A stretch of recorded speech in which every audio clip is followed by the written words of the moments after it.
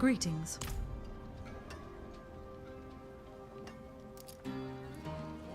Hello. Greetings.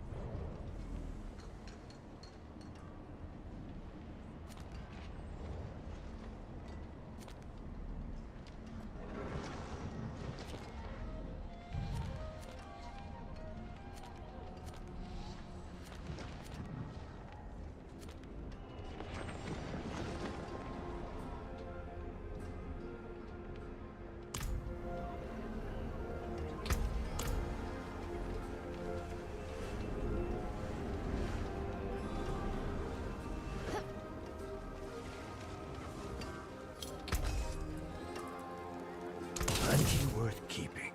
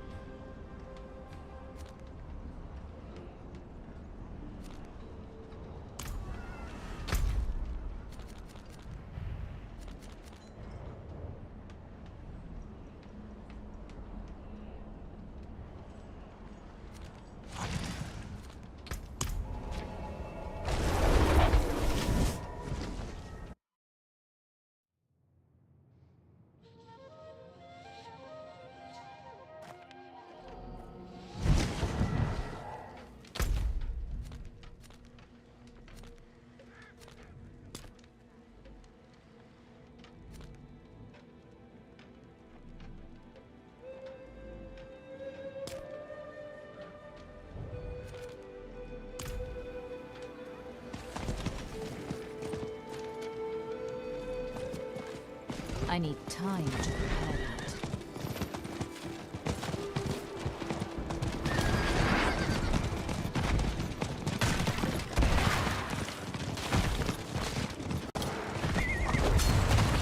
I need time to do that.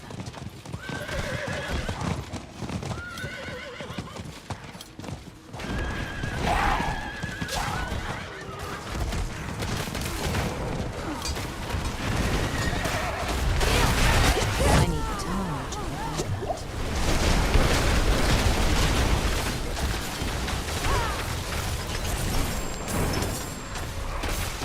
need time to prepare.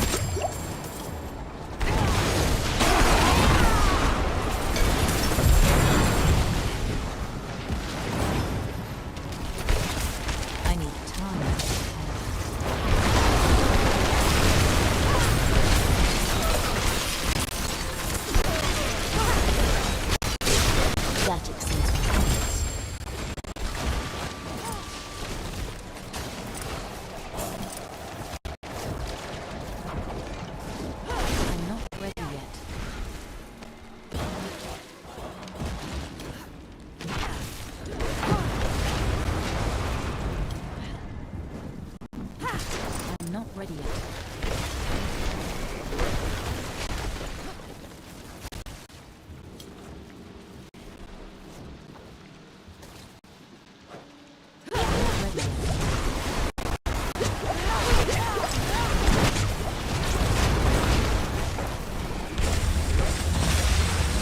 Okay, we are back. Ladies and gentlemen, welcome to the show.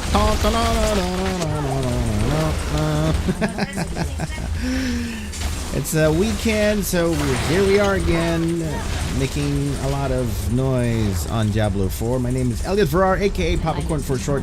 Your friend on the digital airwaves, together with MamaKoRn and TitaKoRn. And friends, yes, we have Jeff, aka Solana, with us today.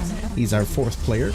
And yeah, so I'm hoping that he'll be joining us for Discord maybe. If he has the time.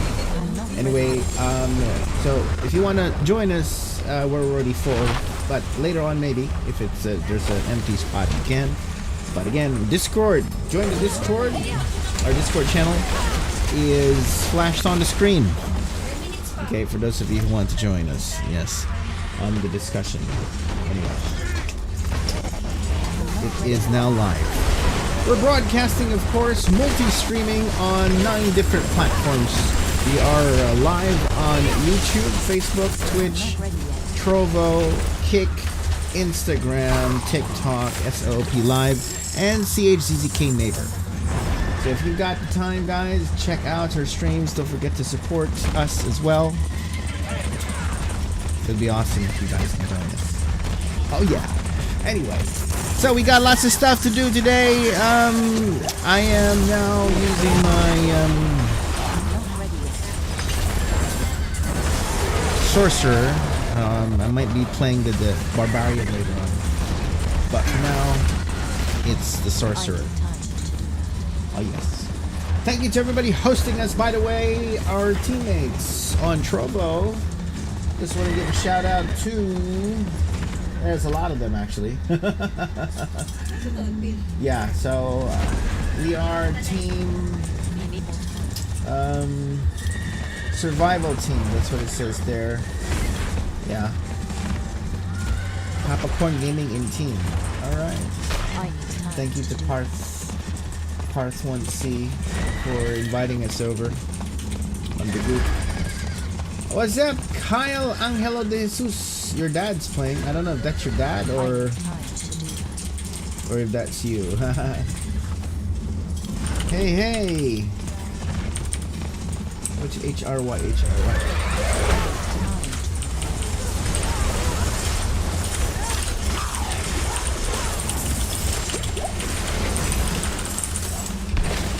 I need time. That's father.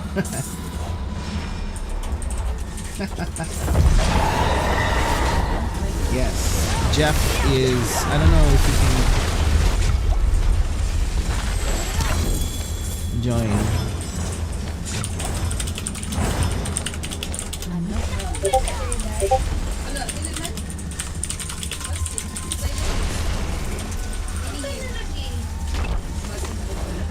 I need time to prepare.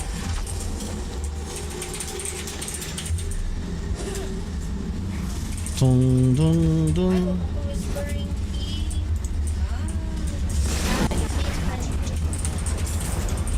Open ka day. Ako na may kuhan. So meaning natin. I'm not ready yet. Malikot ka na. Sige, rehad ah. Ah, there you go. He's here. My burden is too great. Nawala! Naraay. Dili, nawala ang chest. Naman. Ah, belongs to someone else. Dili pwede din. Can't join voice. Tara. Jeff! What up? Masama na dahil. Kumusta, Jeff? Kumusta, Jeff? Good, man. Good. Nice. Regards to the Aurot. Sure. Nadre si Eunice og si Aaron. Jeff. Hi, Mama and TitaKoRns. Corns. Pakikigulo lang po. Sure. Nabiya si Kyle. Asa Lagi, gani ka? naman may diri katapag. Gusto po siya mo apin. Jeff, asa gani ka na po yung karon? Eh, ako naman na siyang gina-boost. Okay. I think Kuhan po. Membro siya sa inyo, mga swash sa reps. Ay, sorry. mo day Solana. Tagakuan man siya, day. Si Kyle, ano na ako? Sa inyo daw. Metro. Necro. Okay. Sa area gani, day. Better. What's up, Manetto? Naisa pa. What's this? Nasa sa PlayStation gadula. Oh. Taas, lugar. Yeah. Kung kanan ko si Jeff, asa sila gamit na po yung bangkay doon na. Makadumog ba siya nimo? Oh.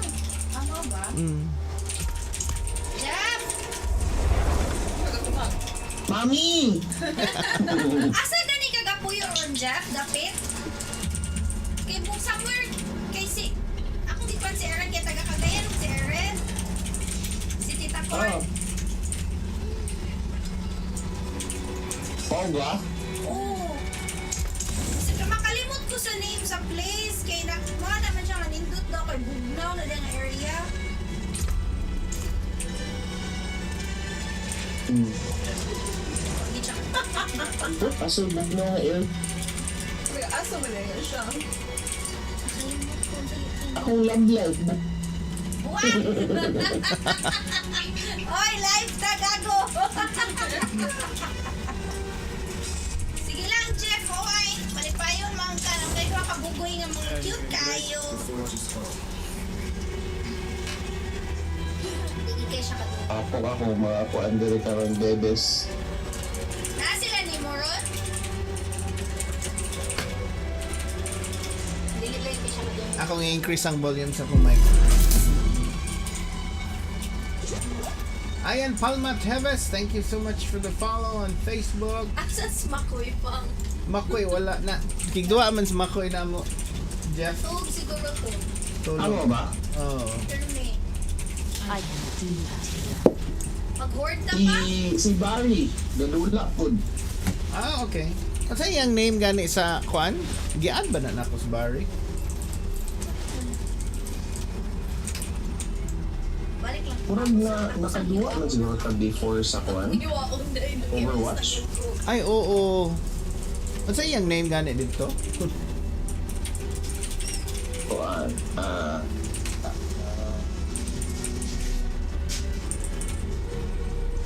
Oh shit. Don't adapt. Okay.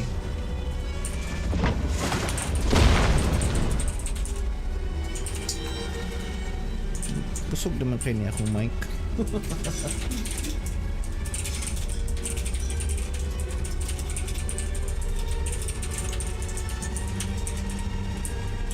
Pwede pa siguro magkuhan silang yun is party chat sa PlayStation. Naka-PS sila, di ba? Oo, naka-PS sila. Pero akong i-share lang akong mic. Akong microphone for streaming, naka-pick up man siya. Pero di ka kakadungog? Dili kayo. Okay. Ang lang sa loob kuhan. Kung unsa ni? Ang audio magsad sa controller kung gapit wala mo kong guides. Okay. Mo di ay. Hindi siya kadungog. Di siya kadungog. Pero pwede mo na ito i-on ang voice chat. Ako i-on TikTok. So mag-echo na ni. Mag-echo. Pero ambot lang lagi. Tungan nga. Naka-Discord mo gihapon ko sa kuan. Sa PS ba? PlayStation. Oh. Ang akong Discord kaya naman sa PC.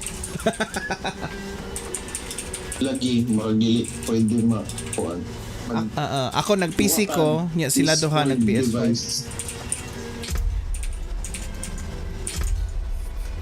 Kala or kaya hindi ako gamot ba? Mukba? I'm eating. That's okay. You hear me? Ano lang? Party.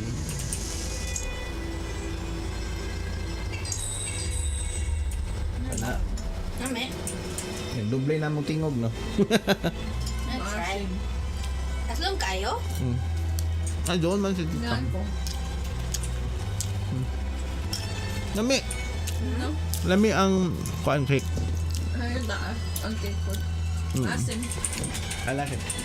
Whatever ang cake market. Lami ang controller. Kaya nung PlayStation, Hindi na siya mag-heat. PlayStation si Jeff. Here you go. Next day naman, refresh na lang kuan. Time din mo 4 hours. Ay, oo, no? Mayroon ang akong butangan ng baking powder dahil kayo. Wala. Dito din tubo. Try this na. Party! Na, duble na. Let's take on. Tomo. Storya ako kita storya. Bye, Jeff. Hi! Ay, pwede mag-picture na. Kaya wag na siya, kaya na may microphone and controller. Hindi din siya kadungog ganyan. Hindi ka siya Nani kadungog. siya kuan sa una, day. Nani siya cat pod nga Siamese. Kung sa dito yung name ato niya, Jeff? Unsa? Katong imong earring sa una nga Japan na Siamese ba? Oh, Kung sa to yung name ato, naman siya earring sa una pod nga Siamese. ibok no eh. Nawala man to si Buknoy, di ba? Nakuan man to na gibi Bibili friend ninyo, ni yan Hazel nawala. pagbuntis niya niya na napamahal sa mama. Otong wala na yan namatay pag hindi ang matama ang iring tuyog dito sa menteryo di na mo uli. Lukuluoy! Daga na kay itong sayami silang menteryo dito. Wala ko nung nag-stay siya. Wala rin to. Nagkalat sa jeans. Lucky to si Buknoy, no? Ay, Girl? Bye. What na? Sige. Hari na to siya dito. Magunsaman ta ato ikuha na tong glyphs na. Na? Kaban si Jeff? Oh, kung mag-glyph ng taas na imong mga glyph, Jeff. Dili tayo. Wala pa naka-max. Na, mag-gift ka na. Glyphs ta glyphs. 97. Kuya mo si Kyle? Wala. Wala. Upat ra man ta kabuk. Oo, so lagi. Dili mo kay kaluoy, manong. Mabiyaan. Ta? Nakakuan sila. Isa na sila ka ng PlayStation. Console? Oh, isa ra ka book kay pwede man duha ka tawo sa usa ka console. puro dili pwede nga mag kuan ko mag console mag I'm not ready yet. Saan? Sa up. Hindi ka apin si Angus. Mo bitaw kung di mo. Okay, upat raman pwede. Pwede ka mo lang sa... Mau ba? Oo, sa Diablo kay upat ra pwede. Max. Oo. Okay, no, Kami na 5-4 kung siya. Sad ka ayo. Oh, 4 abi di. 4 ah. So sad. Kailangan nila Dapat i-max out na nila 15. World of Tanks style ba? I can't Para bibo. salvage that. Sige. Ako ipasa ang leadership kay TitaKoRn. Tita Aaron. Uban ka na mo pa? Pwede naman magkuyog mo ni mo. Apil si Angus. Jeff. Mo apil si Angus. Ito ka mapin? Suya siya. Sige kay Kuan kanang napakoy buhaton sa kong barbarian kamo lang sa upat. Pwede. Sige, sige. Sige ako ipasa nga ako ang leadership kay Kuan. Ako na lang Ano yung ipasa gani, nimo. Jeff? Dog underdog. Magpa-adapt sa mini kuan MamaKoRn. Nasa man ta. Si Jeff na ang party leader karon. Yep. So ato tag Ano ako dapat si kuan? Eunice. Ikaw na lang kay para ma-invite nimo. Para ma-invite nimo si Kyle kay di man mi friends ni Kyle. Di murag matik man di ba? Kay isa naman may ka-console. Oo. Sana Di ba? wala lagi. Oh na. Invite Taray. pending. Sneaky turtle. Sneaky turtle. Oh. Azulay. Azulay. 78 siya. Oh, ato siyang ikuan i-pa-level. Ato tag ubos-ubos lang sa siguro nga. Ay mabuhi raman na siya kay tulob ya mo kabuk. Unsa ta nga dungeon? Naitikuan. Ako may tig-revive. Unsa ta nga dungeon? Padayon lang sa dungeon sa 91 or unsa? Mag-craft sa ako wala na ko sa dungeon. 97 no? Tita? Wala si Tita. Avenger. 94. Kasi ka na lang 94. Ayaw lang. Kuan na, Drifting Shade, samo kayo na. Kana lang Avenger. Mag-imo na sa paglain. Pwede. I need time. Mo sa ako. Unsay gusto ninyo? At 91 to 100. Sala. Okay, for those of you who just tuned in, we are playing Diablo 4 on the weekend 94 with the girls and together with Jeff and Angus, Here we go. our special guests for today. Unfortunately, McCoy is still AWOL. AWOL. Probably still sleeping. Or maybe he's awake already. Yeah. Oh hey, it's Funky. Yes, can't wait for Vessel of Hatred. It will be very expensive. I've spent a lot of money on this one. I got the Ultimate Edition because 60 ana oy. Kang Jeff na. Si Jeff na no si Sulana. Pa-sexy man ana oy. Kaya po siya under Wala yung boobs. Mira na siya. under Kay sexy ko no na ako. underboob. Okay na basta na yung underboob.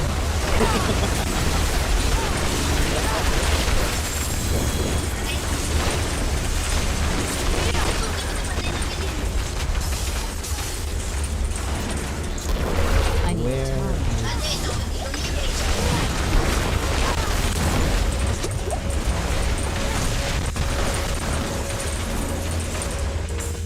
I need time to prepare.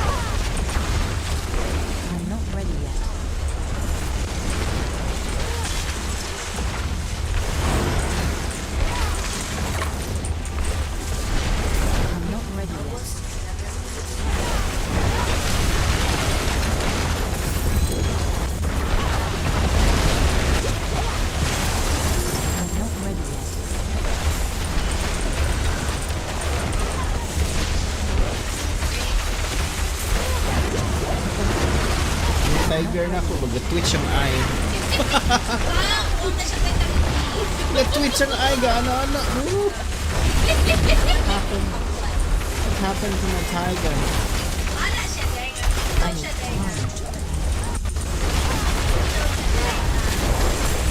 Nice ang niya yung tiger. Oh, kanang armor. Iko nga. Ay, nasulubing armor. Kaya di lang makita yung beauty. Pagtanaw na mo sa tiger ni Makoy, why si Mina? Hindi ko nakuha. Nakita ang beauty. Travel to Hell's Annex. Taas. I'm not ready yet.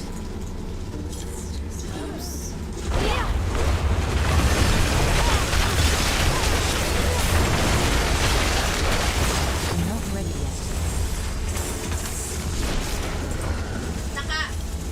Nakato na mo pit. Nadali mo siya pit. Left. I'm not ready yet. Ha? Ato niya tagpit. Late. Sige. Okay, gana. Kita ko. I'm not ready.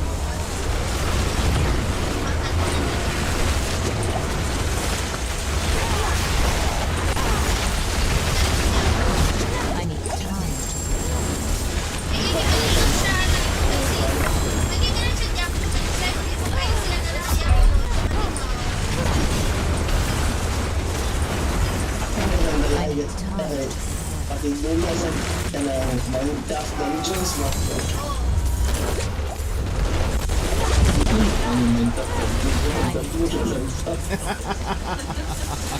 Kasi may ikimantos man siya. Sa iyo, makikimantos man siya. Makikutay ako. Sa'yo mo na ako dito. Silikay na ako yun. Masabta na ako. I need time.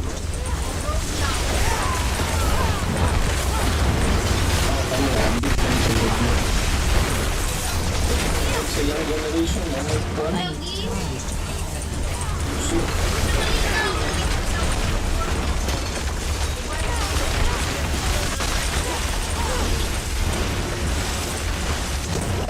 Ay mo sa Diablo karon, i-adjustan sila kanang extra representation kayo kay sayo na ang Sa'yo. level, mga legendaries. Sa kata. I need time. Sa'yo na lang kayo sa next season gani po. 60 na lang. Level 60 na lang, di na 100. Sa next season. Oo. Naghan na kayong changes. Ang akong pagsabot is ang level na karon ang ilang strength niya sa 60. Wala ka beyond sa 60. Yeah. Murag ibalik nila ang mga sa una sa Diablo 3. Wala lang talagang yun, pero yung ako. Pero sa kanang dito mga pag-unmax sa Diablo 4 yung nila dito. Bitaw. Walang skin. Yun yung ibalik ko. Paris. Oo, ilang ibalik. I need time. Ang ako na lang gihuwat is kanang pwede ka kuan ba na murag sa armory bitaw, pwede nimo mag-change kag spec dali lang kayo ba. And save of conflict. Oh. Lalo may ang kanang ipinin mo ko ang blame. I'm not ready yet. Nindot to sa una kay pwede rin nimo i-save.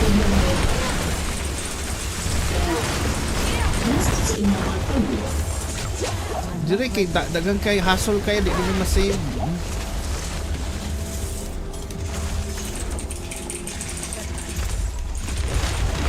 I'm not ready yet.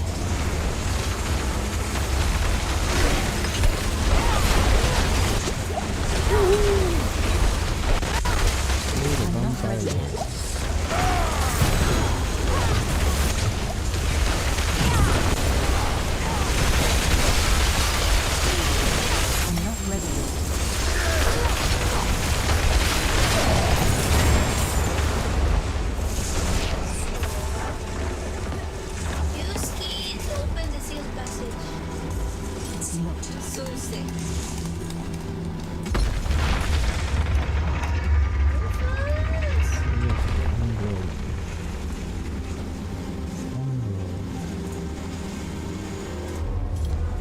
Rufus.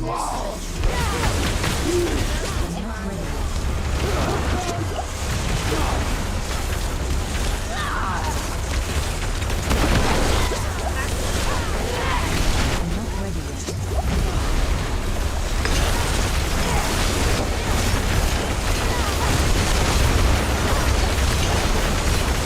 I need time. Also, assume na rin. Man, Jeff, it will over and Ang kwanta, short daw to. di man mo kuban si PapaKoRn. Di ko kauban kay wal. Wala siya leave. Nakoy lib. Hurot. Hurot akong lib. Oo ba? Bili niya for December.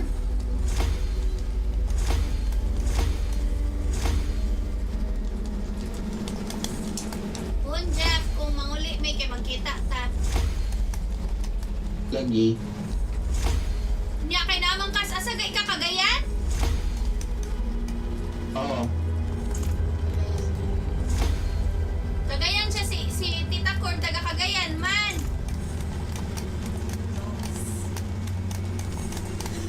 Oh, nasa joke. Sa camera magkita. Nakadungog na gitaon siya. Asa gay dapit imo Jeff sa Asa sa Cagayan? Asa gay to dapit na? Ako? Oo. Balhin lang pero karon gina ako sa kwan. Technically di na siya Cagayan Bara. Di siya. Kay naman to'y asa dito Pero lang. Nato'y ang location. tabo ka sa dagat, Cagayan na. Para upol. Oo, technically full na Upol ko. na siya, di ba? Lahi na siya nga ano. Tabok pa. Tabok ra like literally. Sa dalang ipunan, Dala. iyon na sa atba. Kay naman ko to'y sa uy nga. Nana siya yung place din na dahil nga bugnaw. Anak ko ni mo remember ka last time ko. Basta somewhere to ang balay ni Jeff. Ug na bugnaw nga area din na kabuok tapit nga biyay unon. Kung asa to ni Adto si Ako man Tia to nay. na ako sa I need kuan, time to prepare. sa Iguog. Kana day. Hingo. Kana. Kana nga place. Asa bugnaw. Kung somewhere nga bugnaw. Wala may bugnaw sa Cagayan good po. Wala yung bugnaw sa Cagayan. May trial helmet. Murag live na Diablo. Kilit kayo. Pero lately, igulan. Sigulan. May na Pero lang. ang Chef, katong one time nga, ang fish, di ba? Ang seafood din ha? Sa Panagatan. Oh, Ito man. Sa dagat na daw. Great. Sige, ato ta. Unsa na level 6 kuan Angus? Naman niya sa screen. Kita. 995 o 79 79 na siya. Wow.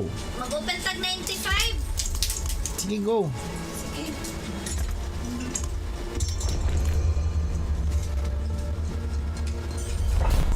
Kuha naman ang trip ni Simon karon kanang roleplay sa Roblox.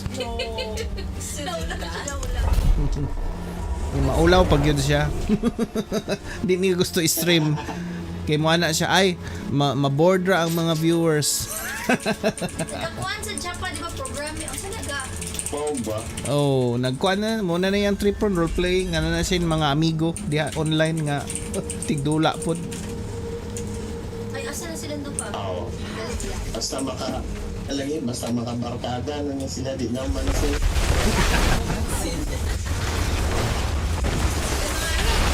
Kaya yung isa, gusto may kulubin ng lahat. Wala ang pagiging. Ah, umalis siya! I need time. Murag Kailan? Maghuwag na may... huwag gamay na sa inyo. Mga Kaya naman siguro kayo ka maghuwag kay... like 13 man siguro si Angus. Shock man sila tanan eh. Pagkakita nila mabuntis ko. Sa kabalo na. Siya ni Kuya Buya buntis na. Pero na si Angus Anto. Ramay lang sila di. Sunod-sunod ramay ko sila. I need time. Nakato sa una nagduwa mig Roblox, mo-join man si Angus na mo. Katong mo duwa pa si Simon nag Roblox nako. Karon di na siya magigduwa Roblox nako.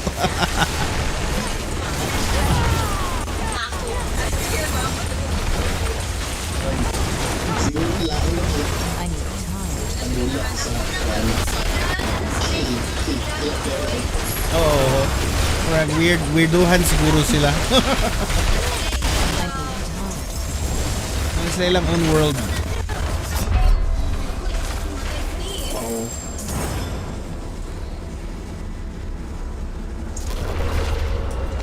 Una, mga viewers po namo, nga mga tigduwa namo, magsige nagpangita. Where's Simon? Where's Simon? Wa dito nag-roleplay.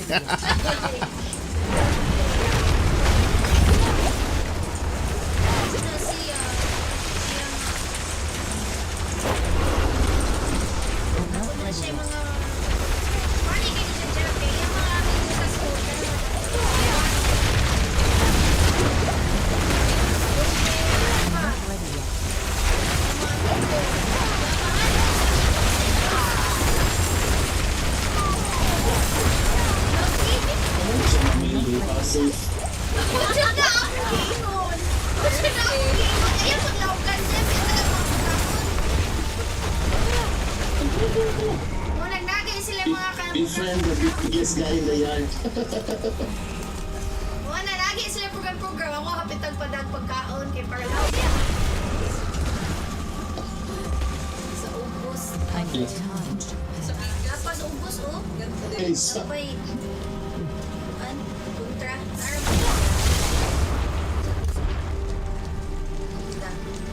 Lapas sila din niya. I need time to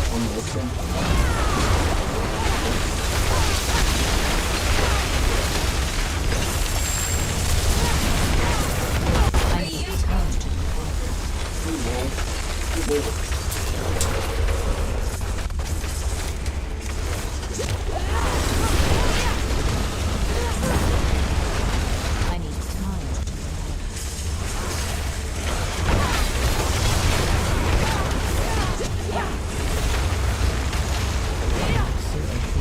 Saan nabiling girls? I need time to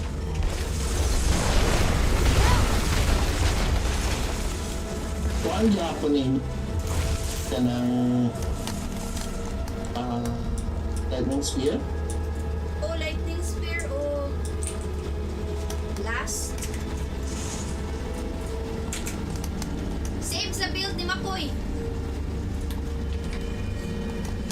Kuan ay lang build frozen orbit. Lightning spear.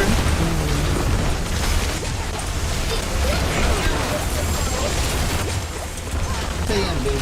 I need time to Nagkuan man may nag-blizzard may una. Blizzard lightning spear. Di man kasugakod. Nindot ang kuan eh.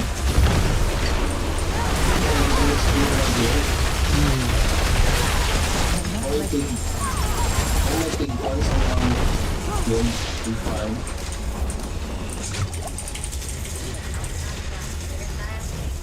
Tigkuan o tig-boost. Tigkuan ba?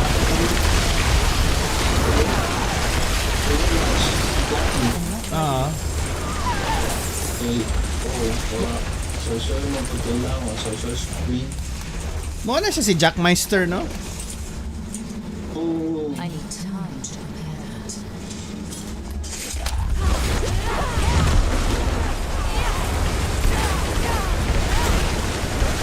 Kung pwede pa lang lagi ka ng 5 or 6 ka buok, bisag at least 6 ba? Sa group? Hindi nga ba kayo upat ba? May mag-cross platform. Apa na po. Di ba mag-upload server no? Hindi. Di ba namin yung Pwede, oy. Actually, pwede man unta, pero I don't know, basig di nakaya siguro sa ilang. Di nakaya sa Blizzard. Mag-ano. 5 or 1. Pwede na ito na i-suggest.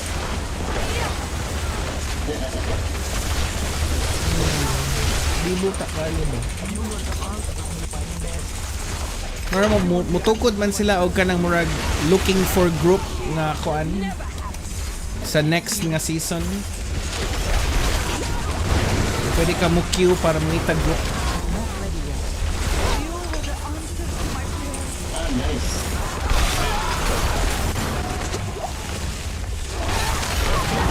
Na may kwanron ka ng playtest realm. Na mo download ka then imong i-test ang sa next season. Na pwede ka muhatag feedback. Hindi siya, no? That's good.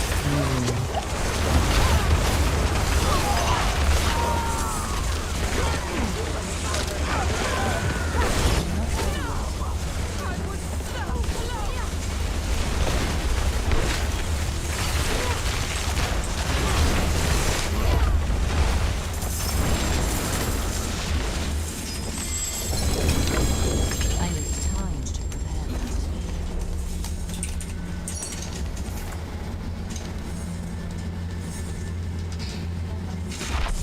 I'm not ready yet. I'm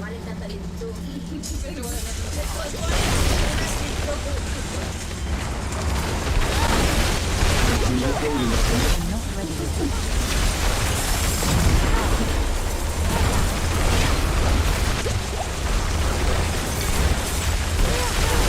I need time.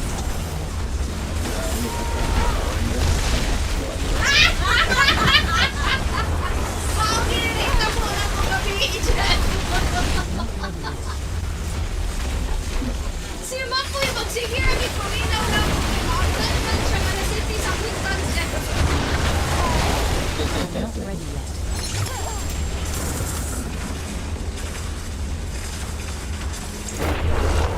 So, kung pwede ba ng bilang yung isa? Tama, pwede nga po ano rin ay. Lima ka kay Gurls o wala ko eh.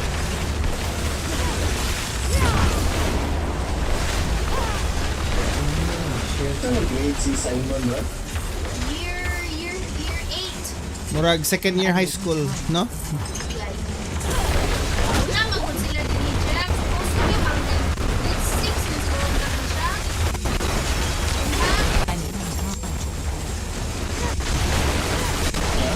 Yung activity sa'yo, kung may nilagot mo kung ano ng mga bata, kung naman siya na siya sa second grade school. So, ano sila graduate grade? Ano this? Laki sila ulan, Jeff. Curriculum. Una, ang mga bata din ni sa second grade.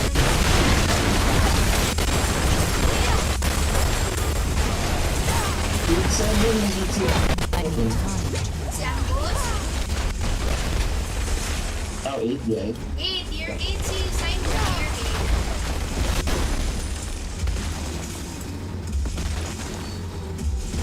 Ah, okay lang. So, the first year, ano?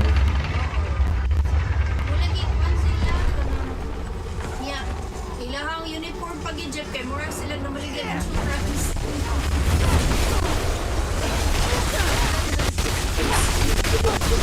Ano ba naka-merkana?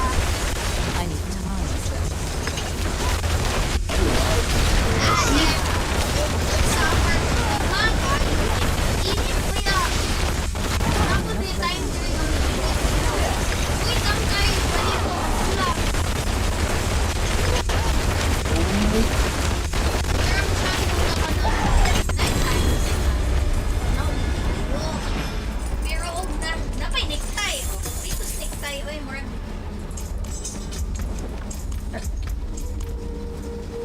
Murag nga kuhan. Correct. Pero sila ay dako naging sila ay kana yang si Angus day kay tawag ko na siyang Angus kay big man siya nga bibi. Big man siya nga bibi sa una. Excellent. Michelin ito.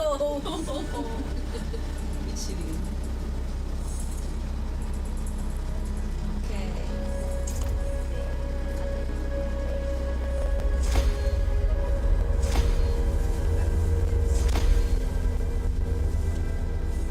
Alright. So, Santa. Balik ka day. Uy, azuli, uli na. Uli na to.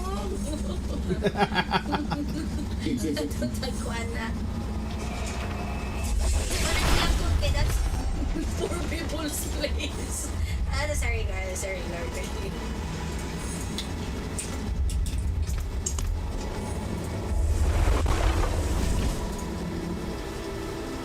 Tulugan, it's a ganyan ba ay?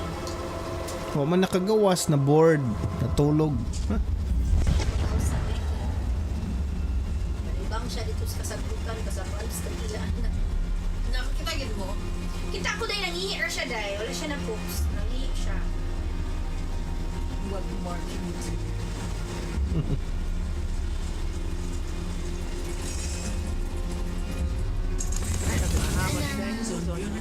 Kiss mo. My hammer sings upon your return.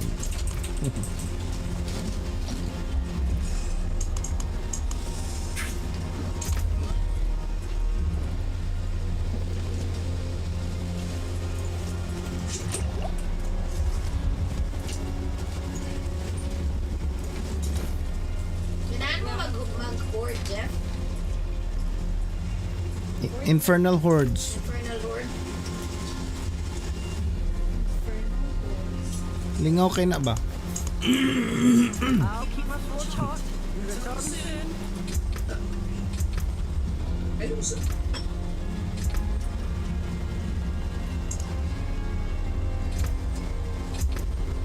Try mo tier 5. Kusga na bitaw mo. Nanya, nabay ang tayo ni Bata.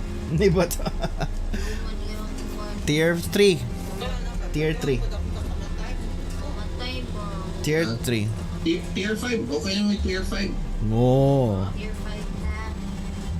Pwede mo na siya mag-tikay.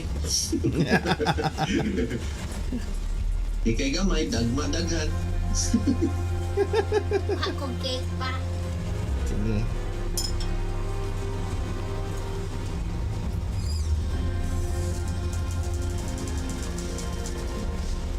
May kinasusunod na natin siya. Hmm? Saan ba pangalan? Oh.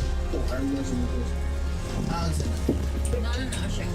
oh, kana muna siya ang sa build na siya gyud.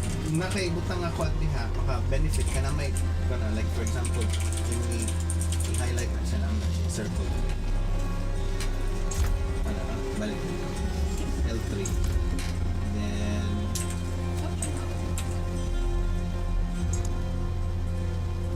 oh. Hindi ko buwan eh. Nag-complement na siya sa imuhang mga skills. Mga dire. Mm-mm. Ako naman yung ano yan. Passive man siya. Muna siya makakusog sa imong build. Kanang dili kadali mamatay, ana. Mahatag siya og armor, mahatag siya og ano. I think Ban sa mana? hindi mo basahon ang iyang kuan, baro. Sa kanao. Take one. Parang iwan sampa? Oo, mo highlight pa din ka.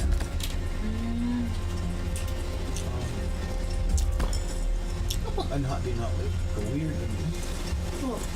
Like I Kailan sa wanna enchantment change the enchantment. Press on gun! Press F3! F3 ka ba? Yeah.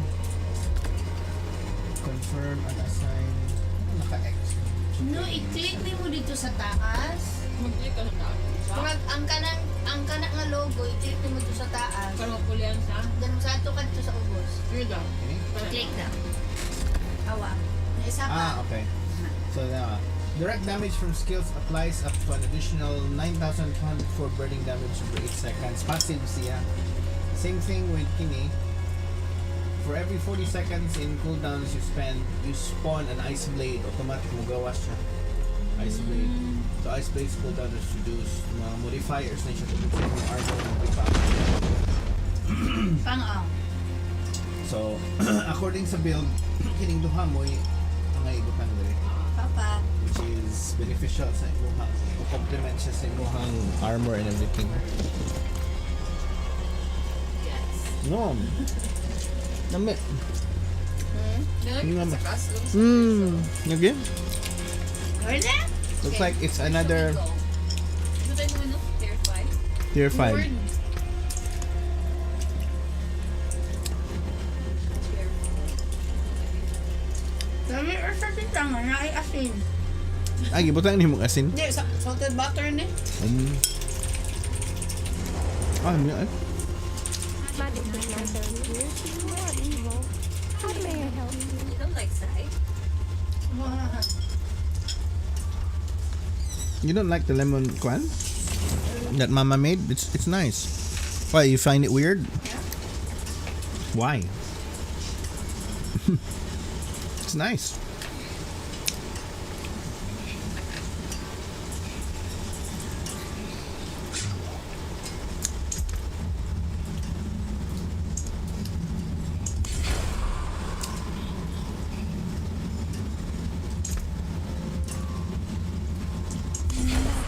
My magic's awaiting My magic's away her now. my turn. Tingnan niyo si Morning mo.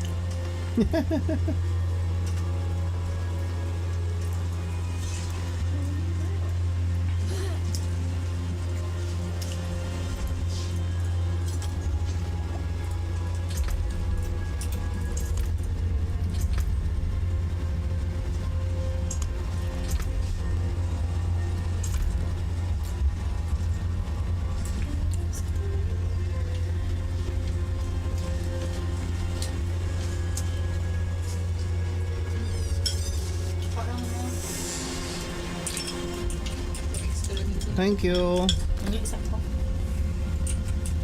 Salamat sa cake, MamaKoRn.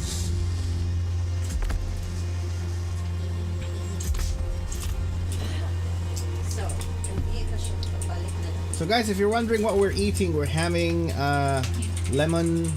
Is this lemon drizzle cake? No? Lemon drizzle cake by MamaKoRn. MamaKoRn loves to bake, loves to cook, and that's why we're all fat. And I'm proud of that. Hashtag blessed. Hashtag blessed and fat. Wow.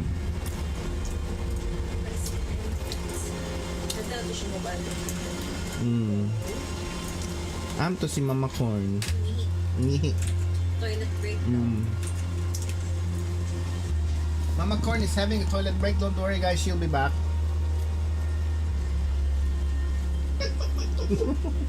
I-announce ba? I-announce. Kadalihok i-announce. Okay, she's back. Dito naman, uy. Itog now? You wanna wear my Saksa po kadali mo. I-just po kayo. Twitch? Maganda to. Tier 5. Tier 5. Pag ito na po kuhan. Sa mga Para makakuha og itlog. mga itlog. Obdusite o... Unsa tong isa? No, niateron? Ay! No, ingulit. Ingulit. Gamit kina pang kuan. Level up. Mang level up sa item, masterwork. Ang itlog.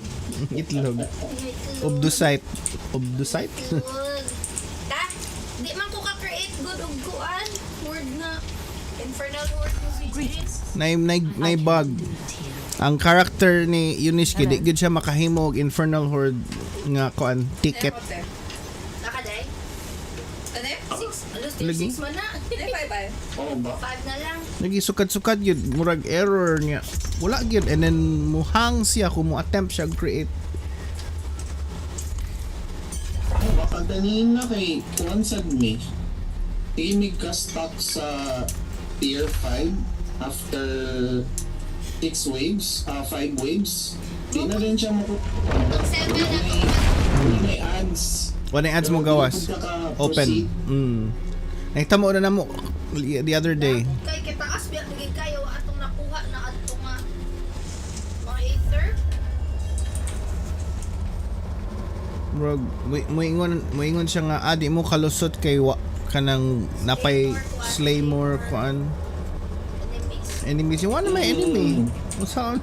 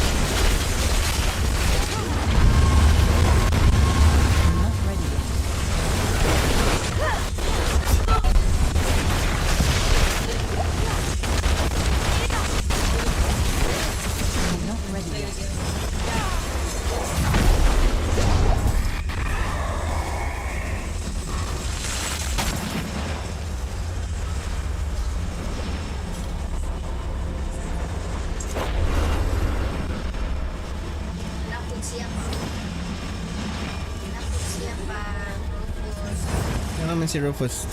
Ah, nagkuan na po, nag-zoomies. I'm not ready yet. Hellborn! Hellborn. Care mo, Hellborn? Ah, Hellborn. Murubag na ako din. Ano ko diha?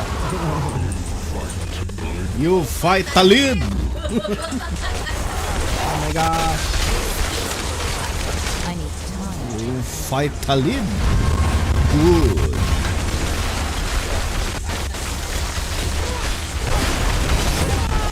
I'm not ready yet.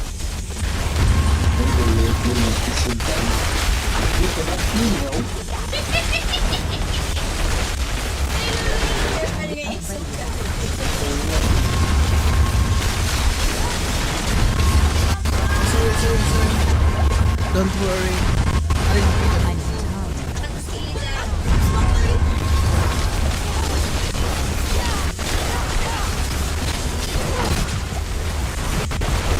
I need time. I need time.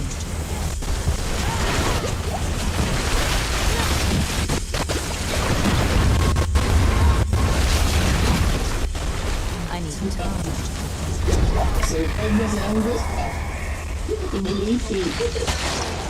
May siya malikay. May siya malikay. Hellborn, no? Hellfire. 80 na siya. 80 na. Wow, well done. Grade 29. Pisado ba na sa ang pito na bayan man ako. Stay victory. Akani. Slow you 8 seconds. Which Naroon one? ka sa kani, oh. Ay, Hindi. Yan na lang. Hellfire, okay mo? Gigo. Kasi hindi ko pag... Ako ang nagtubag niya. Wa ko din. Which one? Okay naman sila, bisag unsa. I spoke first. Okay with this? May biya mo likay si Kuan. Hellfire. Angus.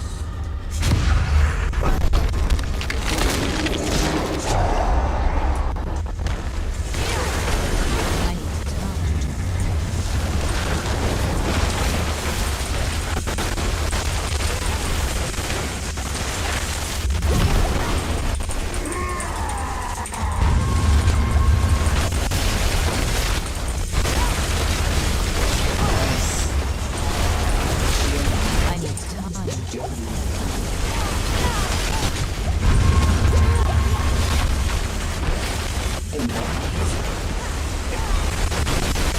I'm not ready yet. I'm not ready.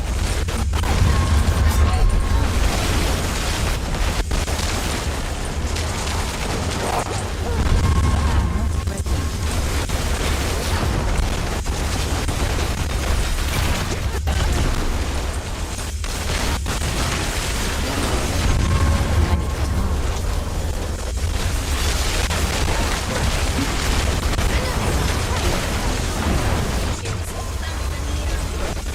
time.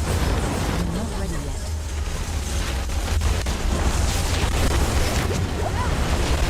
Manggawas ang body odor sa character ba? Body odor lagi. Ya sundon din ka sa butcher. Ginahan kay siya sa baho ba?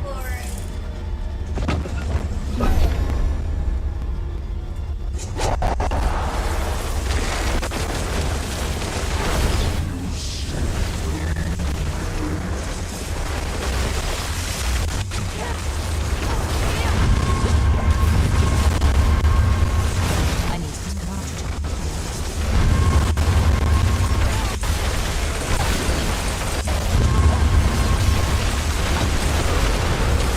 I'm not ready yet. I'm not ready yet.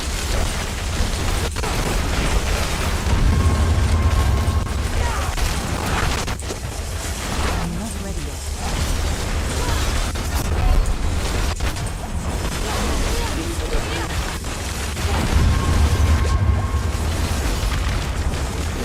I'm not ready yet.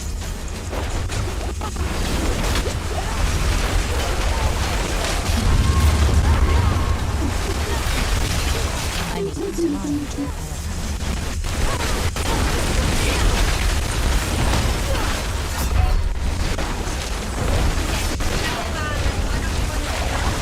I need time.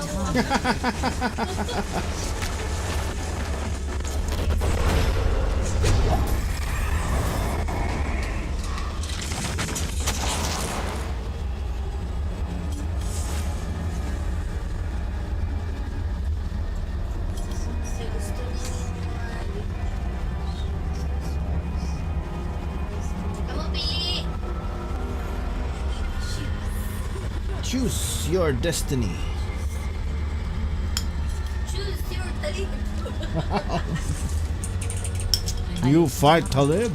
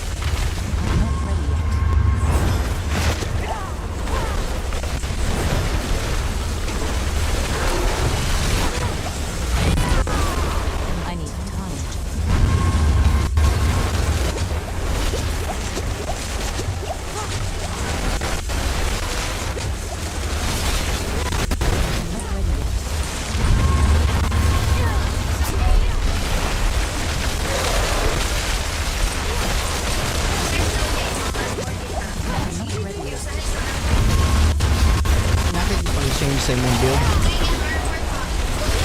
Ah, okay. Ito na i-check ang build ni Tita.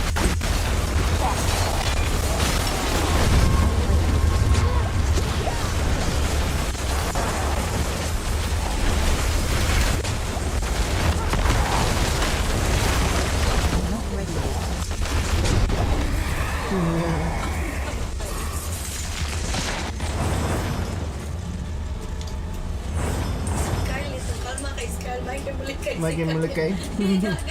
Ako may tawag siya balik ko every now and then kay ka nang side to scaling. Increase o kani? Speed.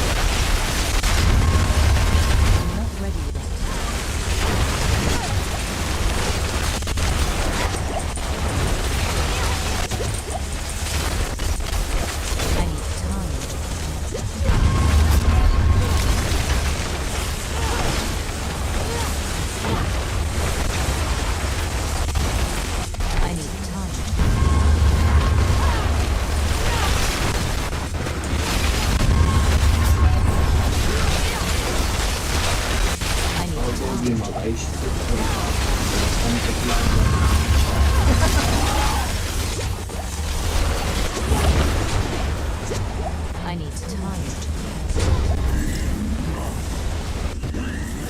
Mga namin nagpapadiudo ni Jeff, kaya na yung mga red. Ang gawas na mga fan, body odors. Red na kayo. I need time.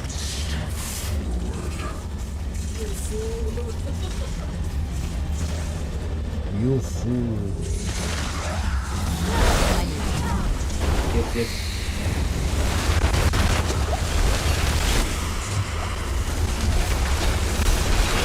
I'm not ready yet.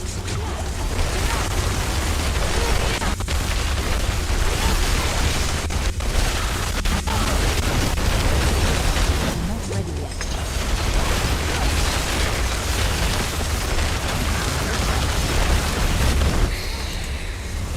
I need time.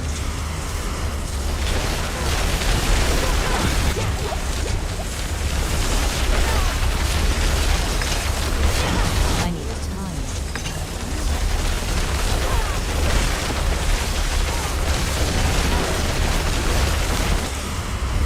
Yes, yeah. Home build para dyan. Basic build. Kasi I'm not ready yet. I'm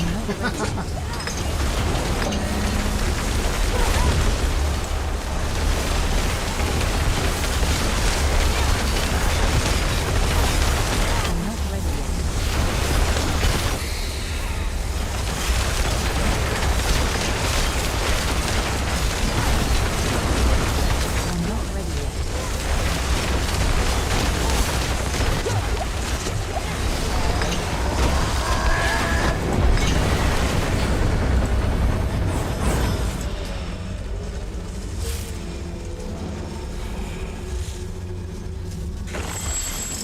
I need time.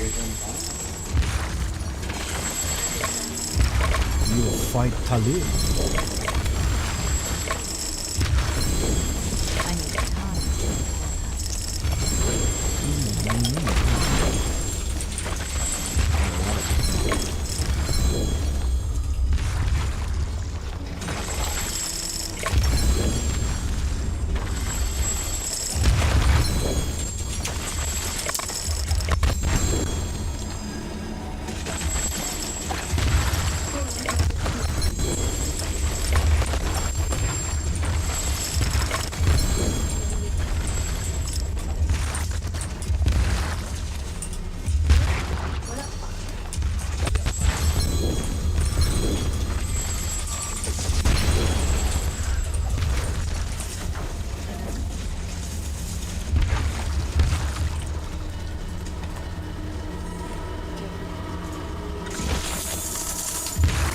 Do we have wine? Huh? Plenty. In the computer. I'm the computer. We've got plenty of wines Oy. na. What do Huh? you need wine for? Wine? Wine in the computer? How does that work? How does that work? You don't need to share. I've been trying. I've been watching videos. Uh-huh. But then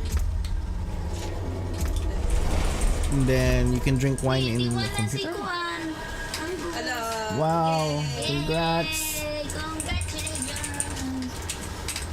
Rupo sa itiwan na ako ng boy. It's a boy.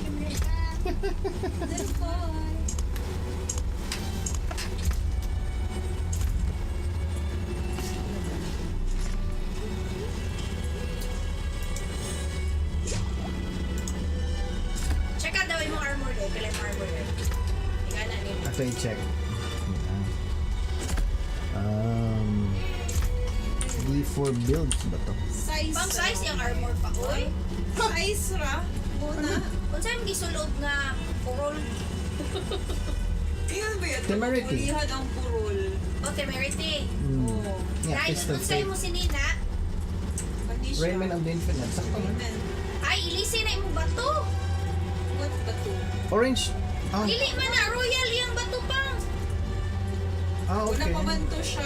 Gem, What topas. time? I-check, basi daghan na ka tita. Ilisin. Wala na to. Sinana siya. Ay, Si Dagan na. dagan pa sa kanyang karakter. Kesa ka pa ingon dito sa statue. Ay, panglood balik ni Rin. Mag-sacrifice na siya yung life ng Lilith. Kaya alay ako galingon nito. Mag-sacrifice na siya kay Lalat. Maligas. Gusto mo siya really. Ano ka mga walay ko gusto na. Ipabungkag na lang na niya i-check sa kung pwede na ba kakaimong upuan. Tanawan ako yung mga bato-bato nga hindi ginawa ko lang. Medyo na Hindi. Catch the light. Come and see. Precious stones to catch the light. Come and see. Karon kay na naman kay Uber tita, pwede na ka mag-change sa imong kuan. Magtuhan weapon na ka. Kay na naman kay kuan.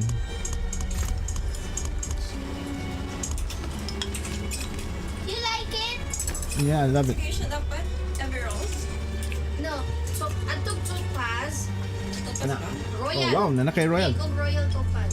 Doa. Sige. Ano ipuli ni mo dito?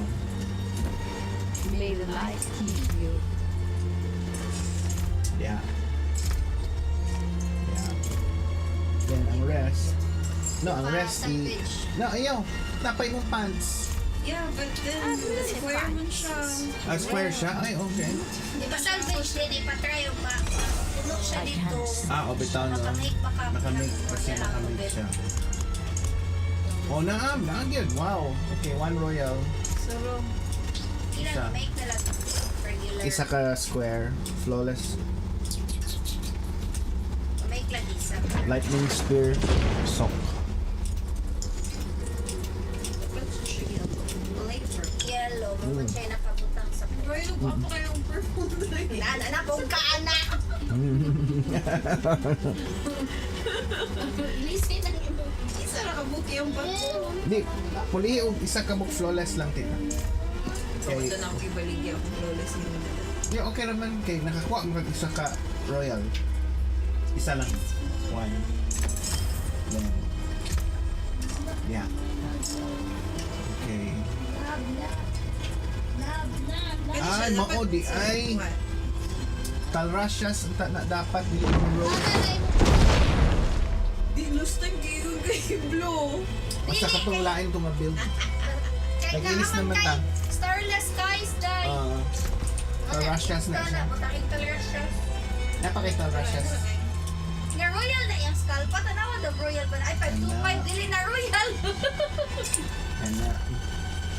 Panawa yung skull. I can do this. Shout of the heaven. Royal na siguro na yung skull. Uy, kay Oh my 525 God. man. Chika, sumagyod. Oh, royal naman na. Royal na Ibutang. natanggalan na yung mga kuan. Long press na yung blue. Hindi, isod. Long press na yung blue. Kanay mong blow dito sa taas. Kana. Hold. Press and hold. And then, mapulihin Talrasias. Yung patangtang na yung mga patok. Anak na noon. Yung mga kalansay. Bungo. Na, Paano nga rin magigasa ka sa kilid? Gusto lang yung kapagpatapos. Magpakilid. wa kay aspect of the frozen orbit. Pwede. Aspect of splintering energy na ni siya. Ano nila?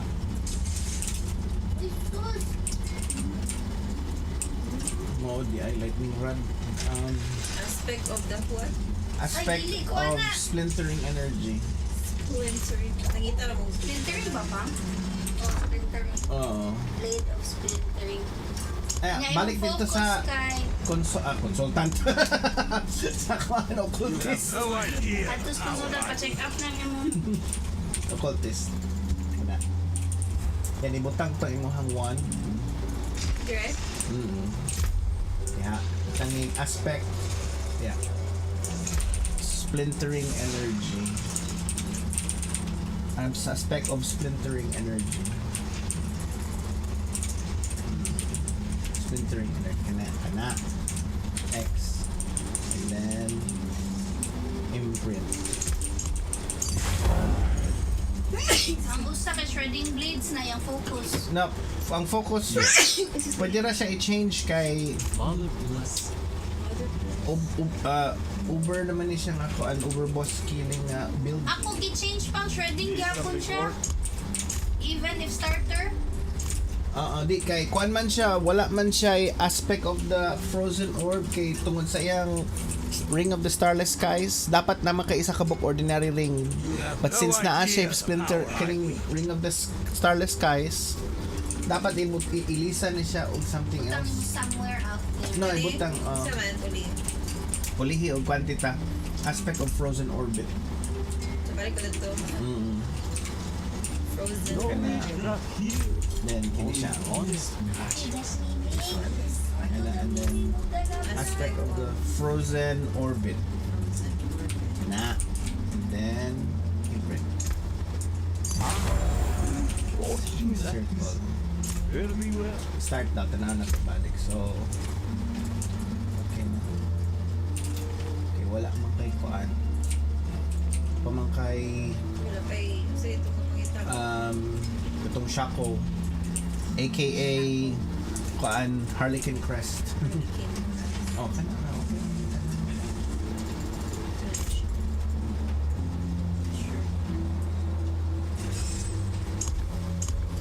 Okay. Ay mo ang kuan is puro na. Murag kaming isa dili pa ang katong gini tanawan nato ni mong skull daw.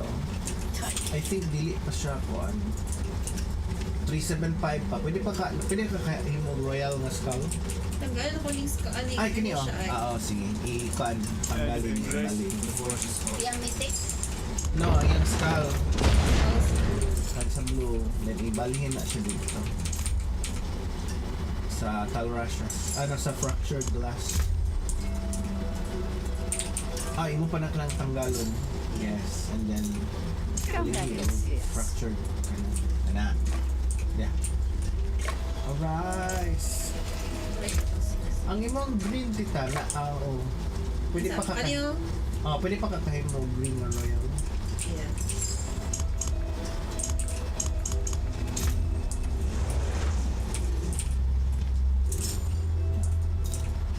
And then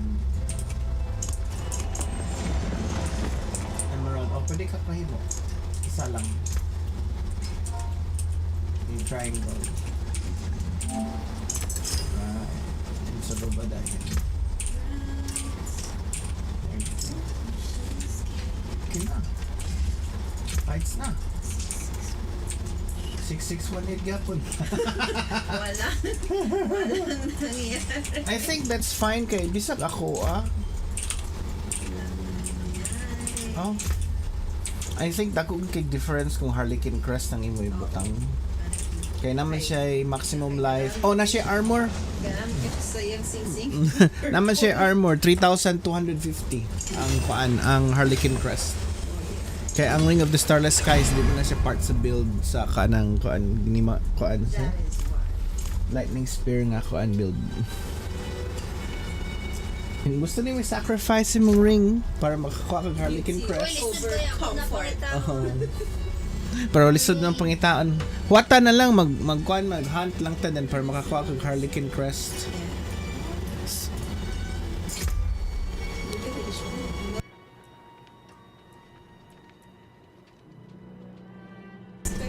Mo cute. Sila ituan na nila Ay, Harlequin Crest to. Nasha. Harlequin Crest. Importante dyan yung Harlequin Crest kay muhatag mo siya 3,250 armor. Dito na kinsa ganito tong kuan sa una ko dalawang silang kuan. Magpit man ka mo. Kita magkita na. Jeff.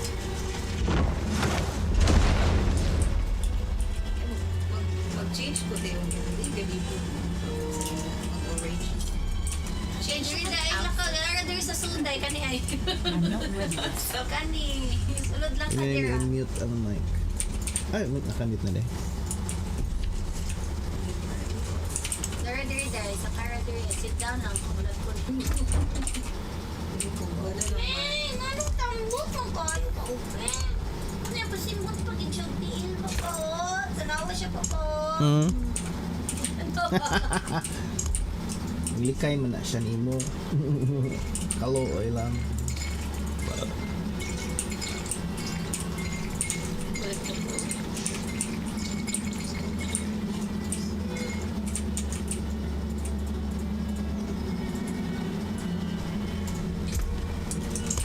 Okay. Sorry. Ano mga orange na magkagulo? Mas maklaro sa ko siya. Hindi naman paklaro sa Ang purple. Aman ta, ito tanin yung pit. Pit pit. It fits. It sa mag-pit. Tanaw na, basig na atay ma. Tulo naman ang kuan ang resplendent spark ni Tita. So, tulo. Usa na lang kuwang. So, if bisag makakuha, bisag isa pa makakuha ka og lain, pwede nimo i-junk, i-kuan sa tawag na. Diba, kuan, salvage. Pa-salvage, oh. Not while I'm down. You've got the makings I can mix. You've got the makings, I can mix it.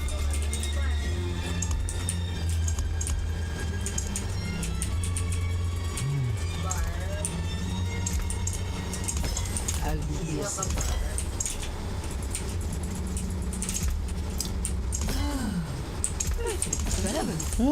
Good batch there.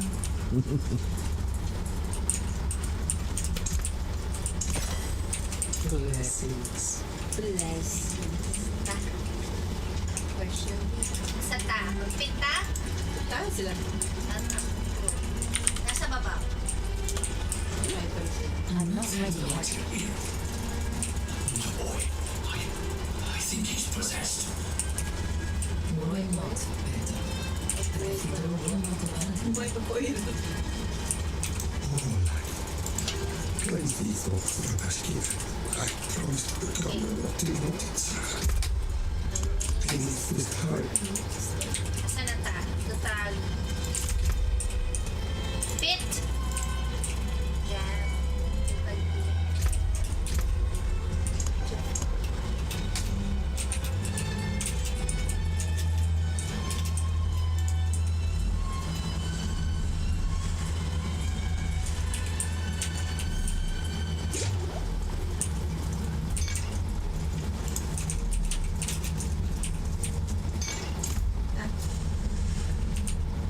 That's a really good.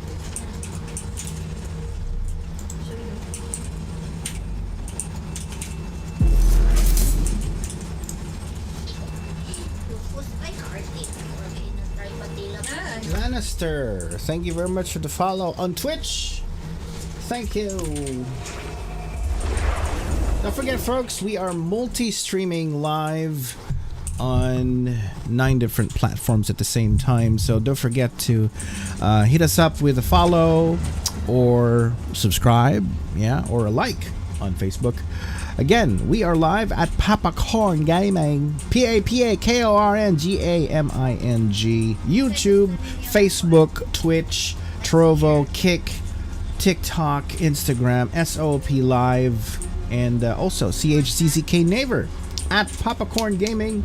And don't forget, folks, we're also on Nice. If we stream Dead by Daylight, you can play the stream. It's a totally different way of enjoying streaming. You know, your favorite streaming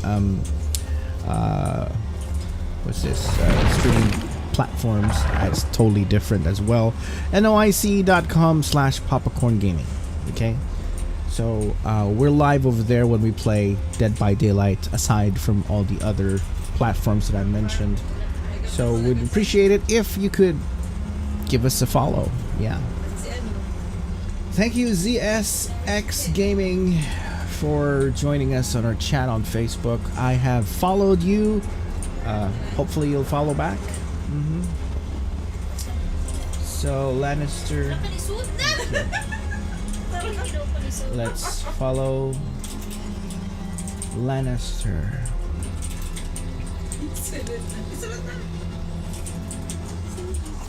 Lannister.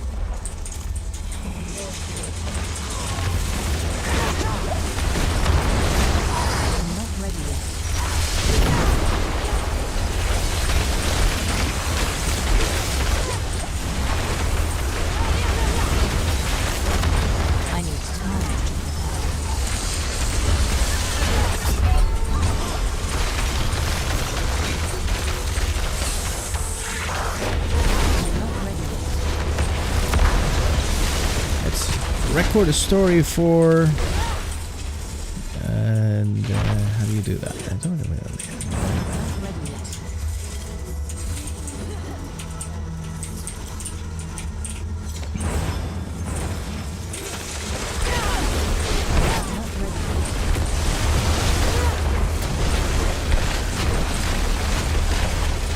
We're now live on Twitch. Do check us out at PapaKoRn Gaming. We're also multi-streaming live on YouTube, Facebook, Trovo, Kick, and we're also live on TikTok as well, together with Instagram, SOP Live, and CHZZK Neighbor. So do check it out. Okay, we're playing Diablo 4 together with MamaKoRn and TitaKoRn and friends. Join in the madness, because I think we're going to be having late night McDonald's again. Come and join us. Wow. Look at that. I have my your story.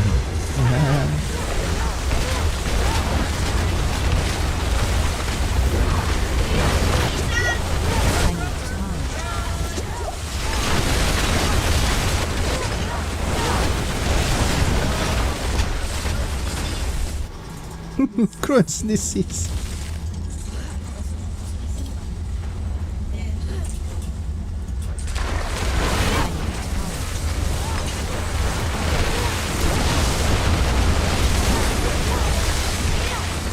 Oh, it doesn't want it.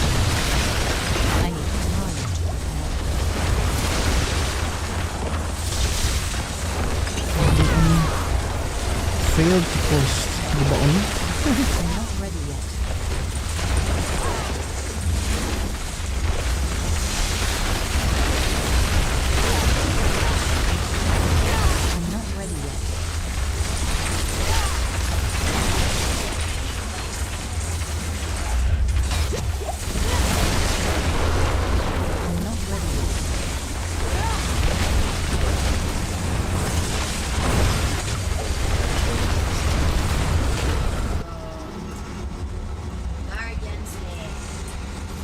Buang.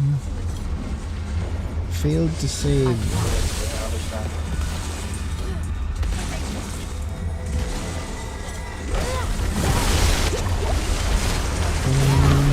I need time.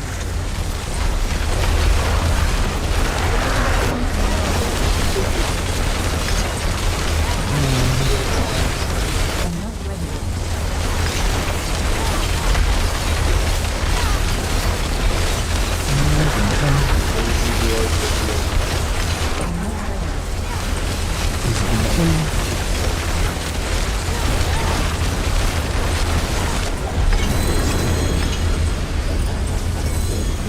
Clear po, activity ho, clear.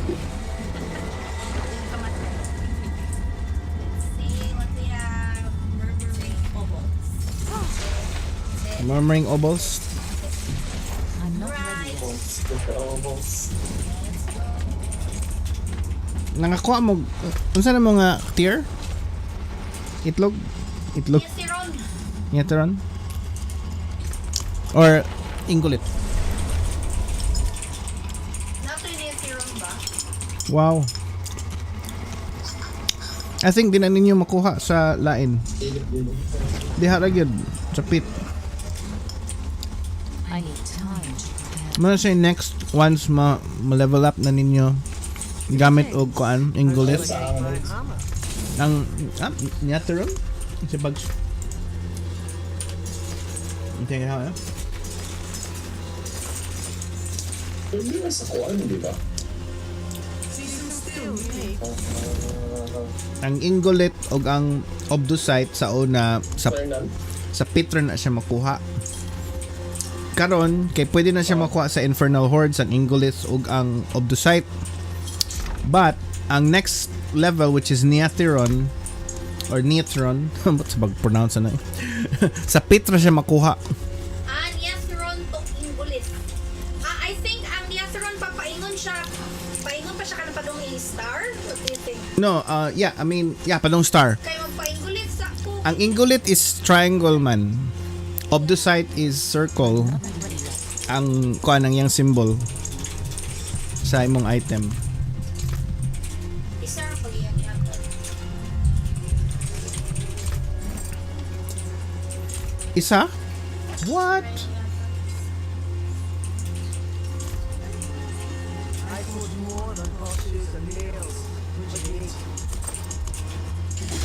So what else you forge aside from horseshoe and nails? Hindi na part sa mga I need time to prepare.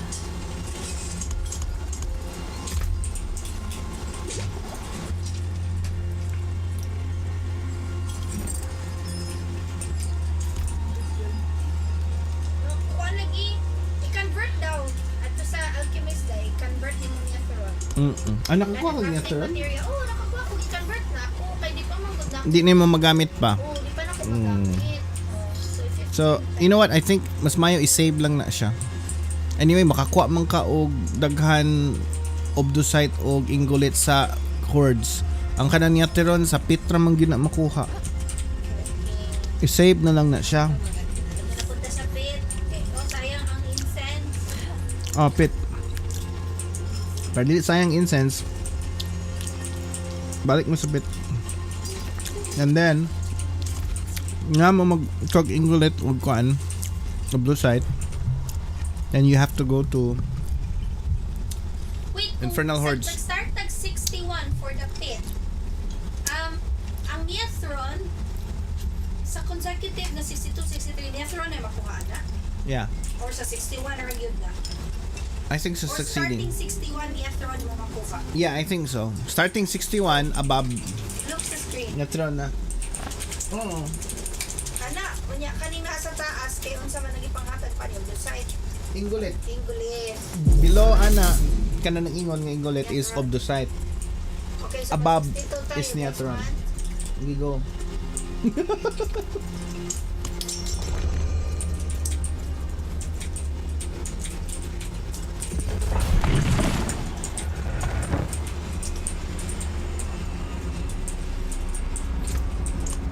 Danut Stana, thank you very much for the follow. Following us on Facebook. Thank you, thank you. You guys seen the new park? Ha? Pagkawa Linkin Park pa. Oh, bain na ang kuan vocalist.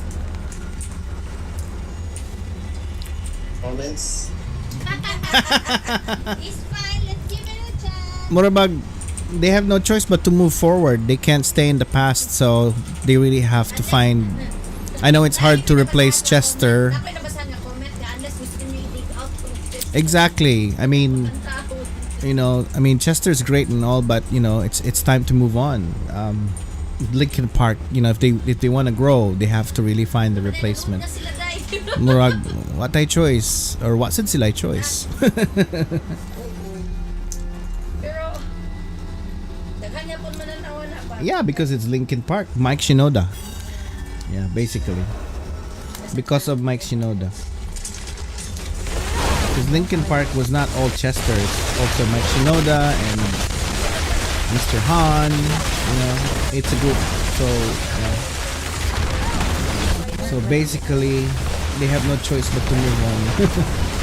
They can't stay in the past. Chester would have probably wanted it anyway. He wants everybody to be happy. So. No. It's on. No?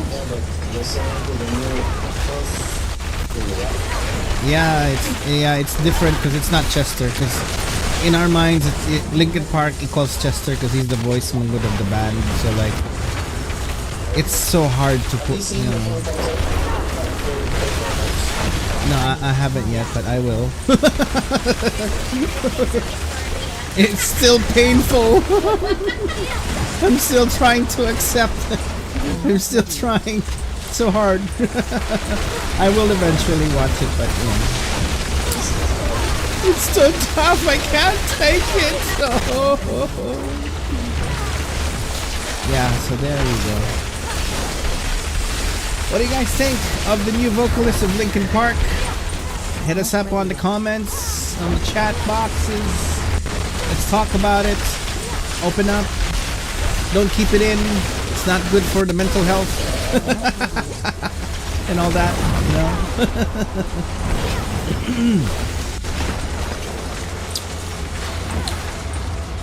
Diplomacy. Asan pumaga? Crohn's disease.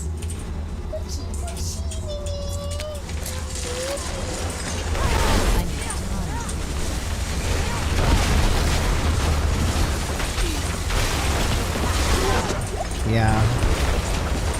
Don't like it. It's too small. Hard to move.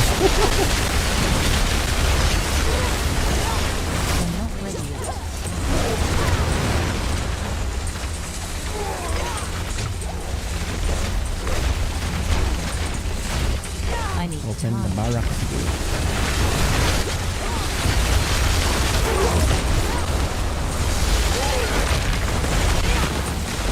I need time.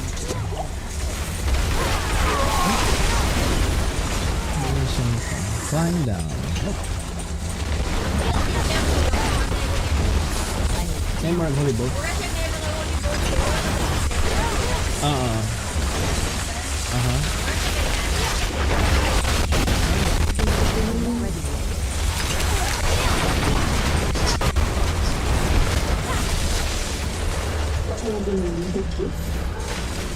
I'm not ready to do it.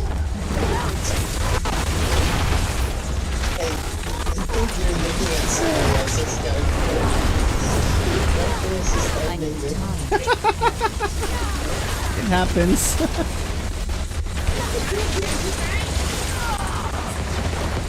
Your eyes is following somebody else. I'm not ready. It can happen.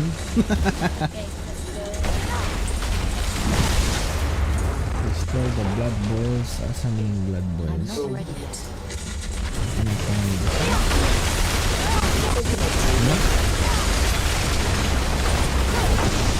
I need time. I need time.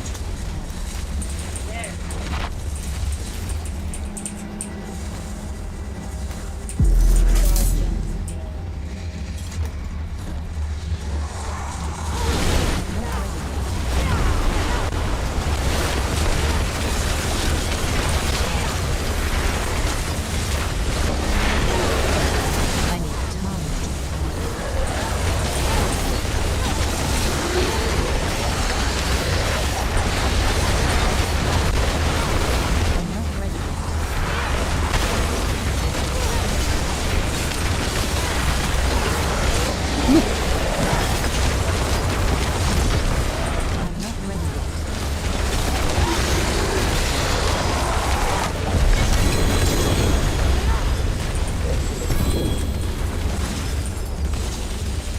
I need time to prepare. Nakakakulit og Gurls dito. puno na? Na yung mga bulbul. Ito na po kang Lisbeth. Dito ka. Tapos tindahan. Tanaog, balik na. Wash place. Kani, iri nga sa pula na pa. Mumata siya, matog. Mumata siya, matog. Board. Power ko na siya pa, oh. Keyboard. Nadia sa nailamisa diha. Nami sa Rigar pa. Ano mo si Regar? To man siya sa kwan? Ato to siya sa place. Sa Kiwasyad.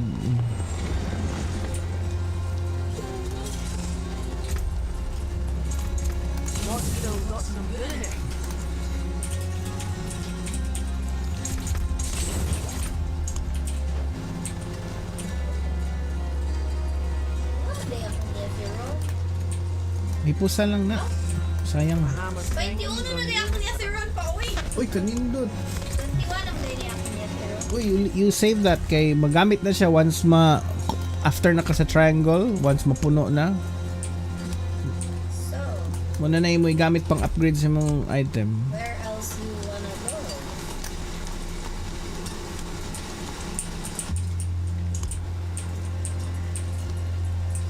Should we go to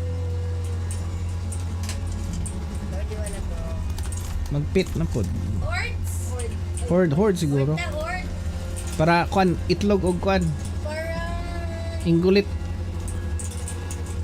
Para maka-upgrade. Huwag mo na ingulid. Itlog mo inggulit diha. Rupos ang iyang balibo ka ba? Kay murag ka nang walay labang ang pantalon. Oh. Sakto. Nabasa kung ni siya gagawas-gawas. Muna iyang pantalon mo. Murag ko may labang.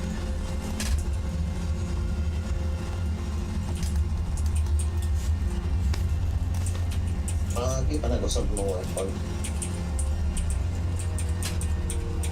Ano yung tingog ni Jeff? Ang yang PlayStation controller yung gigamit as mic. Oh shucks, namatay ko.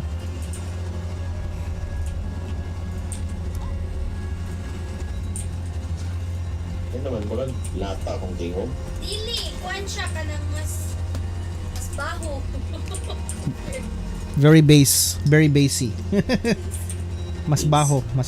Di man ko kahimo og horde pa. Bisa. Ikaw na ba? Di man siya ka. Cool na si Jeff. Ano tita? Oy, world boss in 29 minutes.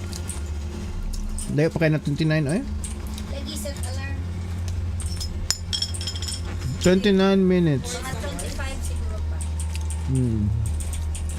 Pag horde ta. Hordes. Check mo na siya. Mag-flip na area. Bilang flip mo. Dagan-dagan parang di ba? Gusto bilang ka. Pumili na siya. Kamsayahin mo.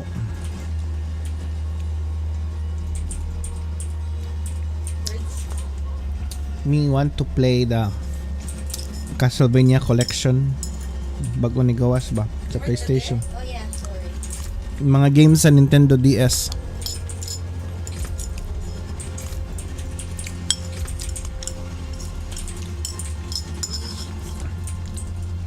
Wait, 6?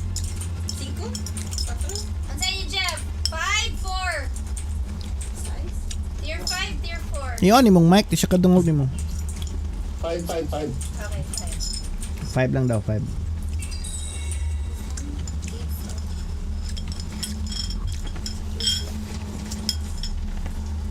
Kana daw tita.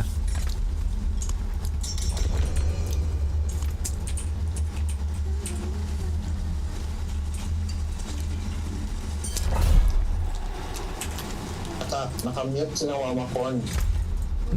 Nakamute man ka. Kana.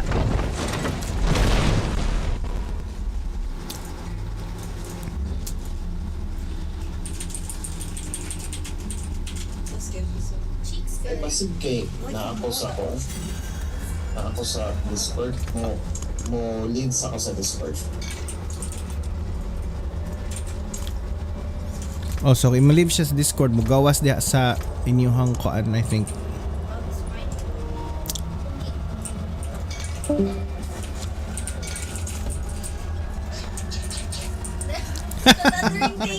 Nadi ang tingog sa controller.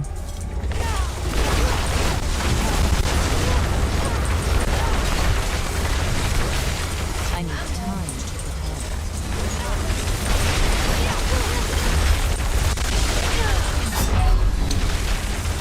prepare.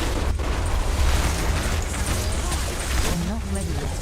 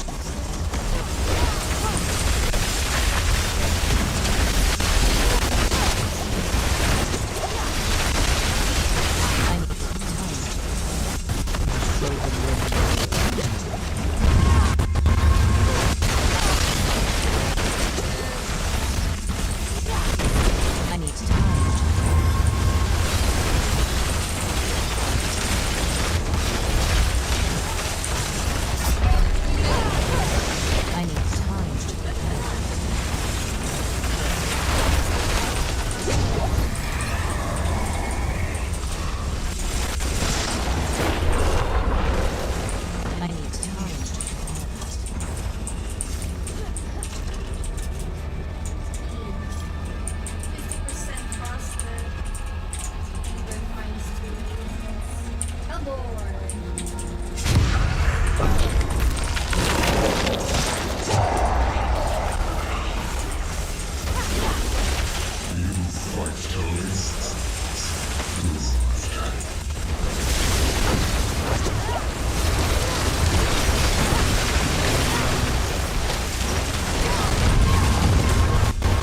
I need Iwan na time. siya sa itiwan, no? 81.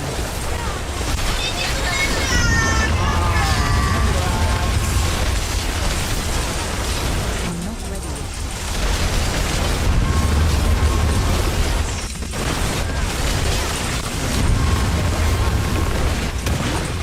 I need time.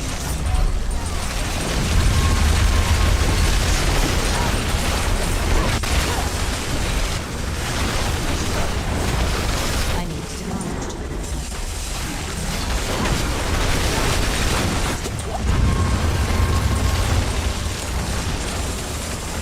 I'm not ready yet. Wala niya si Kurt, Jeff. Kurt, wala si Kurt. I need time.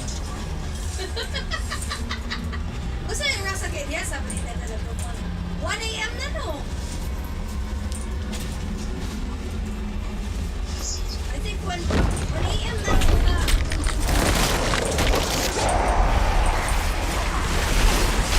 I'm not ready yet.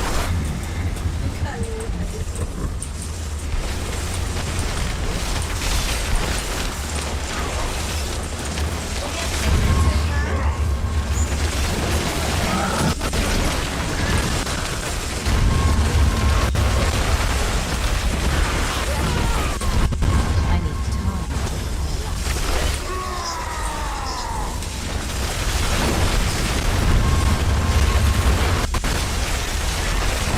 time.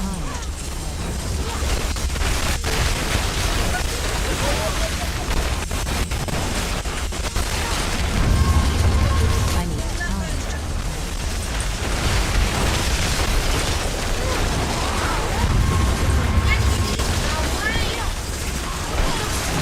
I need time.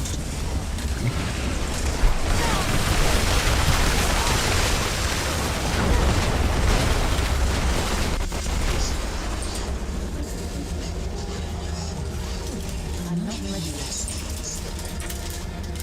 Ay, pa, ano man eh, nawala na ni Padayo na po, oh. Wala na po? Oh no!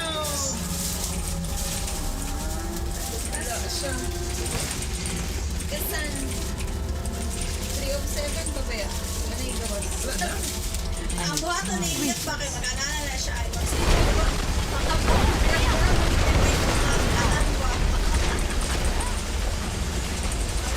I need time. Bakit mo? Masunan, oy. Tama na, Blizzard, oy!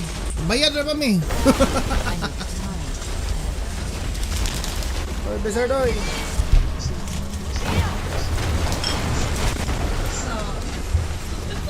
basa ko na puso ang mga puso. Wala, ganilig yung ilang mga puso ay. Kinsa? Kaning kuwan ay, kaning work sa puso. Puso po. Oh, it's gonna happen. Uli na lang taoy.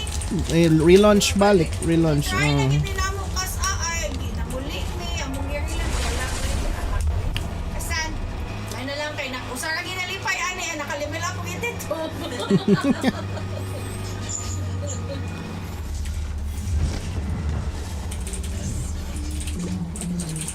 Masa man si Rosa dali? I need time.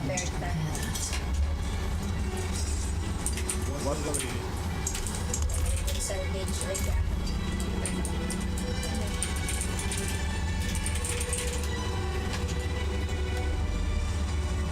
Sige, pagkuan lang mo board sa magkuan ko.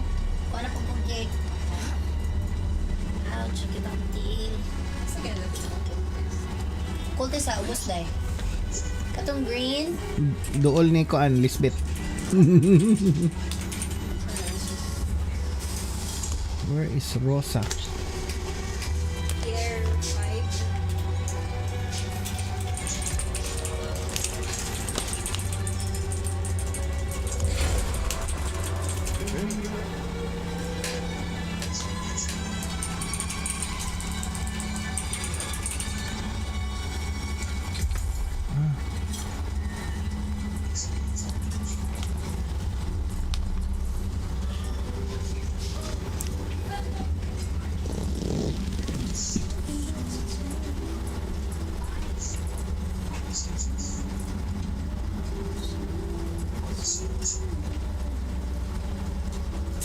bit of magic is happening. It seems your prayers have been answered. Seems useless.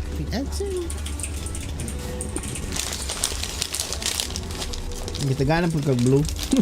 Yellow. Yellow.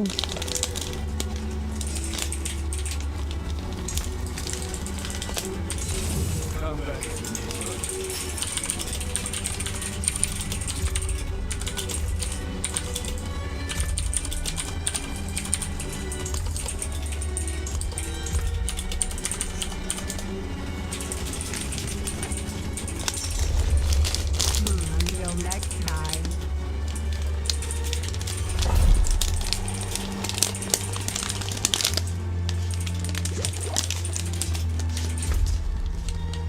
Hey Kibs! TL! Kumusta naman ka? Oh no! Grabe gid mo scale sa kuan gyud ang basta upat. Pero I'm hoping na one day Diablo will make it into a 6-man instead of a 4-man group. Para daghan maka-join. Para bibo ba? Bibo.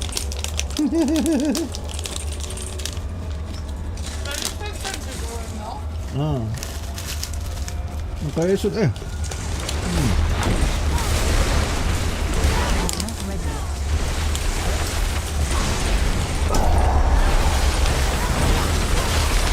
I'm scaling to the little.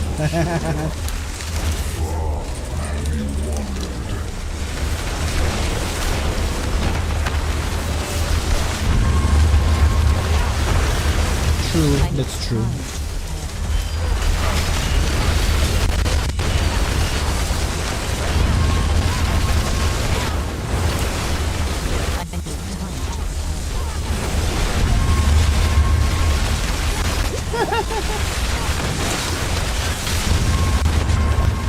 I need time.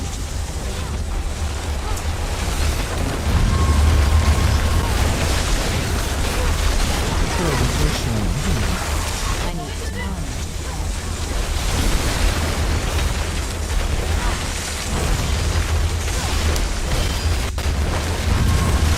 I need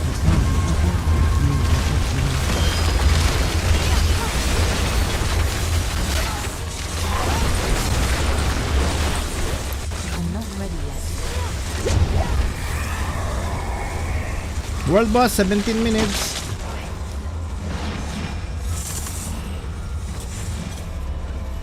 I'm not ready yet.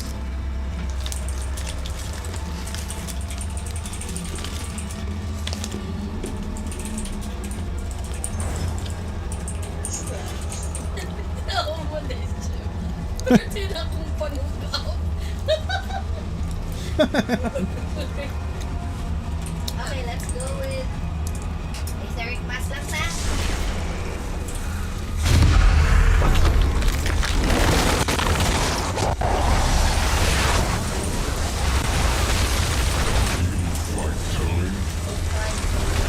You fight Talib. Good.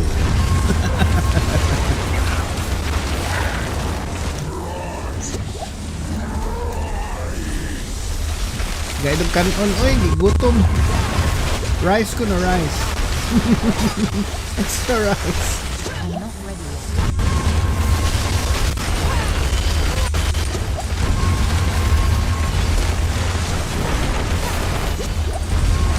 I need time.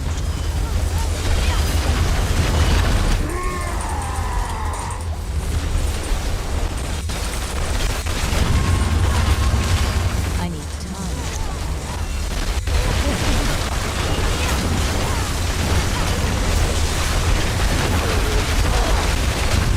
I need time. You fight Talib.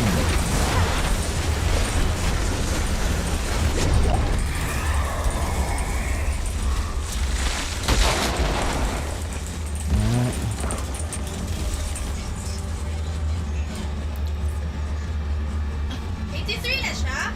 Wow! Wow, congratulations.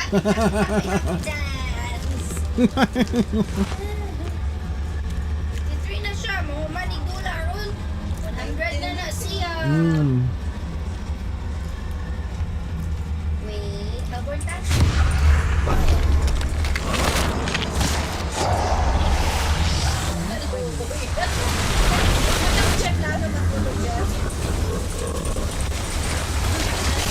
I need Galing time. na.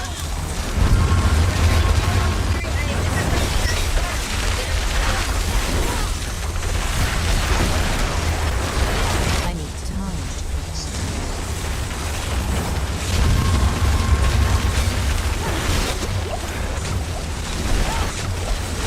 I'm not ready yet.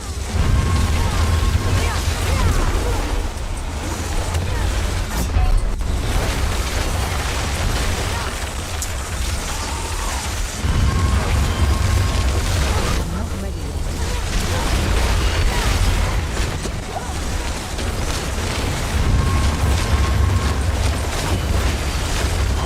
I need time.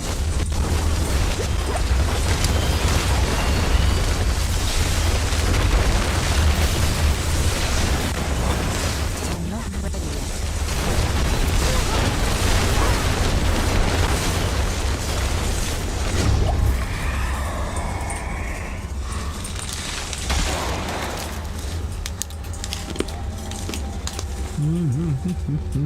yet. Wednesday.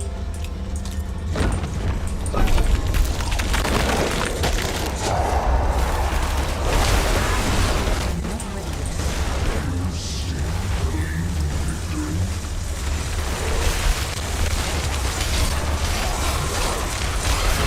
I'm not ready yet.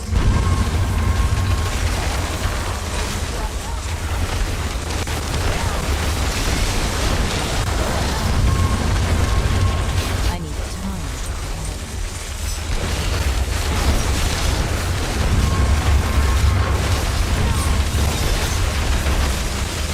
I need time.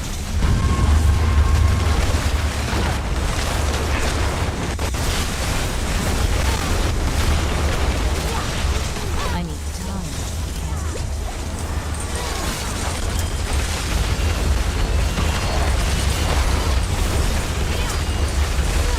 I need time.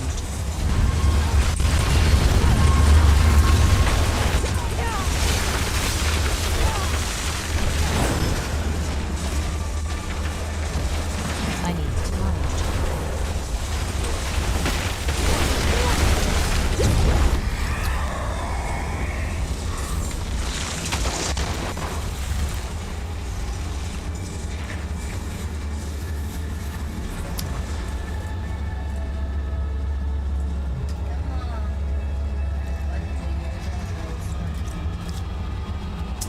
Ikaw lang mong buot.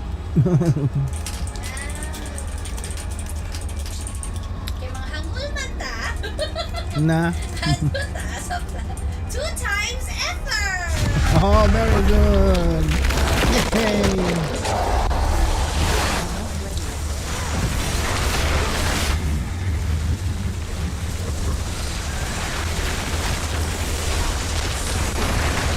I need time. Tapos naga.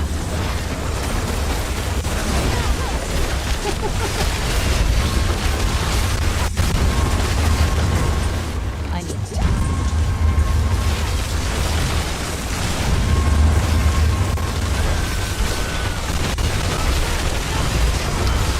I'm not ready yet.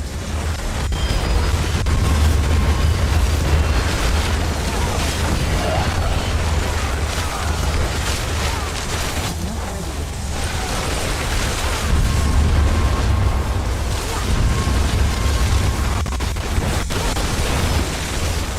I'm not ready yet. That is so good.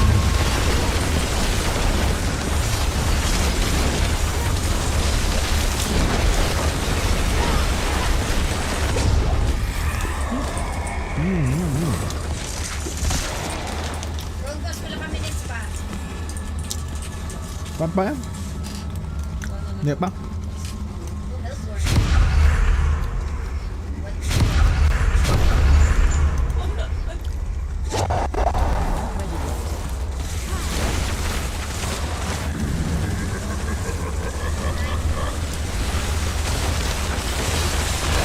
I need time.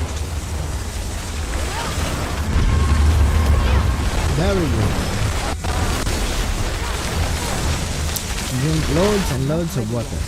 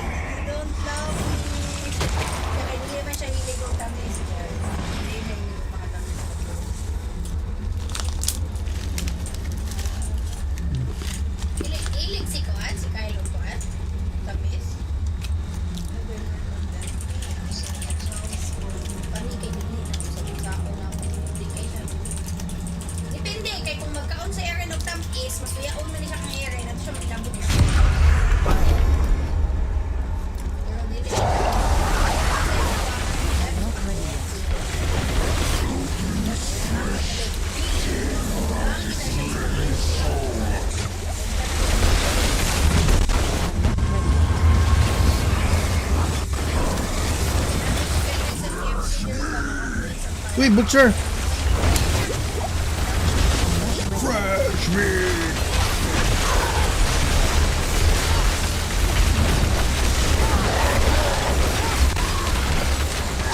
Nakay mo ang lamig kayo. Ngunit kasi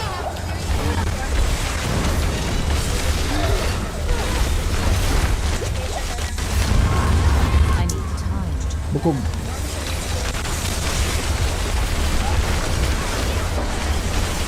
Me lazy. I need time. hindi siya ganang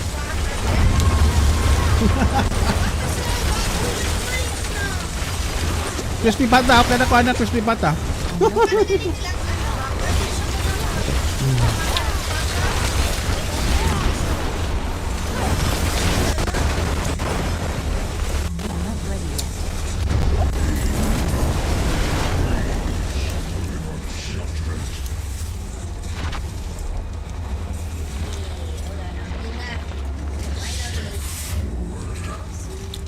Abli na, wala na naungot.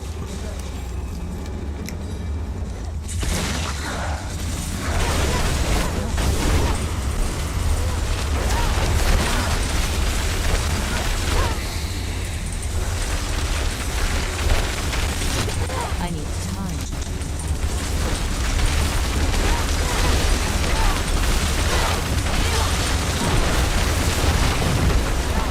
I'm not ready yet.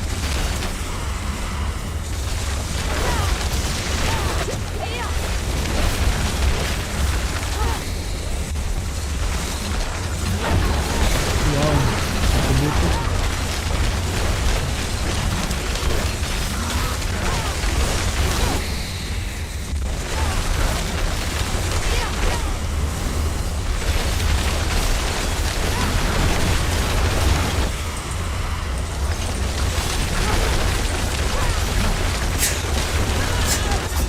shit, ito po!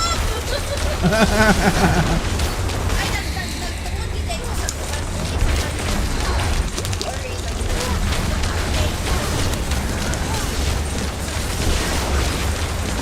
I'm not ready yet. Dragon na bag.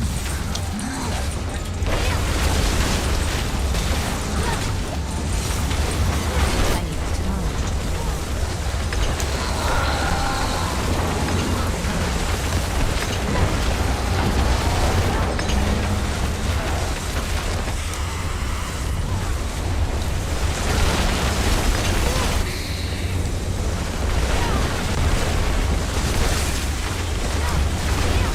I'm not ready yet.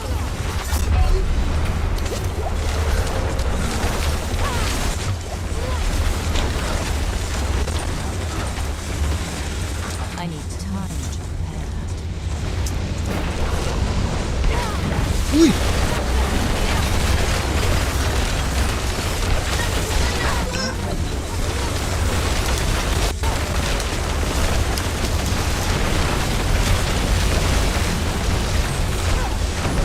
I'm not ready yet.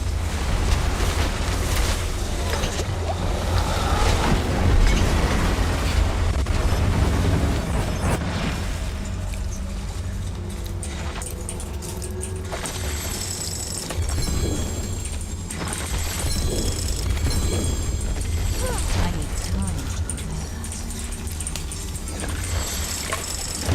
Ani, alarm na!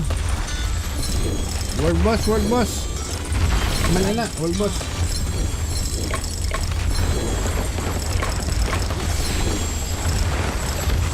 World boss na! I'm not ready yet. 4 minutes more.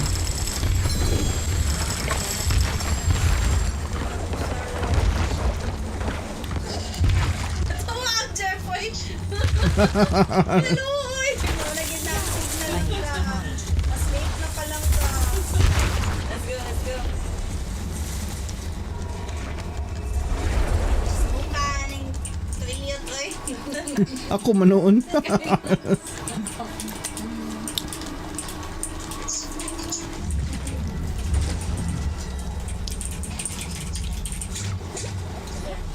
I'm not ready yet. Yung tao na to.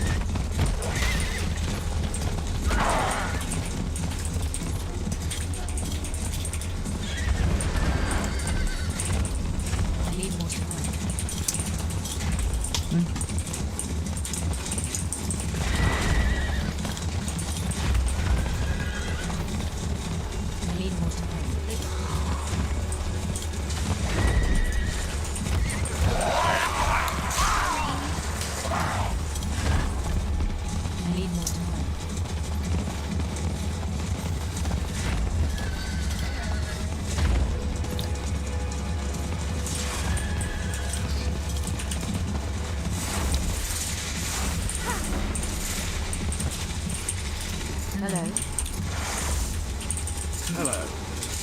Ah, dapit ano? Greetings. Tobias. Yes, it's Tobias kay bata.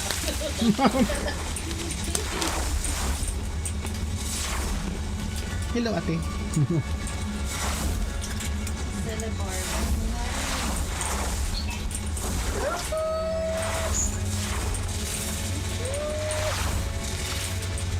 Papa, you want some? Nga, mukha ako. Try inside. Apas ko ninyo. Huh? Not some burger. No, I don't know. I'm not sure. Go look for us. Mura. Try. Masing ipon na tag-server. I will find you. What?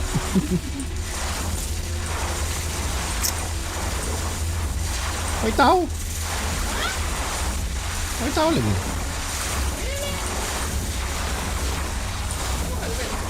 Nalaing tag-server. Nalaing tag-server kaya awa. Huwag man mo diri.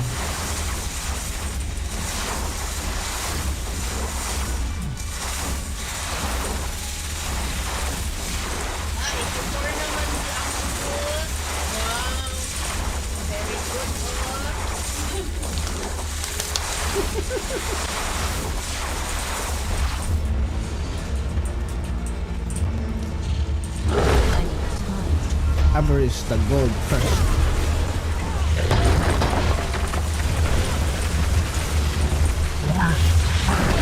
I need time to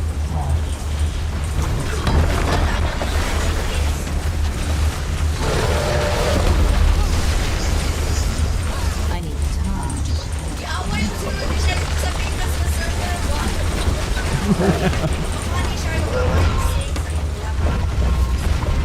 I need time to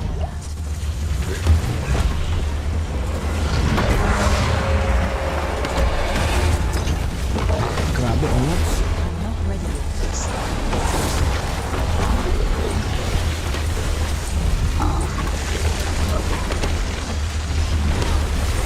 I need time. Grabe, ungok man diri.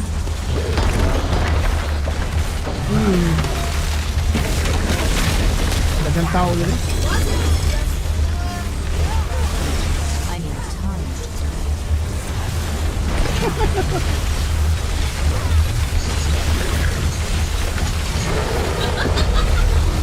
Kagay-kagay mo eh.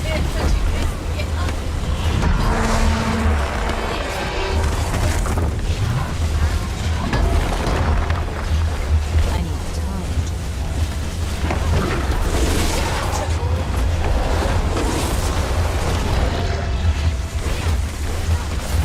I'm not ready yet.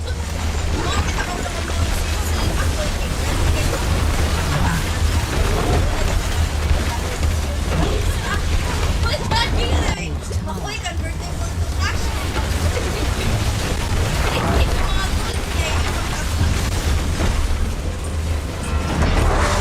I need time.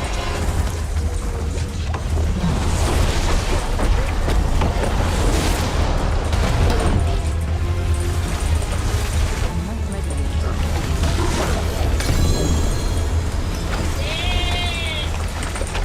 Ako pa namatay sa ako. Matay na. Grand Cash.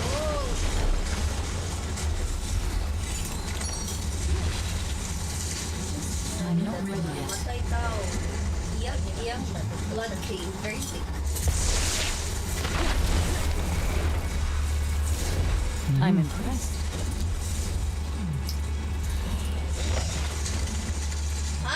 Humanagin ang road boss Well yun! I need time. Nakitaan ni Ron! Na! Langga! Good na! Sleep na siya. Ugma na po daw. Ma-play na po daw. Ugma. Farewell. Farewell. I'm impressed. Ay na, mamunit na gingnan siya ni Jeff. Mabilisan na yung mga touching case.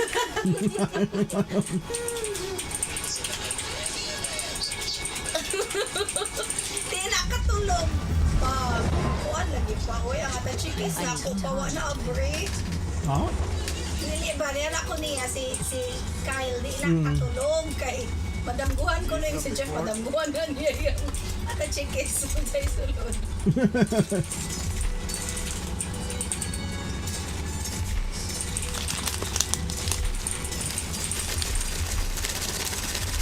Hindi naman nakalubing sa tibok balay ng post. Hindi na, hindi pasok-pasok pa. Ano ba? Gawas. Lubing lagi. Siya na yung mutang. Father Bless.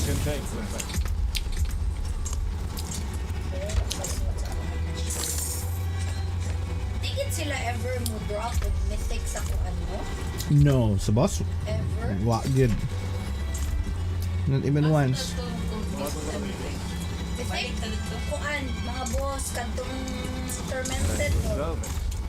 Sila man yun ang mga tag.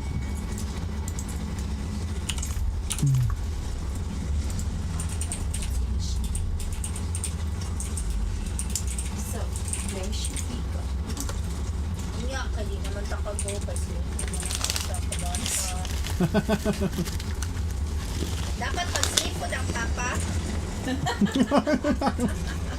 Patulugon na ako. Bukanan po sa papa, oy dapat. Kansi na baya siya. Mga bre palang kaglain nga kada chikis, o siya kabalo.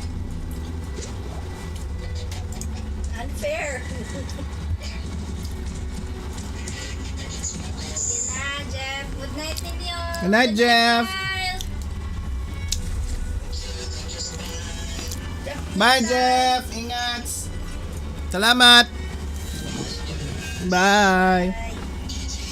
GG. Bye-bye.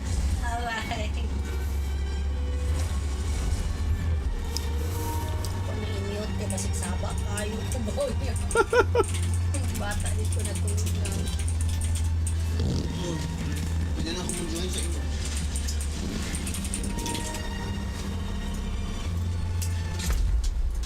Oh, I have 14. Saan na yung gikaw ng pinaps pa? Katong nabang mo kay honey roasted diha.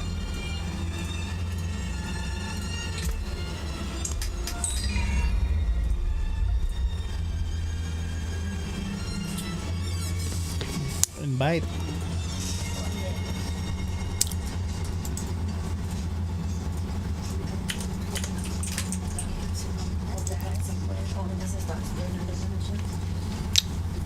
SNIM.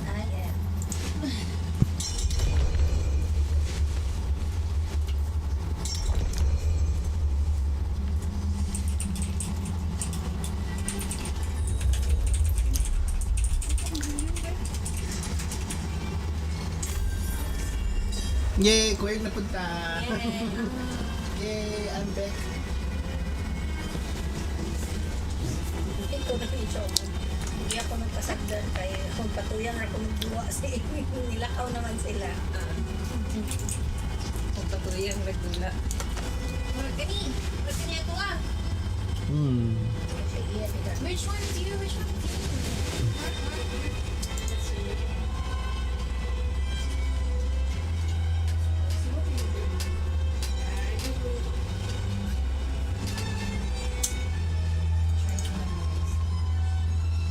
What's your name?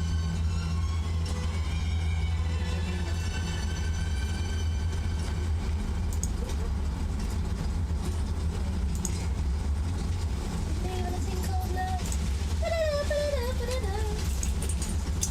That, where shall we do music? Or we do some Syscom Gaming, thank you for the raid on Trovo. You're awesome. Thank you, thank you. Welcome to everybody from Sys Gaming's channel. We welcome you.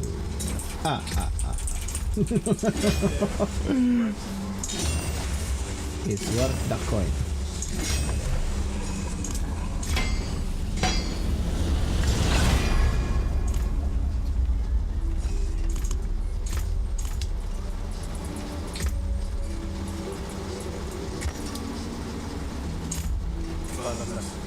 What do you need?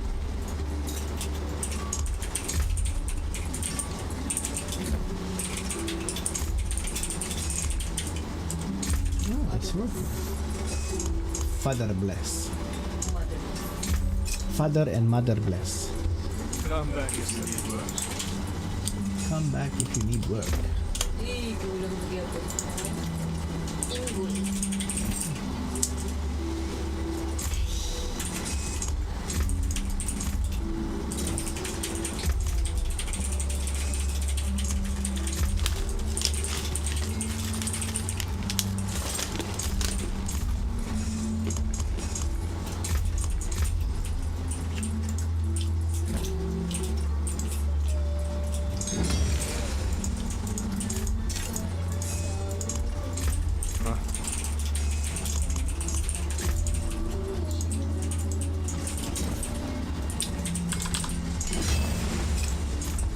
What will it be?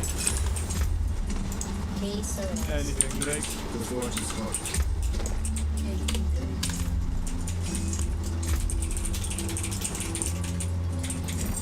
Anything breaks, the forge is hot. Unexpected.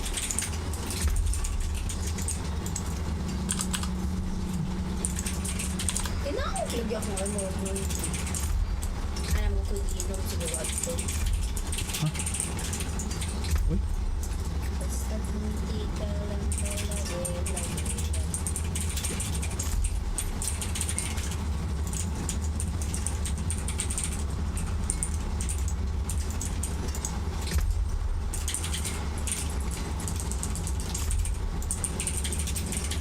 Uboy mo armor life ko. Taas sila attack power. Di mong life, di mong armor. Oh. Patawa yung attack power ko. Di sugod. Namang gino. Wala na. Wala na ba? Wala na. Unsa man nang kuan siya? Wala na siya. Oh, wala naman day. Sa mga bar.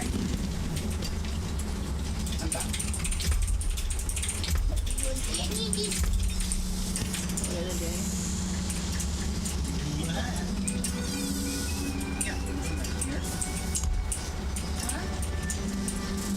Dami ra. Kalinaw ra ka. Gusto lagi siya magawas kasi hindi siya pambubus.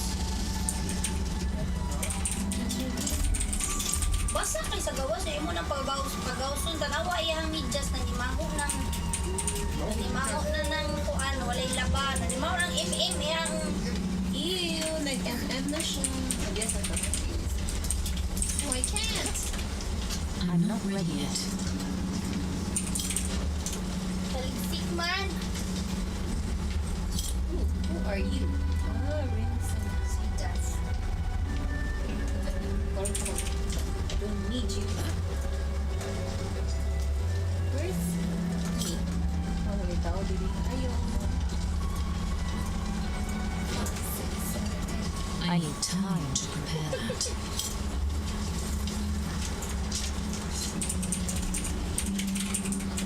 Kaya ko pala.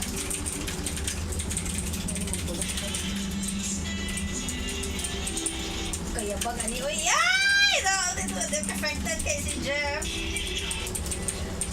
Sige daw, be. Pangaw na. Minawa. Nasa ano?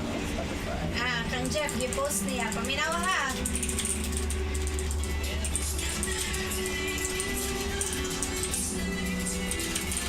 Yapag dahil ko eh.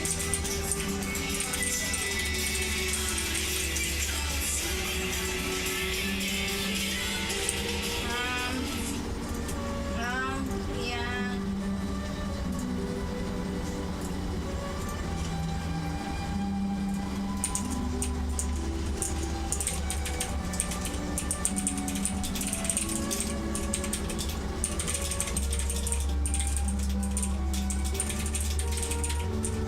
Do you want to hear the new Linkin Park? Louis Armstrong? Yeah, I'll send it to you. Pag-Jaya Pag-Ito siya.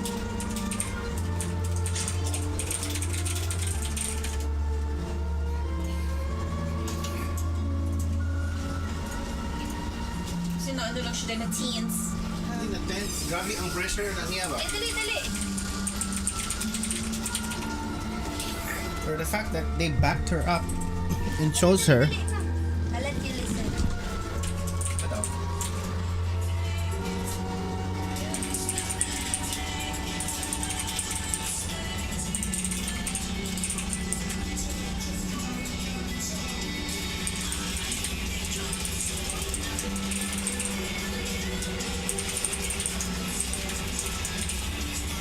Live maguna. Kalooy. Nya, sa may comments mga tao? What did the people say? Any comment of not trying to disrespect this lady by any means, but there had to have been more appropriate choices. Will her vocals survive? Her voice sounds a bit scratchy. Yeah. Ano yung style?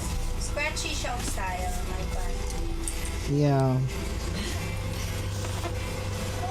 People will never be satisfied. Whoever tries to. Hindi man good siya good. Kailangan na siguro din sa I need time. Oy, Makoy! What's up?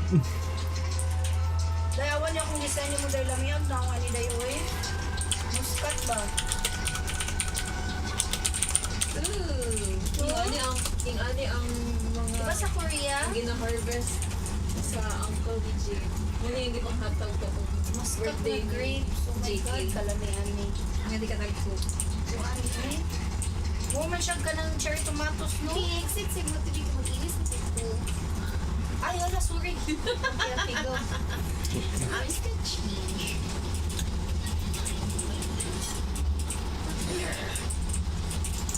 I need time to prepare. Nanghatag siya na dahil sa cartoon yung gipang hotdog. Kalamian na eh. You have a farm niyang ako.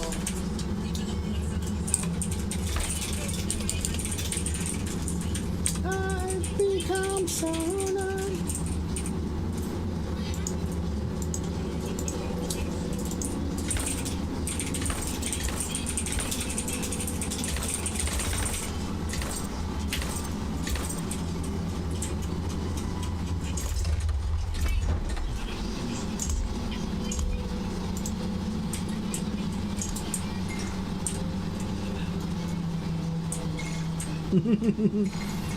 Kita na may kibs.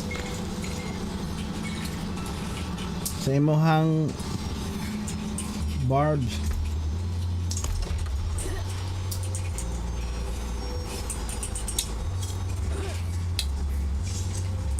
I need time to prepare.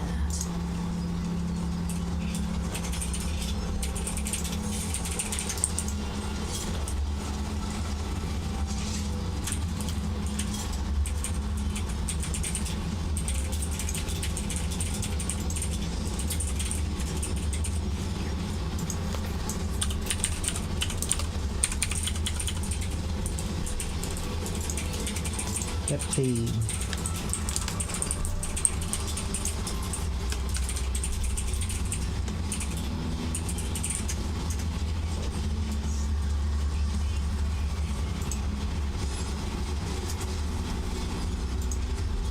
If you've got the makings, I can mix it. If you've got the makings, I can mix it.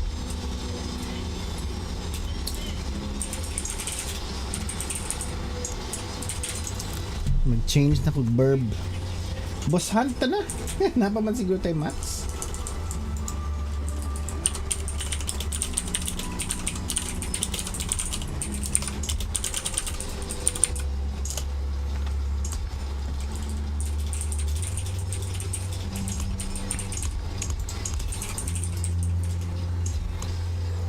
Ice Bisrota plus Mats.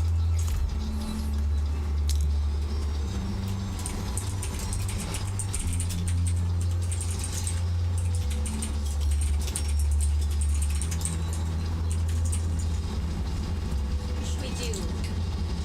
Ano na ako sa forest. I'm not ready yet.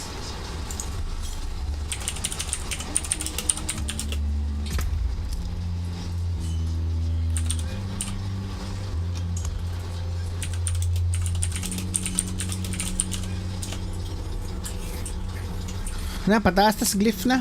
Okay. Kaya itong mga glyphs, murag, layo pa dyan kayo.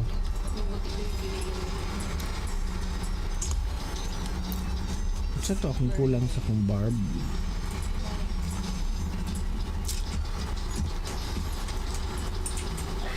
Okay? Shall Alright, I? traveler. Uy, apili ang horse yung bilis sa... Bayot kaya horse sa tawa. It's A purple. purple horse. Napang-lipstick yung horse. Naway ang horse na pink na purple ang awang simod kinag-red. Oh my god. Kaya punta ang gili sa gapili ang horse.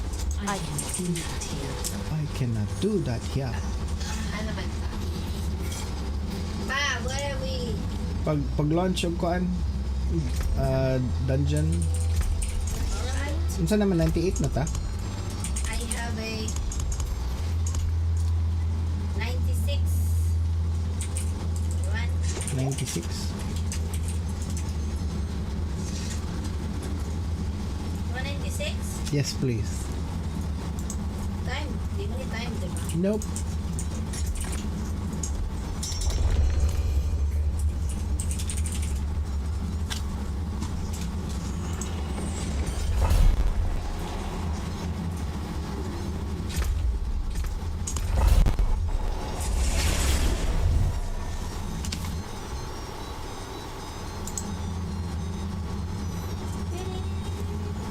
Ano nagipalipay ng tamagot siya?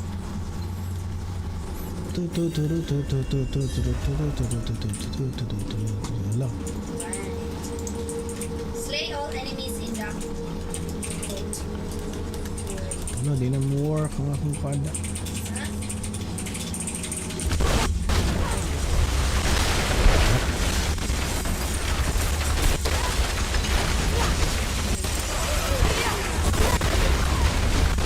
I need time.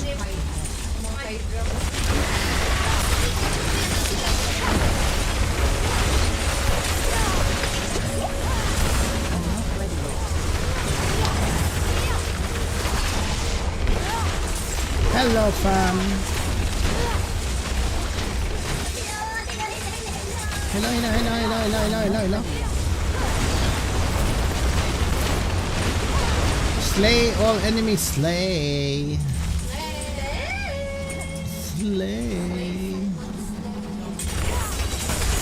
No. With a very I resounding need no. time.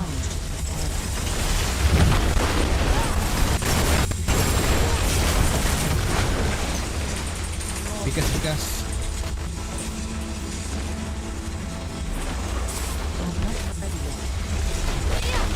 Mani siya ang door. Ano tapod? Hala. Hindi sila ganahan mag-crossplay ta. Mag-lag.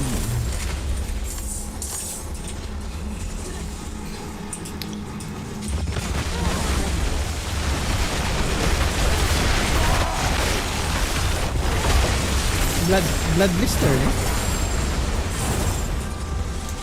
Wow, blood blister. We go here, down here. Asan na mga kontra? Travel to Hell's Annex diri daw. Nato dito, dara ay. Oh, diri ay. Come. Dere? Diri. Balik sa taas. Natoy kuan ganina. Murag Ano po nakitaan ng murag? na naidugo ang kuan. Blood curtain. Yeah, it's here. This one. Tara, okay niyo. I'm not ready yet. Kendall, the Inquisitive. The Acquisitive.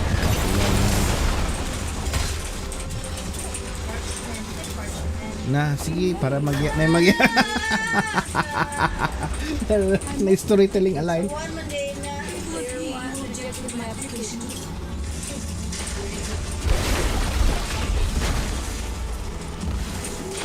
I'm not ready yet.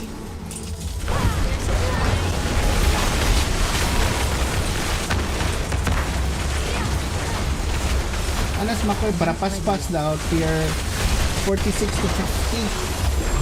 Kay kung high level ko no, Dugay mamatay ang mga kontra. 50. I need time. Ubos nga tier. Pero so far okay naman ang ano ni 96. So far okay naman, diba? I'm not ready. Yeah, we can try later. Slay Emeros and collect the key. There's Emeros dali, oh. I need time. Emeros ay. Natay si Emeros. Use the key to open the sealed passage.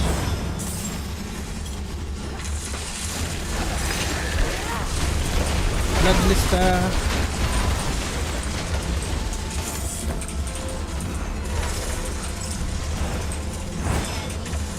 Dere ay. Come here. Look at me. I'm in the map. Where are you guys going?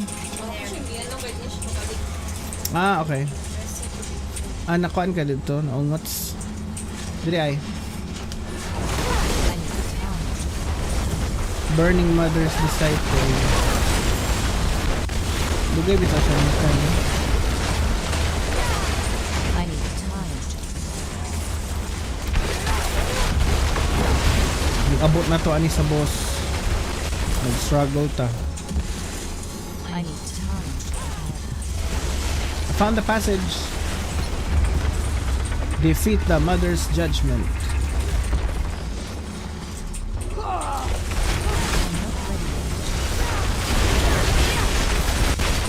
Bigay bitaw sa mata.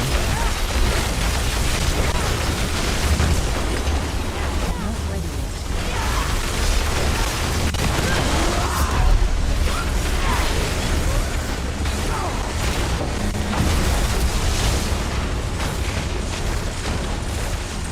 Nahigda ni si Mother's Judgment.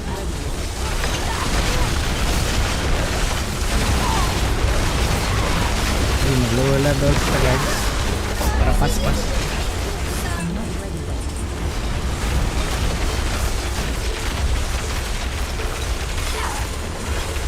Uy, wala. Wala namang boto. 50 ka 50. Sunod. Para dali. Ah! Kuwan.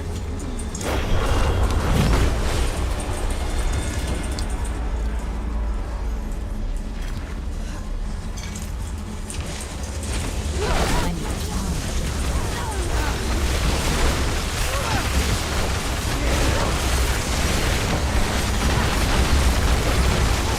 I'm not ready yet. Enggak. Saro warna ni. Ini tayo.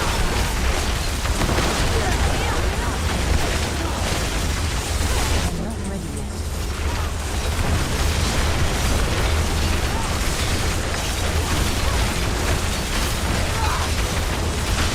I need time.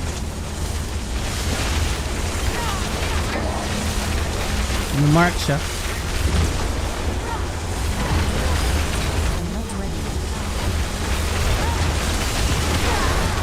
Mura mag-overboss sa itong giaway.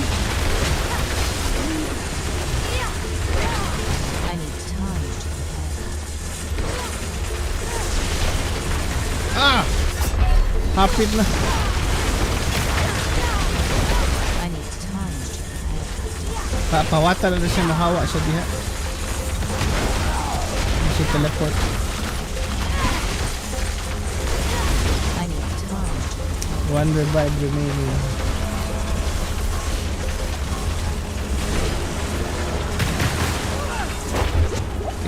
I need time.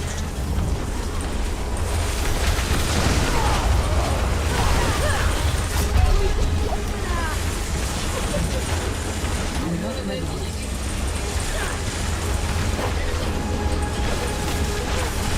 Murag quad teleport. I'm not ready yet.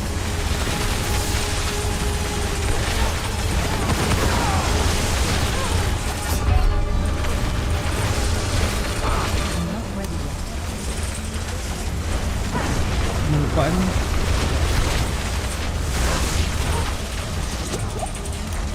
Woohoo! I need time. Diyo tayo na nga. Yay!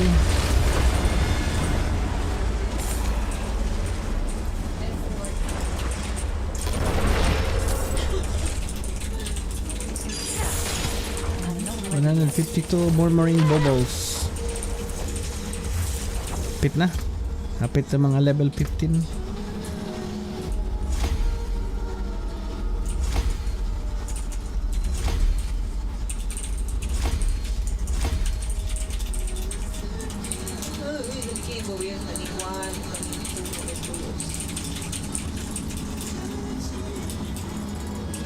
Okay, I'm done. Balik ta.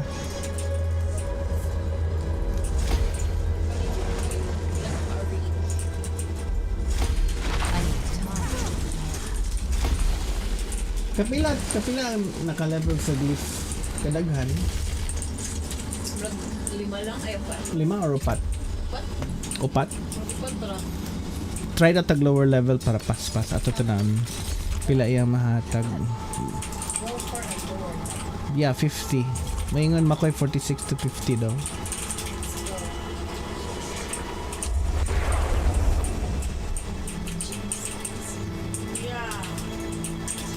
Why are you hiding it?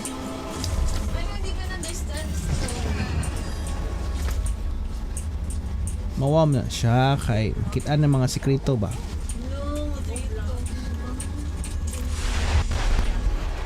Maybe you are watching the video.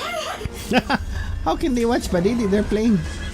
They're Talking. about Badidi. There you go. Kinsa to?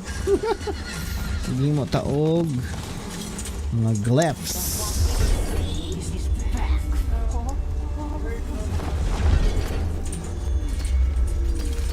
$40 to $41 to $50.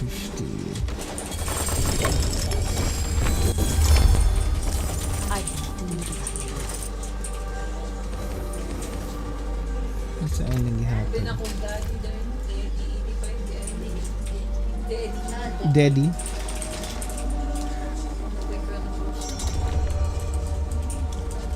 I-accept lang.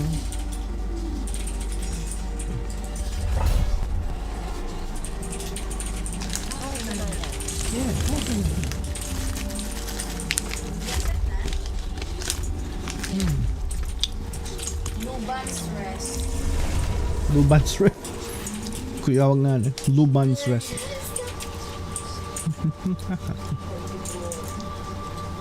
Napit? Ato taas. Paspas kayo ni ba?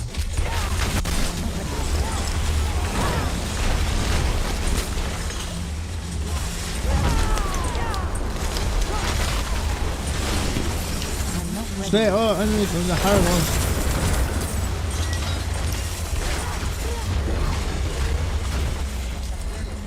Pang masakit.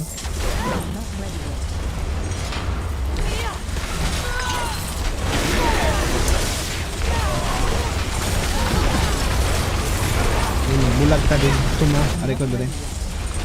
Para pas-pas. Ayan, pas-pas. Ayan, pas-pas. Ayan, pas-pas. Ayan, pas-pas. Ayan, pas-pas. Okay na. Masa na? Yawi Crip key. Let's go. Pertahan. Naipertahan dito sa taas. Agay! Natusok ko! Ouch! Tunong kayo. Tunong kayo ba? Mabay pagsaka. Destroy the sentinel statue. Okay, let's look for the sentinel statue. Wag ta. Dito mo. Ari ko diri.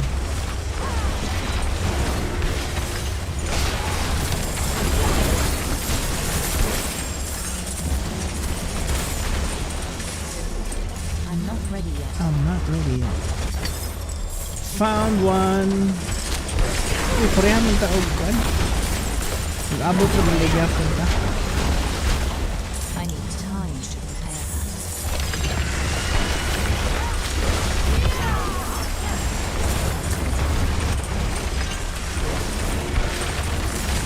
I need time. Found the door.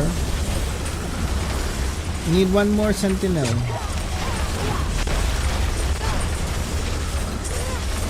I need time to prepare. Dara. Found the sentinel statue. Okay. Pwede na makasud. I need time to prepare. Boss out. Defeat the Tomb Lord. Patay na. Patay na yun. Wow. Bazura. You unlock cheats aspect. Wow, what is that? Ano nila man nilaylay nung pwisto, oy? Wala pagyapon mag-intom. Imo ha? Wala pagyapon ako. 1.5 ra ba? One and a half ra? 1.5 ra kung nasaka. 1 2 Natuhoy. Gamaya ra. May ra. Gamaya ra. Ito kung lisod kay. Kung lisod daghan, pero dugay. Lisod pero daghan, pero dugay. Pero kung ingani balik-balik ko na to. Balik din ta sa town.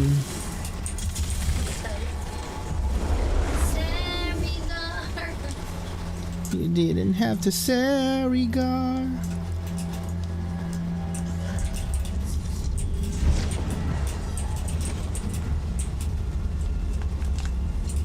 Mga tier 60 to 70 lang siguro. Nasa MamaKoRn. Sige, MamaKoRn.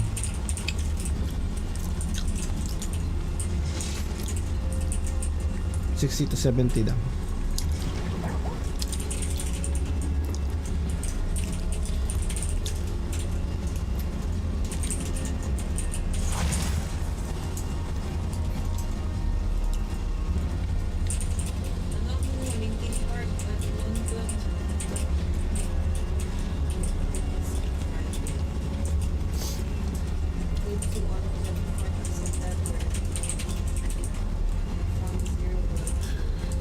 Wow.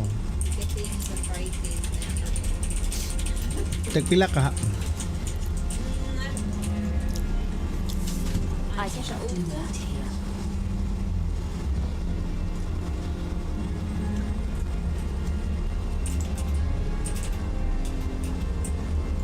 $60 to 70 daw ta drive.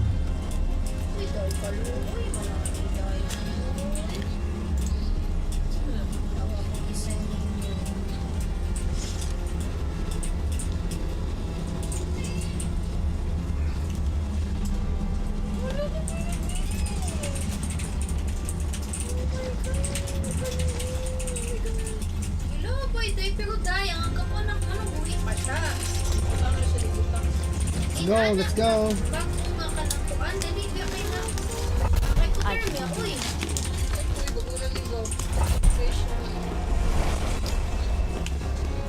Core Dragon.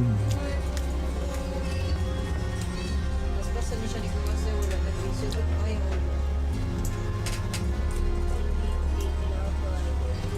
pwede ulit na namin ulit nagbibigay.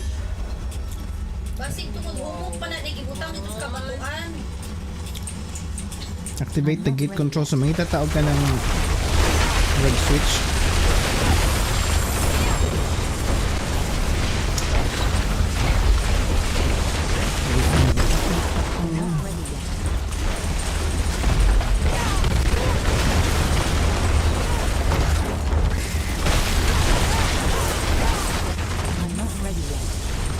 Left mo, right ko.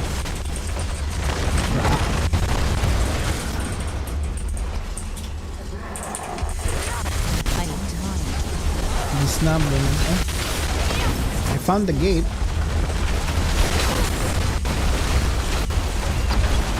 I'm not ready yet.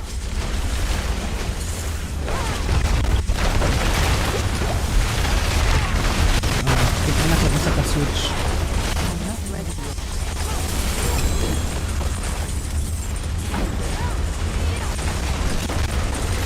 Rough hewn wand.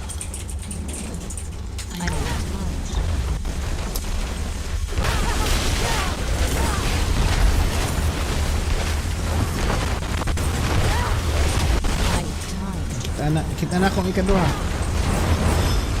Keduha nga switch. I'm not ready yet.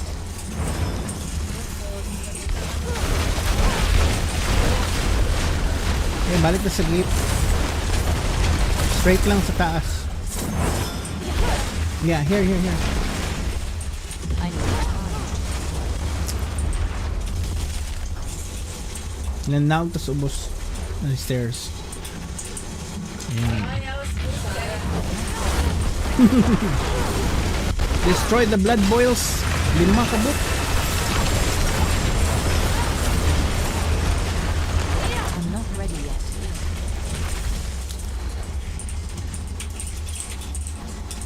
Naman blood boils dali. I'm not ready yet. Found one.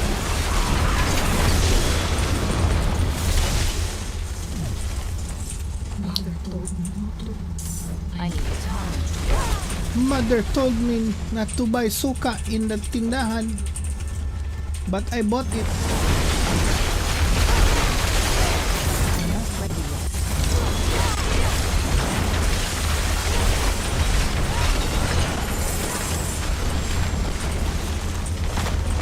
I'm not ready yet.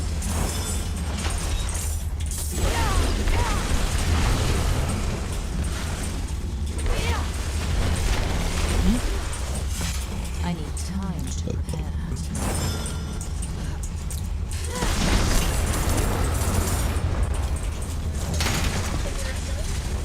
I'm not ready yet. Found another one. Ay, wala na.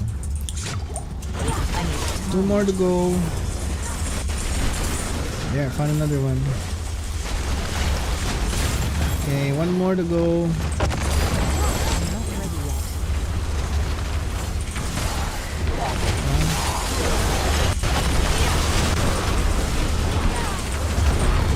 I need time. Oh, we sold. Bastos. It's empty. I need time.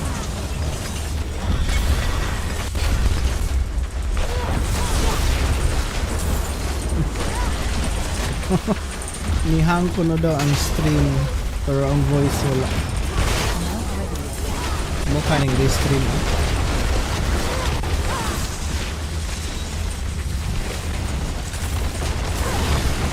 I need time. It's my false alarm. It's my brother. Okay, so 12. No, bulag na po oh. Wala. Anong bulag-bulag nimo? Okay, 1, 2, 3. Dagan-dagan, no? 4. Okay. Arang-arang.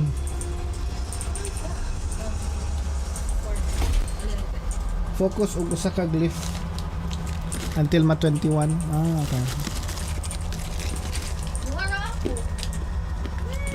Duharay mo? Taas ang mga pili. Oh, basta mo na mo kataas ang glyph.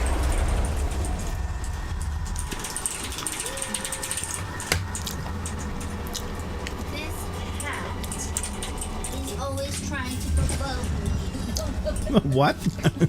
He's provoking me with his butt. Ew. Look at him. He's provoking you with the butt. I-15 tanan. 15 sa una. Okay.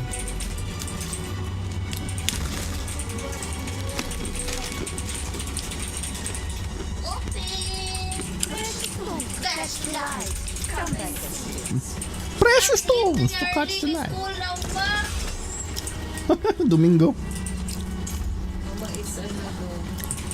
Loy kasi mama. Hindi mo mga pareha ni Angus. Mama is confused. Kailangan na yung mama ko pa ito. Sipin.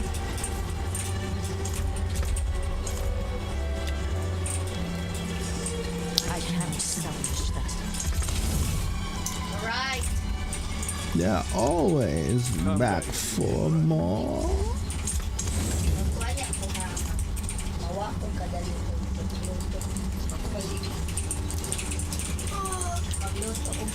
gambas. Okay. Gambas sa relish. Sige na, sa pamanta. Ano na, mga 8 siguro. Okay. Back. Tapos pili ng gamay, taas gamay. Taas gamay yung ganahan. Hindi. 64.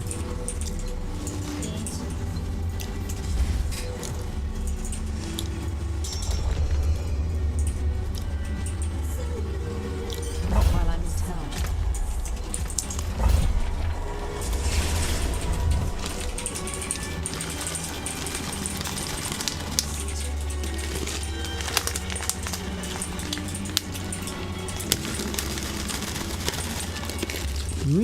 Yummy. Ano naman yung honey roast peanuts? Na-addict ba ako ani sa una? Honey roast peanuts. Travel to the Thunder God's Refuge. I need time. Nasa mukas mga langaw eh. I need time.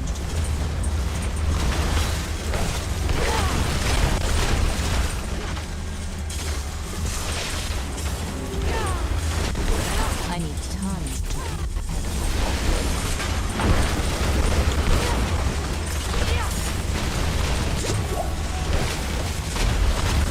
I'm not ready yet.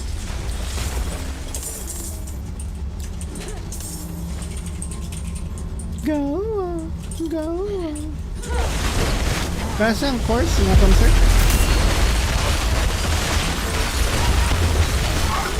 $20. Lapit na. I need time. Asa man yung Thunder God's Refuge eh?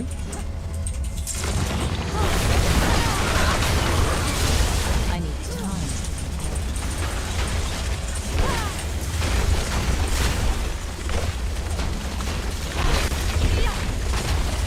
I'm not ready yet.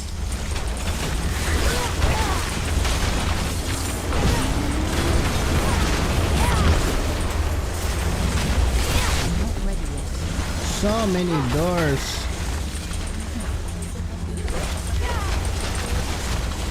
Asa man yun? Sa left side. Alright, teleport lang. Final there. I need time.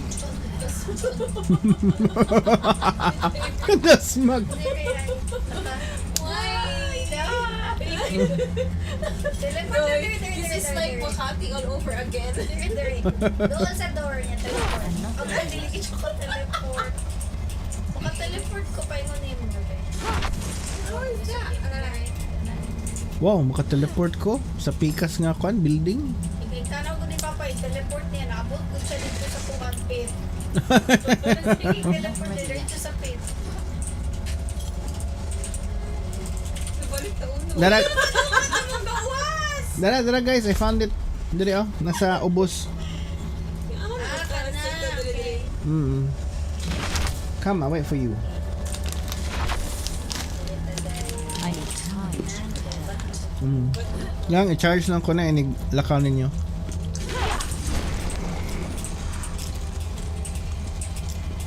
Did you found me?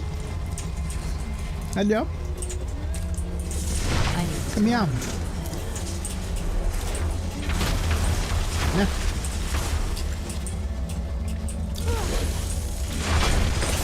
Kung mag-overbuild na ta, pwede na ta mag-staff. And we can get rid of the kwan na the offhand. But if the Aaron needs the offhand kay ang frozen orbit nga aspect kinanglan man niya kay sa ring man ta na dapat, but she has the kwan man. Starless skies. I need time. Oo, may tao dali. Challenge. Do you challenge to? Si Tita. Earn the challenge, Juggernaut.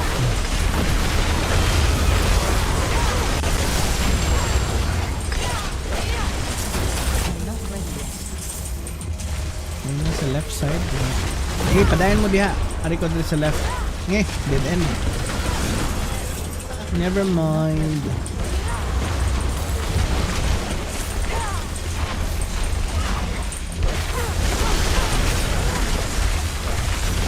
Defeat the Night Council.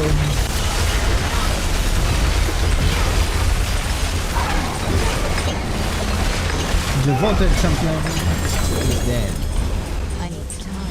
Wala devoted. 18 more 88.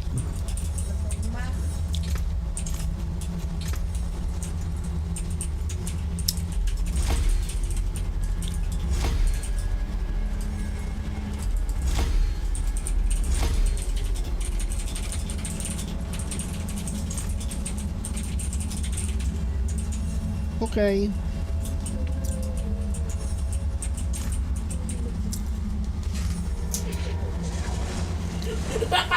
I broke his spine. What? Broke the spine. Kailangan rin tagaan na po. Tawas! Mawag lang sa awas. Nata sa Zarb, Bin, Zet. Nandun rin So cool. Hey Carl Dominic, thank you for the like. Zarb, Bin, Zets. Kung taas ka ayo, there is a ano rin si Mother Susan. Kanam naman ka ni palitan ni Pumba. Oh. Si Carl Dominic man to. Really? Ni like, Napasya ko I don't know. As daw siya, napasya mga sayamay. I can see Look, ni like raman siya. Nilakaw na. Basig nilakaw na siya dayan. Hindi ko na siya ni drop og like.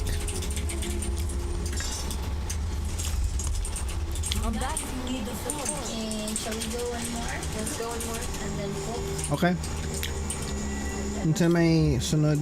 Unsa akong nadawat? Kung ano, 65.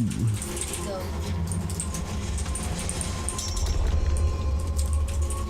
The Holy Decree.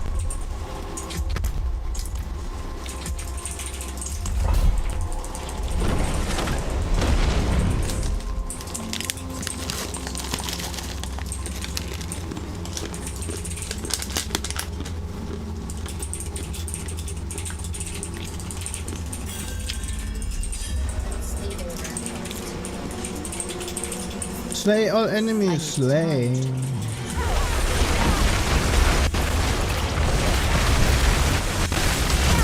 Sorry ka. I need time. One blast away. Find the door. Basta. I'm not ready yet.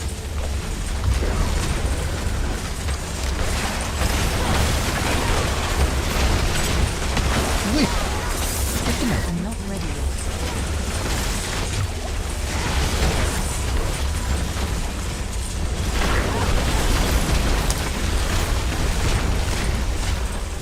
Wala.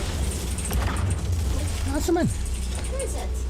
Where do we go? Not ready yet. Open na. Patay naman ang mga tao.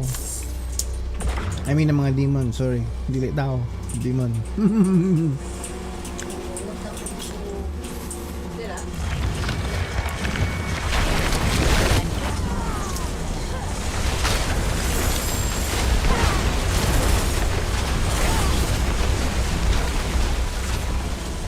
Ragged I'm piece not of ready cloth. yet. Oh no.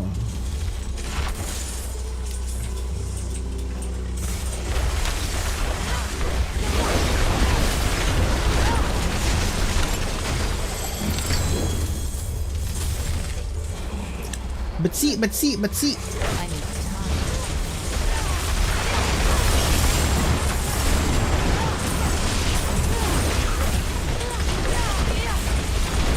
I need time.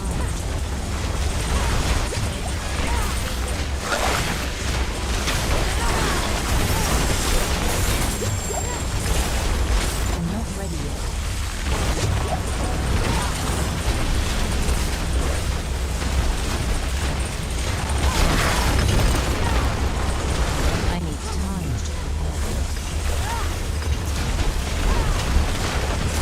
Return the ancient statue to the pedestal. Duha pa dito.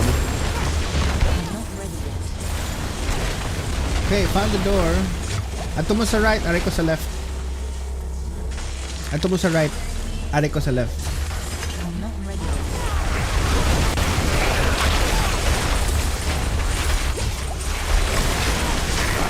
Found it. I need The time. ancient statue. Oh, nagkuhan naman dito, nag-abot. Tuyok na din siya. Dito din sa ubos. Ah.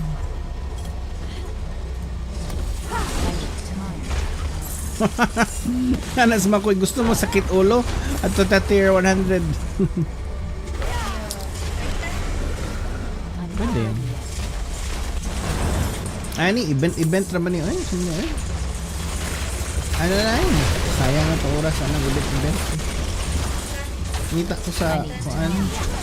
Isa ka ancient statue. Asa ka?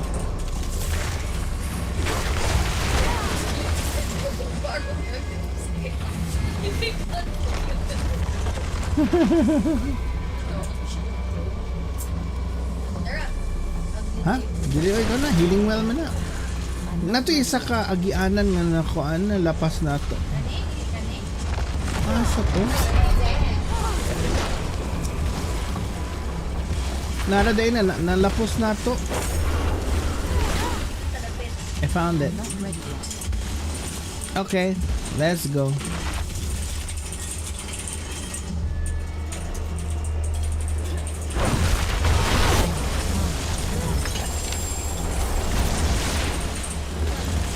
Tanong na ko balik sa door.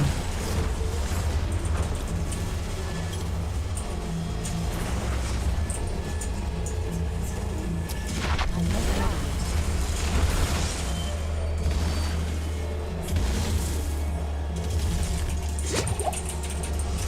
Seeding, nana may boss da yun. I need time to prepare. I've been waiting for you. Seeding Hive Master 119. But he dead.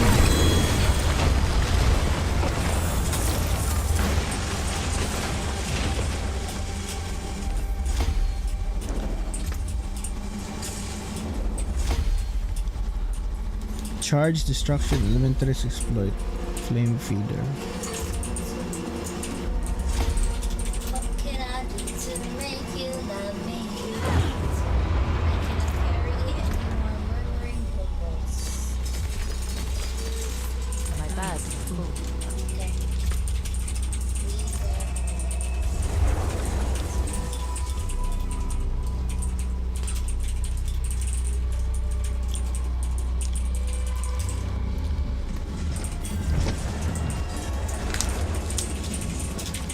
Not while I'm down.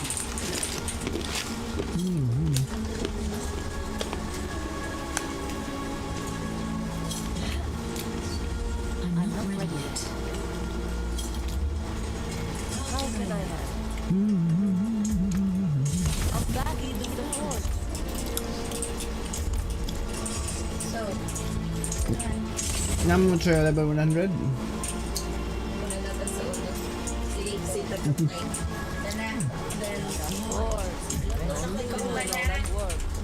Ngam mo try 100. I cannot do that. Patay. Ang labad atong uan eh. May tag makuha tag 100. Gusto man akong nakuha.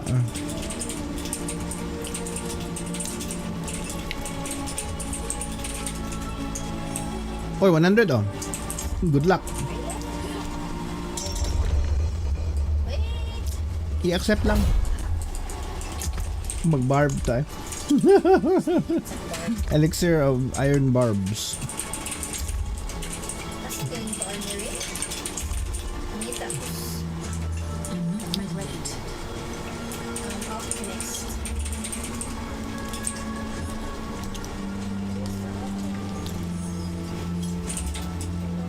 Not while I'm in town.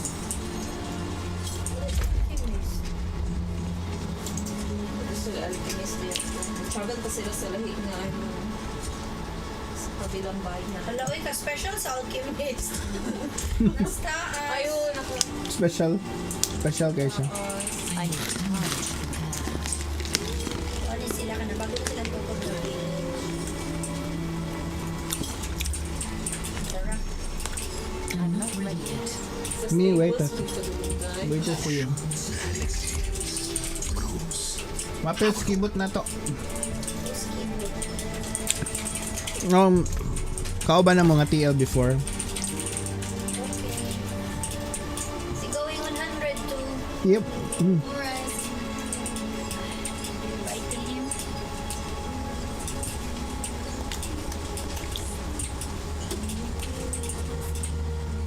Eh, Not while I'm in town. siya mong ID, Kibs. Available to you for the likeness.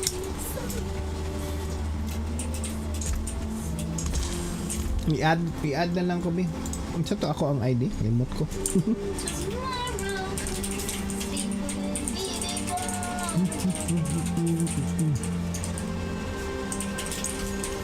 Mikey Band 107.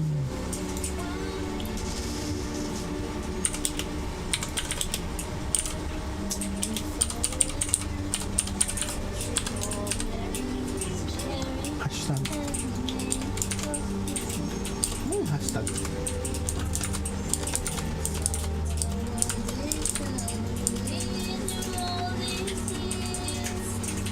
Six 6681.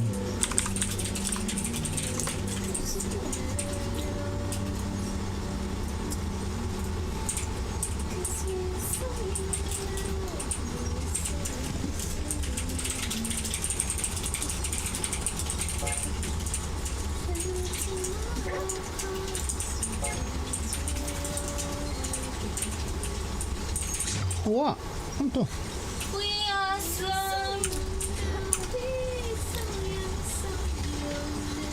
Simon.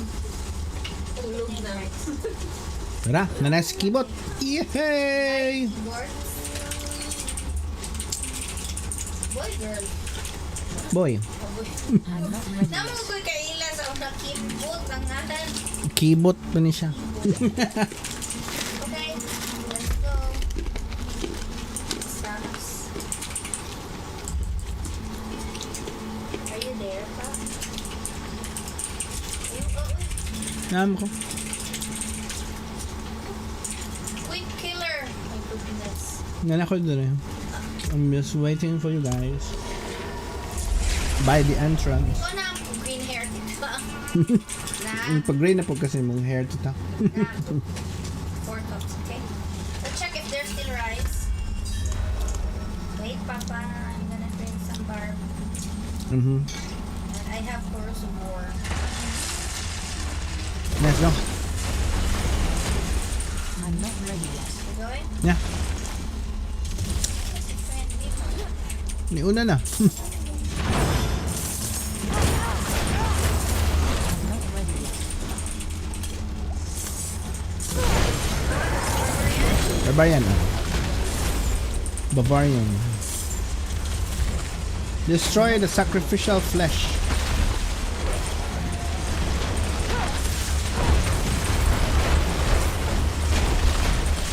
Di isa eh. I need time.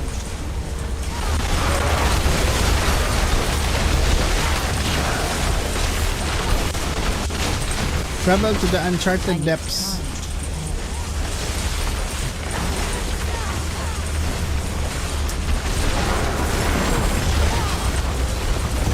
I need time.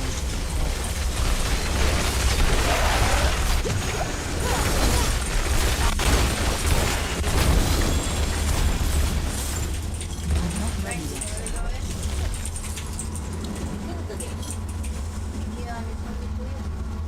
Murag tuyok. Murag speakers. I'm not Dili ay. ready yet. Kami yan. Tara.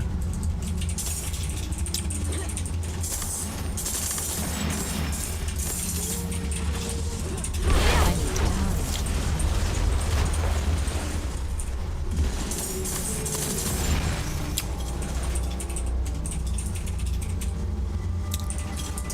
I'm not ready yet. Mother Sosen, Uncharted Depths.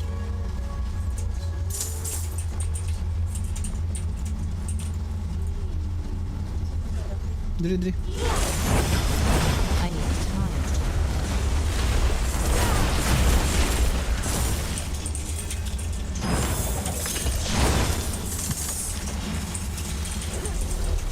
I need time. Curse Shrine.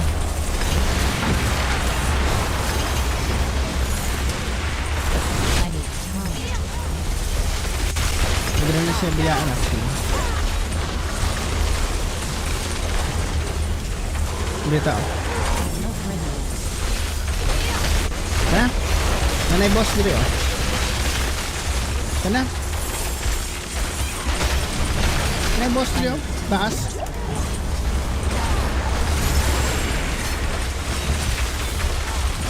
Khazra Abomination. I need time.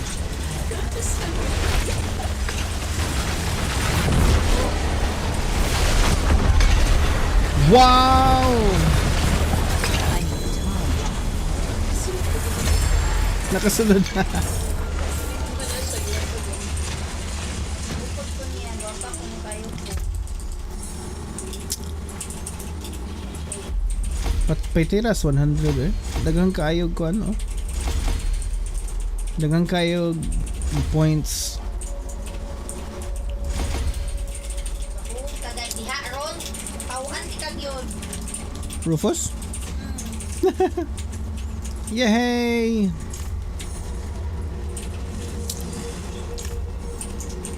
Okay pa pa here. Okay. Charge. Charge. 30.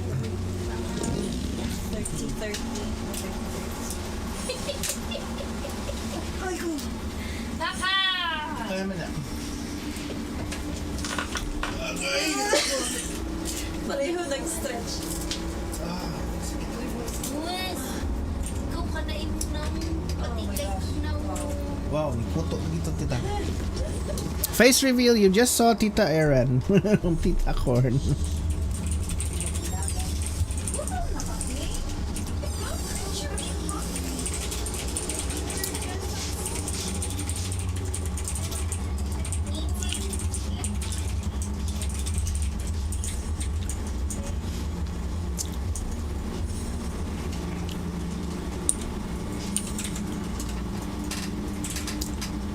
Ano siya niya?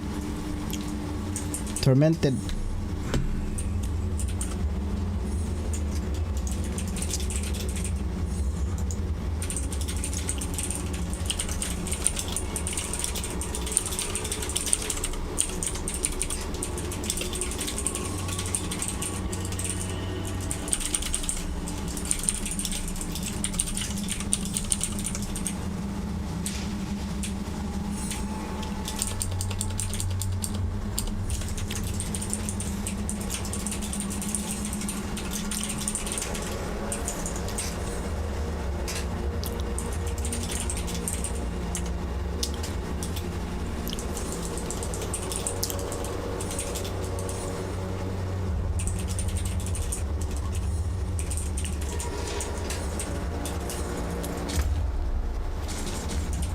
Estuar.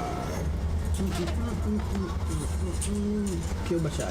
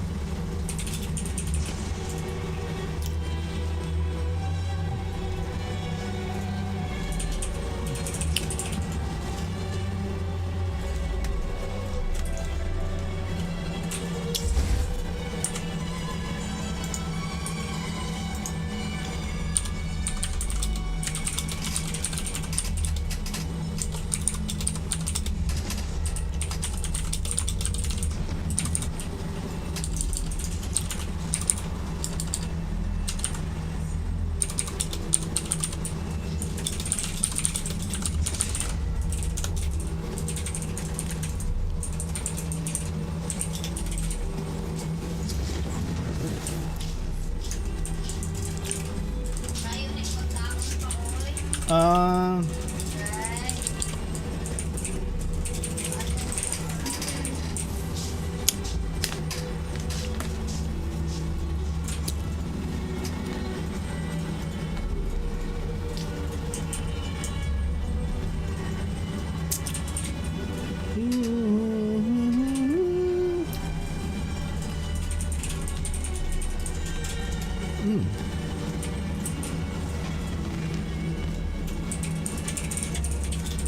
Uy, lubat na.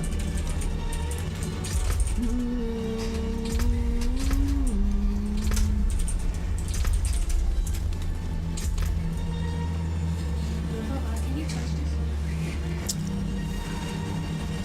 Can get a go on the break, guys. We're gonna be having dinner in a bit, so stay tuned.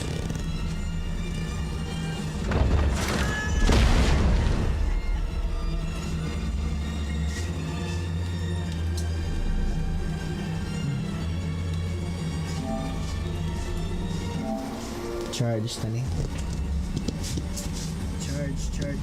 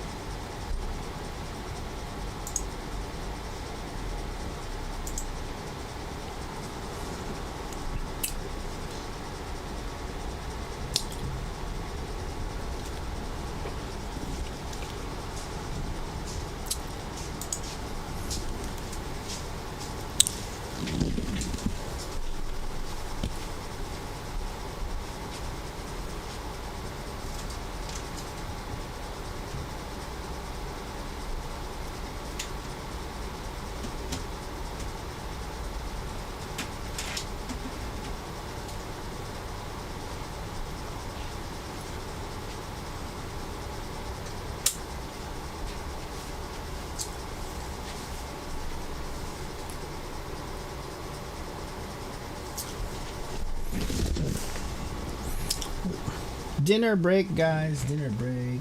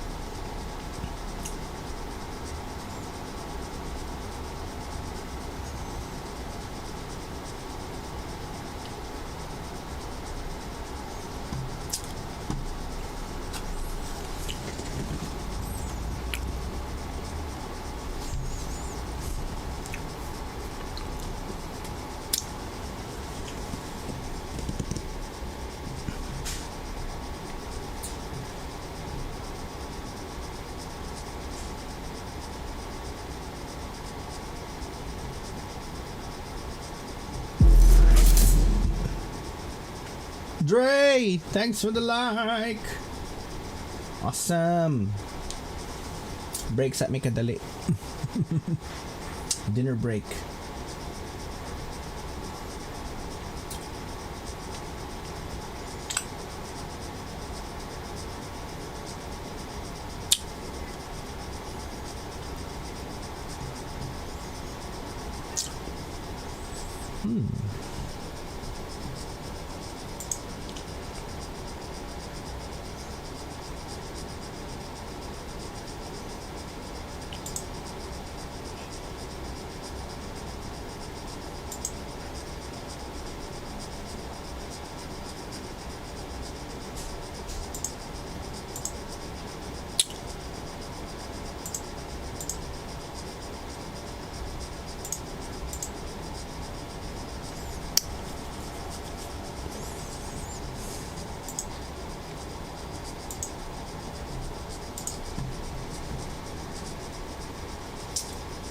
Uy, 7 minutes naman eh.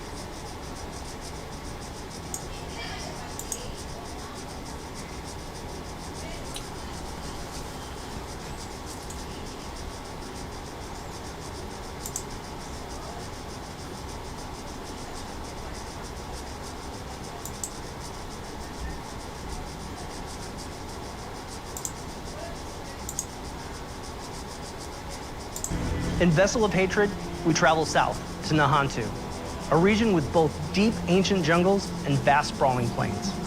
It's the last stretch of land in Sanctuary's eastern continent, and we've packed it full of experiences for every type of player. In this expansion, there's a whole lot to explore under the dark canopy of Nahantu.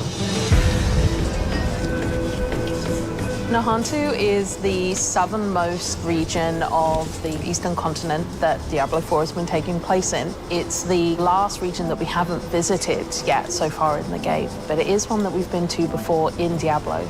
There's lots of new areas. We have 6 in total. 4 of them are jungle themed, and then we have 2 that are Red Rock Canyon, but each one of them has their own unique identity.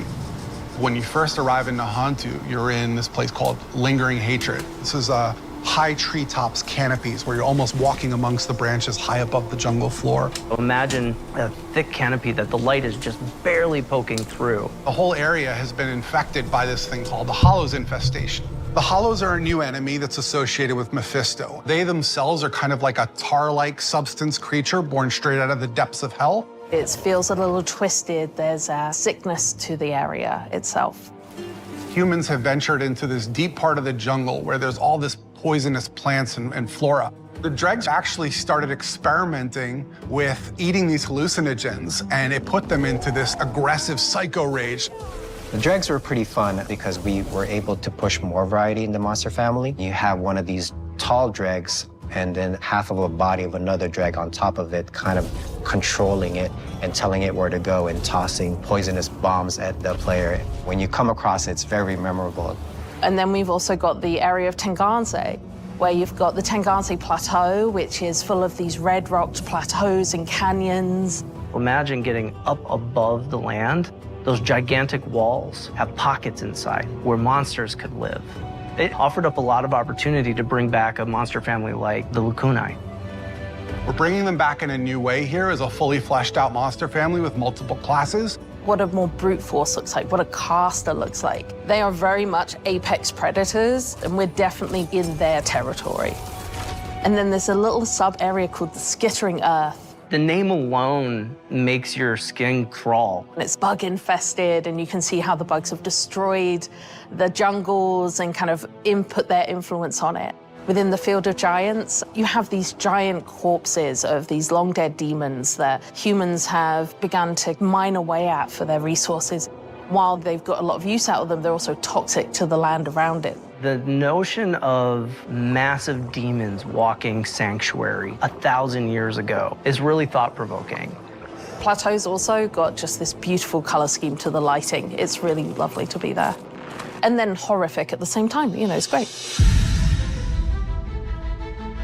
The mercenaries in Vessel of Hatred are a group of people who we like to describe as ordinary people with extraordinary skills. They have the same level of will to fight against the demons of hell. And there's 4 mercs that you can collect over the course of the campaign. It starts with Rahir, a blacksmith and a shield bearer, is more a defensive fighter. He's able to go in there and soak up damage, use his shield as a bulwark against the enemy. You meet him early on in the campaign, and he's one who introduces you to the mercenary network. You end up finding acquisition quests for 3 other mercs that you can find throughout the course of the story. Subo, the drunken archer, is gonna work really well for people who want someone who's out of the main melee, in the back, offering utility and that kind of range support.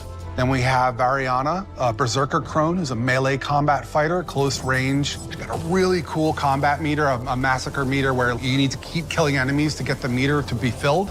She's got a bunch of really interesting utility skills that you can kind of build in. Finally, we have the demon child Aldkin, who's a magic user who can transform himself from human form to demon form and join you in combat. There's this really great reinforcement ability where you can take one of the mercenary skills and attach it to one of your powers so that when you use that skill, it calls them in to do a specific skill. With the mercenaries for Vessel of Hatred, one of the things we are expanding on is the skill tree. For Diablo III, you had a very basic type of mercenary, but this time you can actually push a little bit more into the skill tree and make the mercenary the way you would want to play. Going through each mercenary progression arc and outfitting their skill tree so that it's complementary to your character build, I think that's where the fun in the mercenary system really lies. The Dark Citadel is a new endgame feature that's coming in Vessel of Hatred. It's an entirely cooperative player experience. All the mechanics within it are based around you working together with your party members to solve the challenges and face the first Khazra hordes within. One of the outcomes of the Mage Wars is this giant crater and all the souls that were kind of lost in it from those wars. The goal of the first Khazra, who are kind of the original Khazra, they're using the powers within the citadel found within this crater to perform experiments to try and bring back their dark god. Only recently, people have started going missing. They head into the Khazra region, they disappear, never to be seen again. So it's clear that whatever they're planning is about to come to fruition, and your job as the players to get in there and stop it. Citadels are a place where we take what is the best part of Diablo, combat, and we test it in a different way, which is adding in cooperative mechanics that you have to manage on top of that. For example, a boss has an attack, and as a player, you have to collect an item that allows you to reflect the attack back at him. So there's a little bit of a Twitch level mechanic there where you actually have to time your reaction shot. What's interesting about it is when you get multiple people in there, we're each responsible for reflecting that shot once, so we all have to sort of master the timing of that move. You can't do that kind of thing without coordinating as a team, and that's sort of the example of what Citadel gameplay feels like. When designing the Citadel, we designed a lot of really cool bosses. And so one of the things that we did is we took that design and made like armor sets for each of the classes. That way you feel like you took their armor and you feel like you're wearing a little bit of them after your victory. We also have a currency that's dedicated to the Citadel where, as you play through, a vendor can be interacted with to buy custom cosmetics that are unique to the Citadel. You can play with 2 people, but the ideal experience is for 4. In order to facilitate that, we've built an all-new Party Finder feature, and the community has been pretty vocal about wanting this for a long time. It made a lot of sense to us to pair it with this new Citadel mode. It really is an activity that's geared towards people who love to play together with their friends or with strangers and enjoy that cooperative gameplay. I cannot wait for players to get into the world. I'm really just excited for people to see all the little hidden storytelling elements that the team has fit in. There's interesting things to find and see and discover around every corner, and it's just a really great experience getting to explore and how to.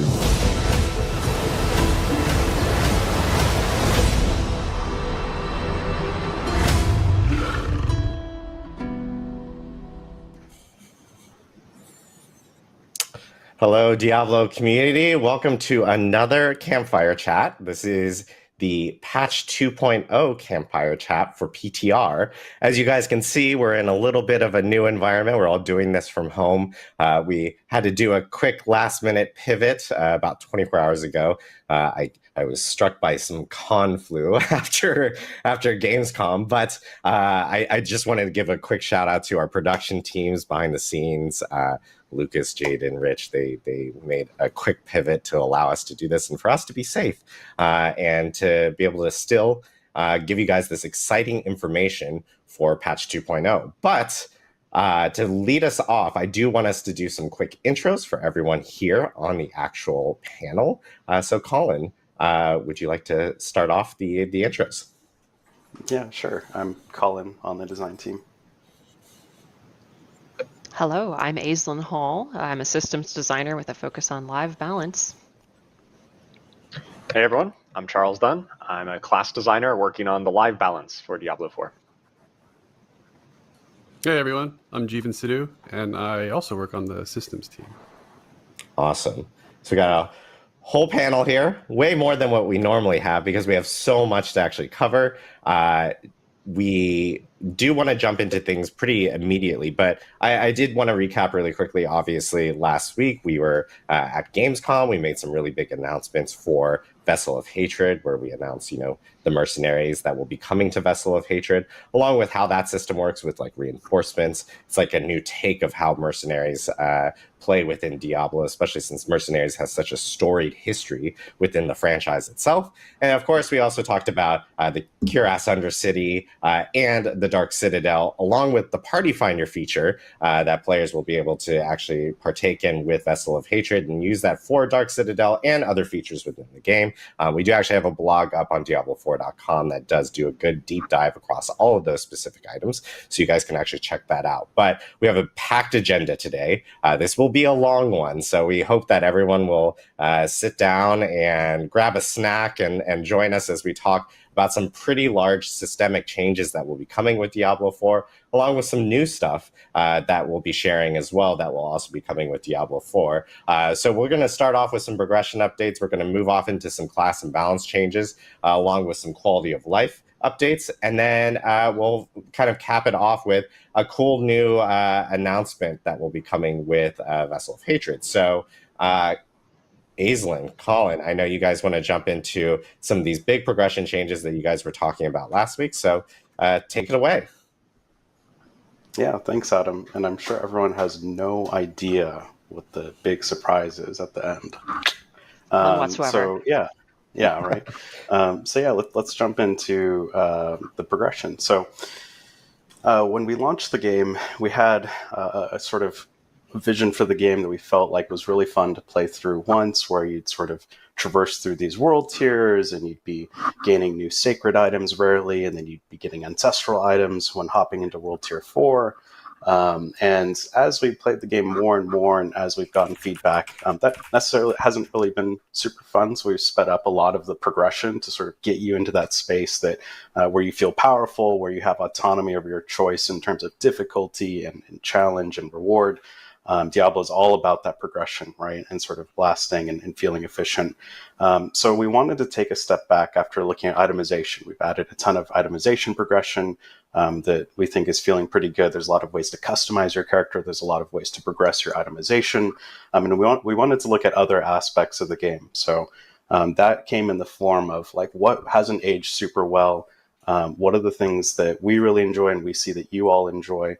And doubling down on that. So two of those things are difficulty and overall just character progression from your paragons, your glyphs, etc. And we've sort of taken the approach of like really doubling down and embracing again what has been really fun, right? Blasting, being efficient, having control over your challenge and reward, right? Profane Mind Cages is awesome when you can stack it to 3 and you can hop into those Hell Tides and just start getting tons of experience and reward for pushing that challenge. Key dungeons like Nightmare Dungeons, Infernal Hordes, really pretty much every endgame in the system at this point has a tiering system associated with it, and we think that's like pretty indicative of like what has been fun, and we want to embrace that. And part of that is that idea of I can push really hard to get more efficiency. Part of that's conquering milestones, right? It's really good. It's a ton of fun to hop into World Tier 3 early. I think I hopped in at level 25 in the latest release just to see if I could do it, and it was a ton of fun. And it's sort of all about embracing that gaining power in multiple ways, feeling super powerful. And then another thing that we really wanted to look at in terms of making this better is alting. We made a change to make it so that the mythic uniques could be equipped at level 35, and if you've done that, it's a really badass experience where roll a barbarian, slap your grandfather on him, and you just blast through the leveling experience, and it's a ton of fun. That being said, we've added tons of sort of power to the equation, and we wanted to make sure that we also gave you more autonomy to sort of challenge yourself with all that new power, and we're adding a ton of new power in the expansion as well. So to cover it again, right, we want to look at expanding the progression in other areas of the game come patch 2.0. So with that, Aislinn actually has a bunch of exciting changes to talk about here. I do. Thank you, Colin. Okay, everyone, I want you to put on your thinking caps because we have a lot of details to cover. So buckle up. We, in fact, have a topic screen here because there's so many things regarding progression that we're going to be talking about today. So the way that we're approaching this presentation is we're basically going to be bringing you through what a character's journey would actually look like. Starting by talking about the character journey and then talking about some difficulty tier changes that are coming, and then going deeper into, how you're going to be gaining more rewards from those said difficulty tiers. So yeah, without further ado, let's simply jump in and get started with the character journey. Okay, so some changes coming to how you're going to be leveling up. There's going to be a level adjustment, first of all, coming to patch 2.0, Right now in the live game, you go from character level 1 to 50. Those are your skill point levels. And then every level after 50 is a Paragon level where you're earning 4 Paragon points per Paragon level. We're going to be splitting those out in patch 2.0. And so you're going to earn Paragon points, which are going to be separate from your character level. Levels 1 to 50 represent those character levels. And there's also going to be a new max character level, quote unquote, of level 60. And that means that you are going to be earning 10 more skill points from what you had been earning pre-patch 2.0. There's also going to be a reimagined pace to the leveling journey. So we have a lot of new difficulty tiers that are being added to the game. More on that soon. But effectively, lower difficulty tiers are going to be offering you a slower pace if you're a near player, you just want a very casual, chill experience. But you're going to be able to bump it up if you want to. Like if you're engaging with tempering, you're engaging with all these systems that are making your character stronger, and you want something to test that against, we're aiming to give that to you. And these difficulty tiers are going to be offering you improved efficiency, improved rewards, and the goal is to improve your pace if you can blast through these difficulties.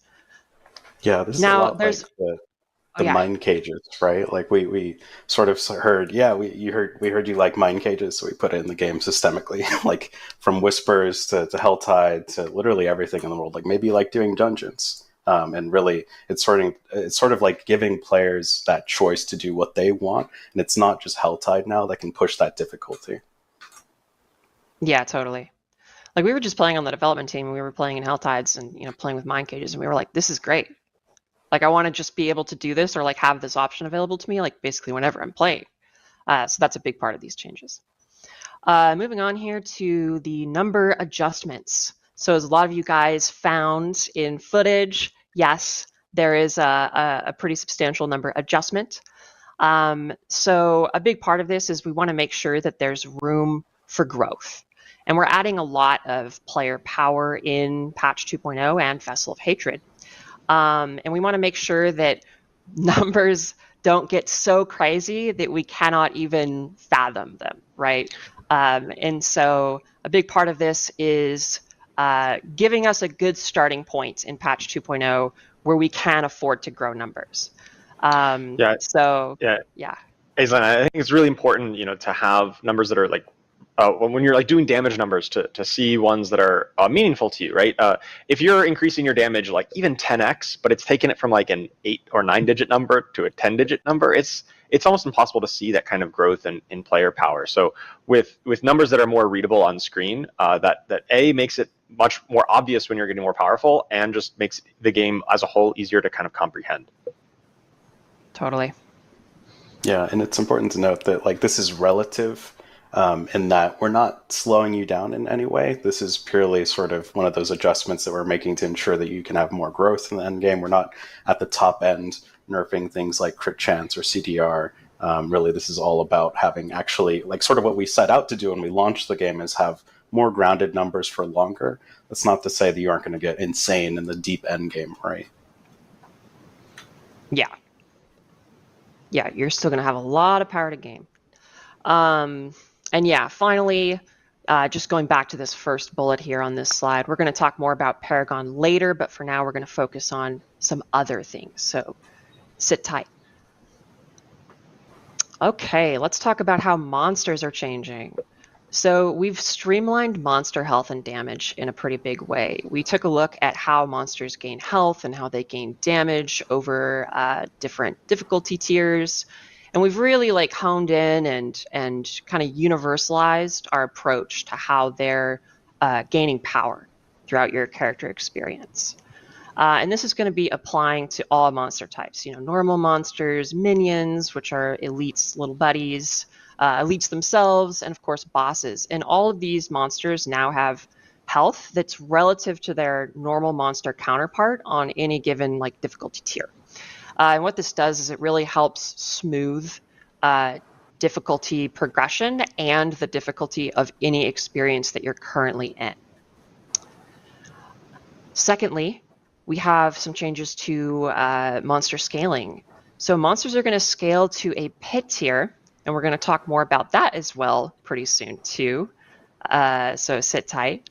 And the big thing here is that monsters are always going to match the player level now. So on live, we have a world where monsters can be, 100 levels offset of you and anywhere in between. And that can be fairly hard to understand.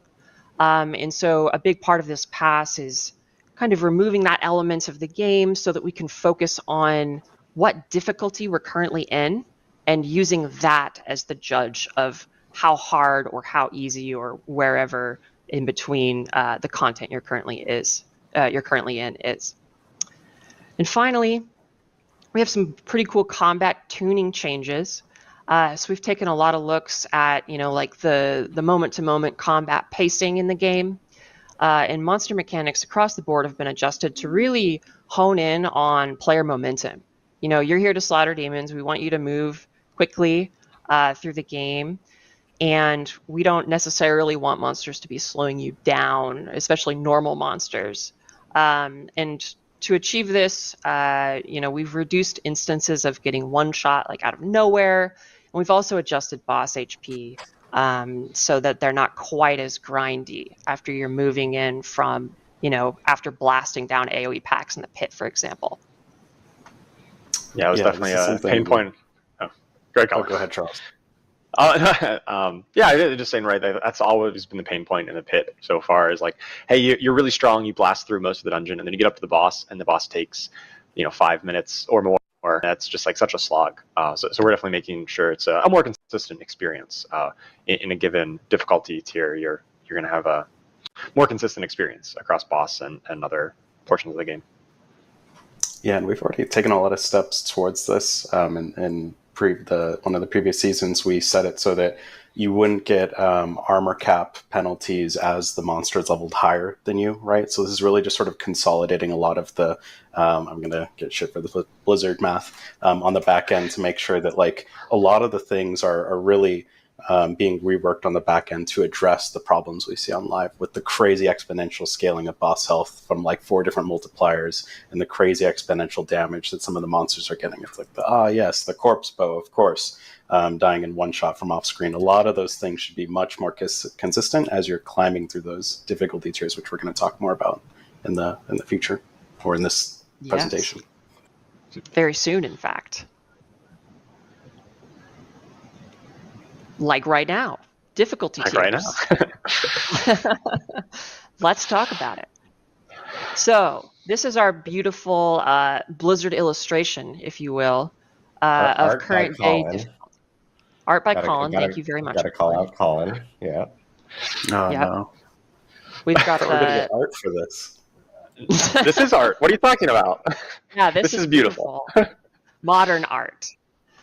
You can see we have the big bone boss, very, very sad at the current state of things up there.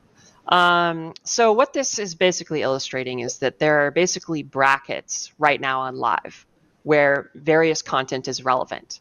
You have world bosses that stay relevant for a certain amount of time. You have Helltide that stays relevant, maybe a little bit longer than world bosses do. And then you have world tiers 1 and 2. Then you have world tier 3, which is, very sad. Sorry, World Tier 3. Yeah. And then World Tier 4. Magnifying glass, you can see it. Yeah. Maybe if you look really closely, you can see how long it takes to go through World Tier 3. And then World Tier 4, which has like a bit of a tail, but still pretty short. And then we compare it to like where our character's power currently exists, which is, you've got level 1 to 100. And then, of course, your journey throughout all of the pit tiers. And basically what this is illustrating is a lot of these content types fall off.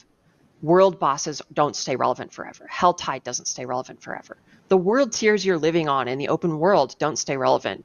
And eventually it simply becomes about running the pit. And that's the place where you can judge your character's strength. We don't necessarily want the game to work that way. We want a lot of activities to stay fun and interesting and engaging for as long as possible. And so to accomplish that, we've got some pretty big changes coming to difficulty tiers. So let's dive into the meat and potatoes of this, talking about pit arbitration. And that's just a fancy way of basically saying that the pit is going to be something behind the scenes that's setting the pace of all difficulty in the game across all content types. So pit tiers are going to match difficulty tiers.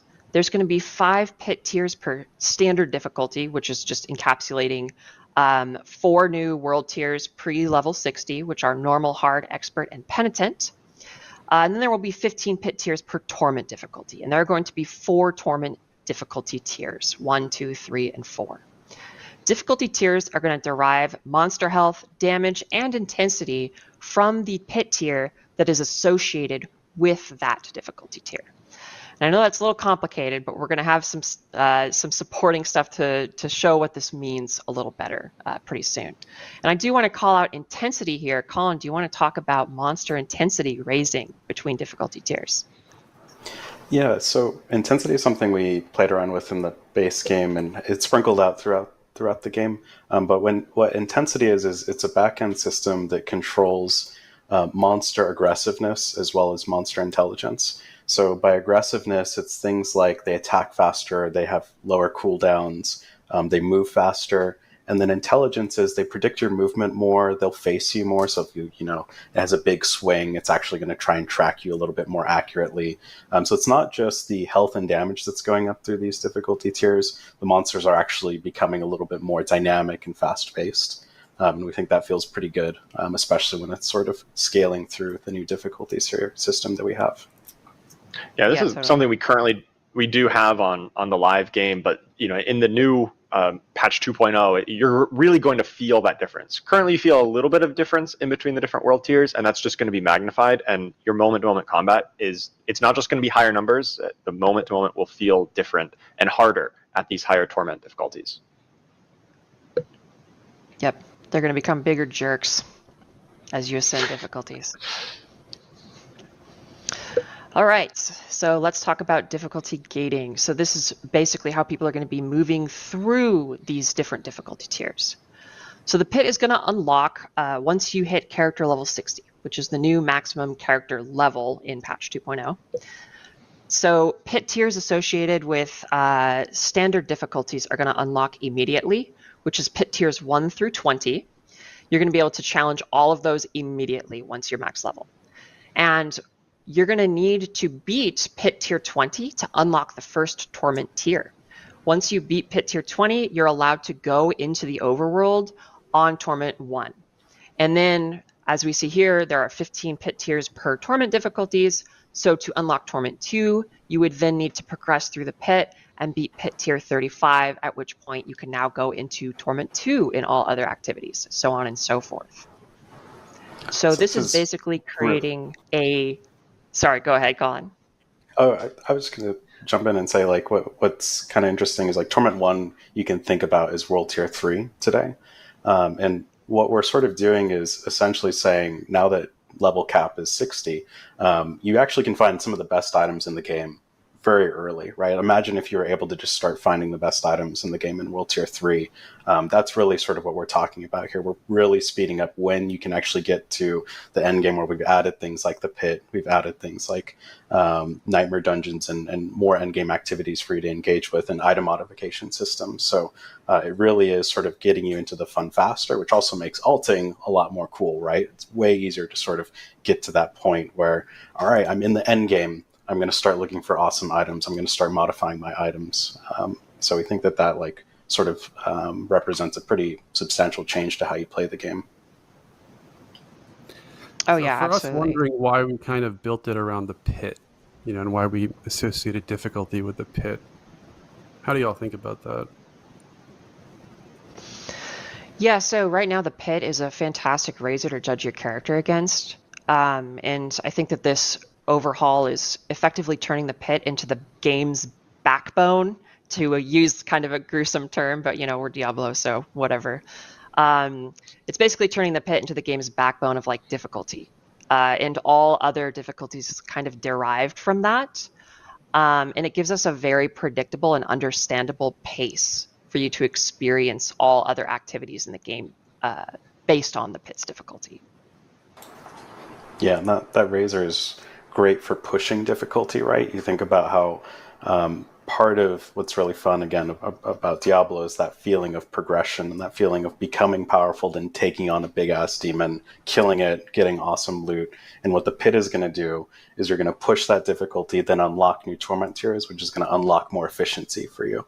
And you can sort of think about it as like we've added not just a world tier 5, but a world tier 5 and 6 as part of this torment system. And it's something we can continue to sort of evaluate and build on as characters become more powerful and we add new ways to sort of play through the system.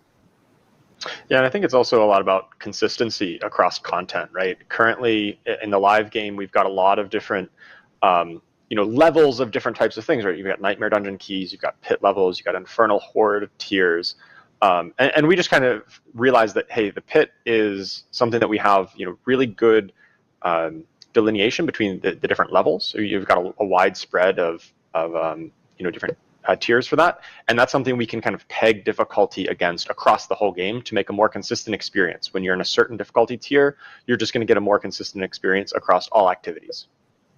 Right. Yeah. Yeah. So like when you're on Torment 2, you're going to know that all the content you're facing is on the level of Torment 2. But right now on the live game, you go into a pit tier 50 and you're like, okay, it's pit tier 50 difficulty. And then you go into a Nightmare Dungeon tier 50 and it's a totally different difficulty. And then you go into an Infernal Hordes tier 8 and you're like, wait a minute, this is extremely hard compared to these other ones. They're just not similar, right? And so we want to create a more level playing field so that difficulty is easier to understand. It's also so the pit's like a kind of leveling. common language and shared experience for everyone. Mm-hmm.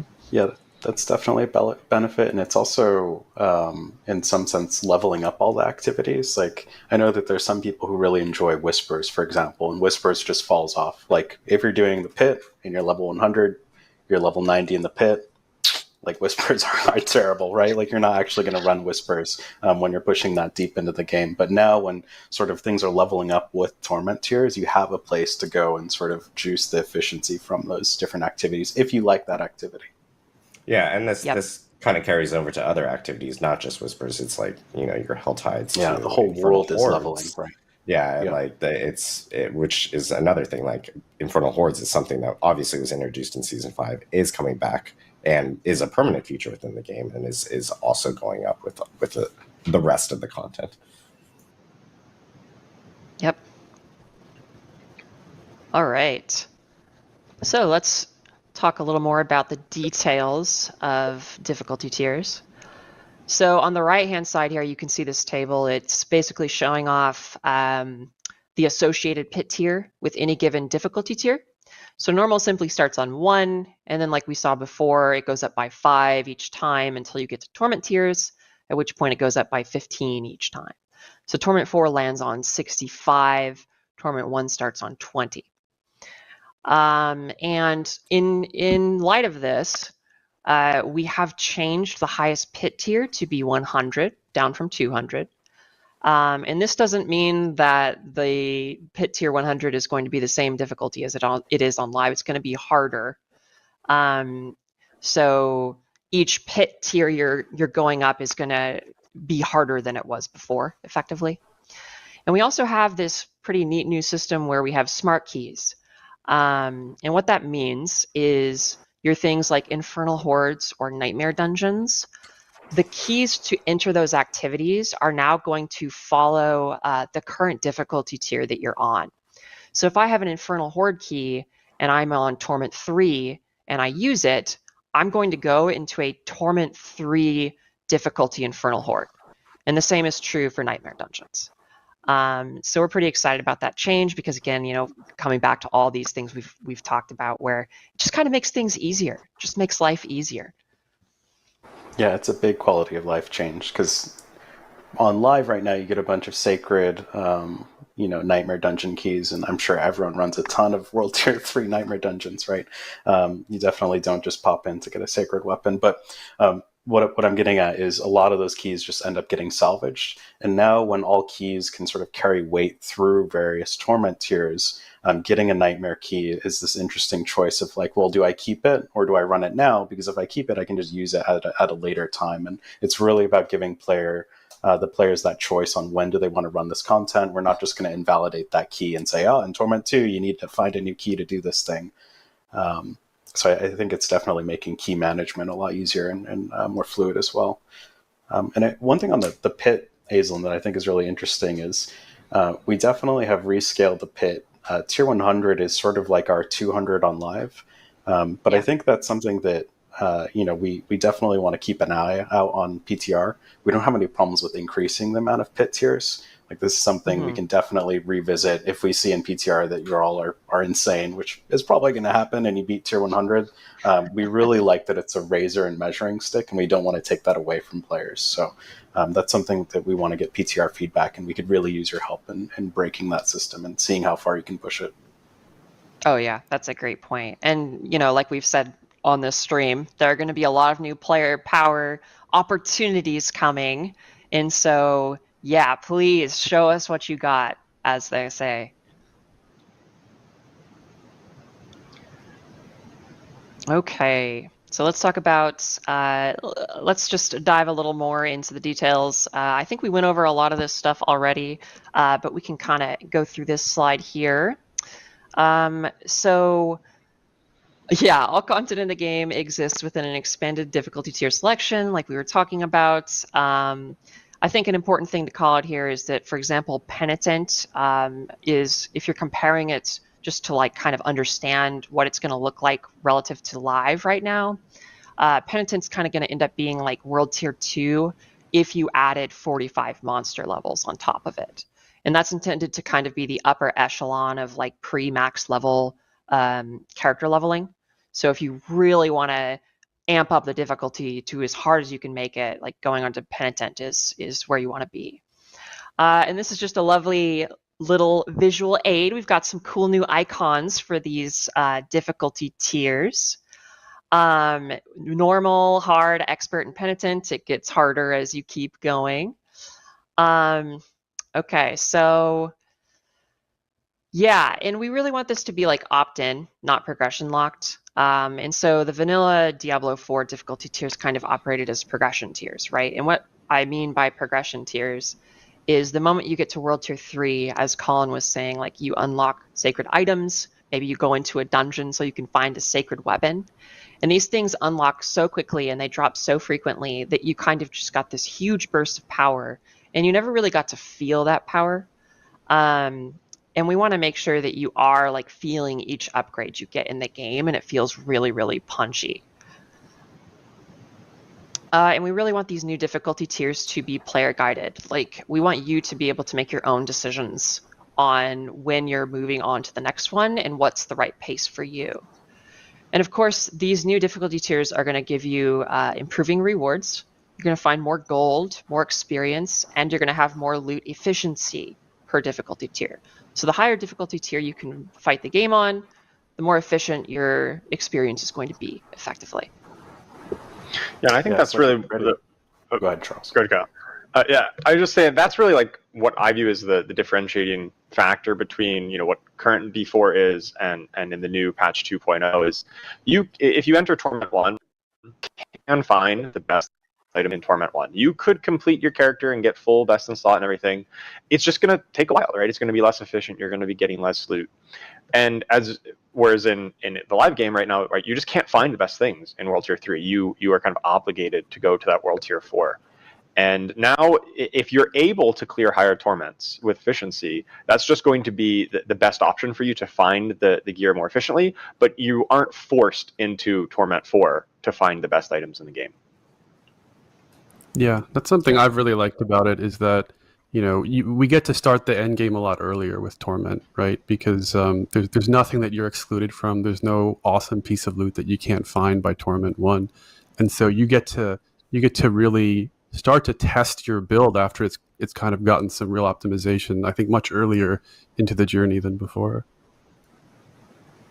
Yeah, I couldn't agree more, Jeevan. And like a great example of that is what we're doing with the ladder bosses or the lair bosses. All of those unlock in Torment 1. The cost to summon them is static. It remains the same throughout all the Torment tiers. And what that means is if you can beat it on a higher Torment tier, you're going to get way more uniques. So you get a handful of uniques starting in Torment 1. way more uniques and obviously Torment 4, but the cost, because it remains static, we're not going to ask you to get anything extra like a Stygian Stone. That just means as long as you can kill that Torment 4 boss, you're getting way more efficiency out of that boss. I mean, it really is like this, it feels amazing to sort of progress through those Torment tiers and just unlock way more power opportunity. Yeah, we don't really have this differentiation of like a regular version of the late game boss, like a regular version of Duriel, and then the tormented echo of Duriel. That's not really a distinction that we have anymore. Whereas like previously it would cost more materials to summon the tormented version, but it would give more rewards. Now it's the same cost across the different torment tiers. It's just if you're able to conquer him on Torment 4, that's where you're going to get the absolute most bang for your buck in terms of resources in to loot out. Yeah. And I want to just double down on like Torment 1 is where the end game starts now. And just each torment tier that you're ascending is making your end game, more fun, basically. Because you're going to be getting cooler stuff or more frequently. Okay, so enough about difficulty tiers. Let's move on to some itemization changes. So, item strength. We have what I like to call the item power shuffle happening in patch 2.0. Items with item power above 540 are going to be adjusted to 540. And affix bands in lieu of this, or in addition to this rather, are going to be adjusted as well. So yeah, items at the new character level max they're gonna max out at 750. And that's not actually the highest item power that's going to be in the game, and we'll talk about that more in just a second.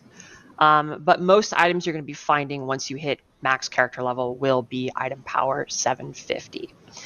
And you're going to be finding much better item power items from levels 51 to 59. There's going to be big item power jumps.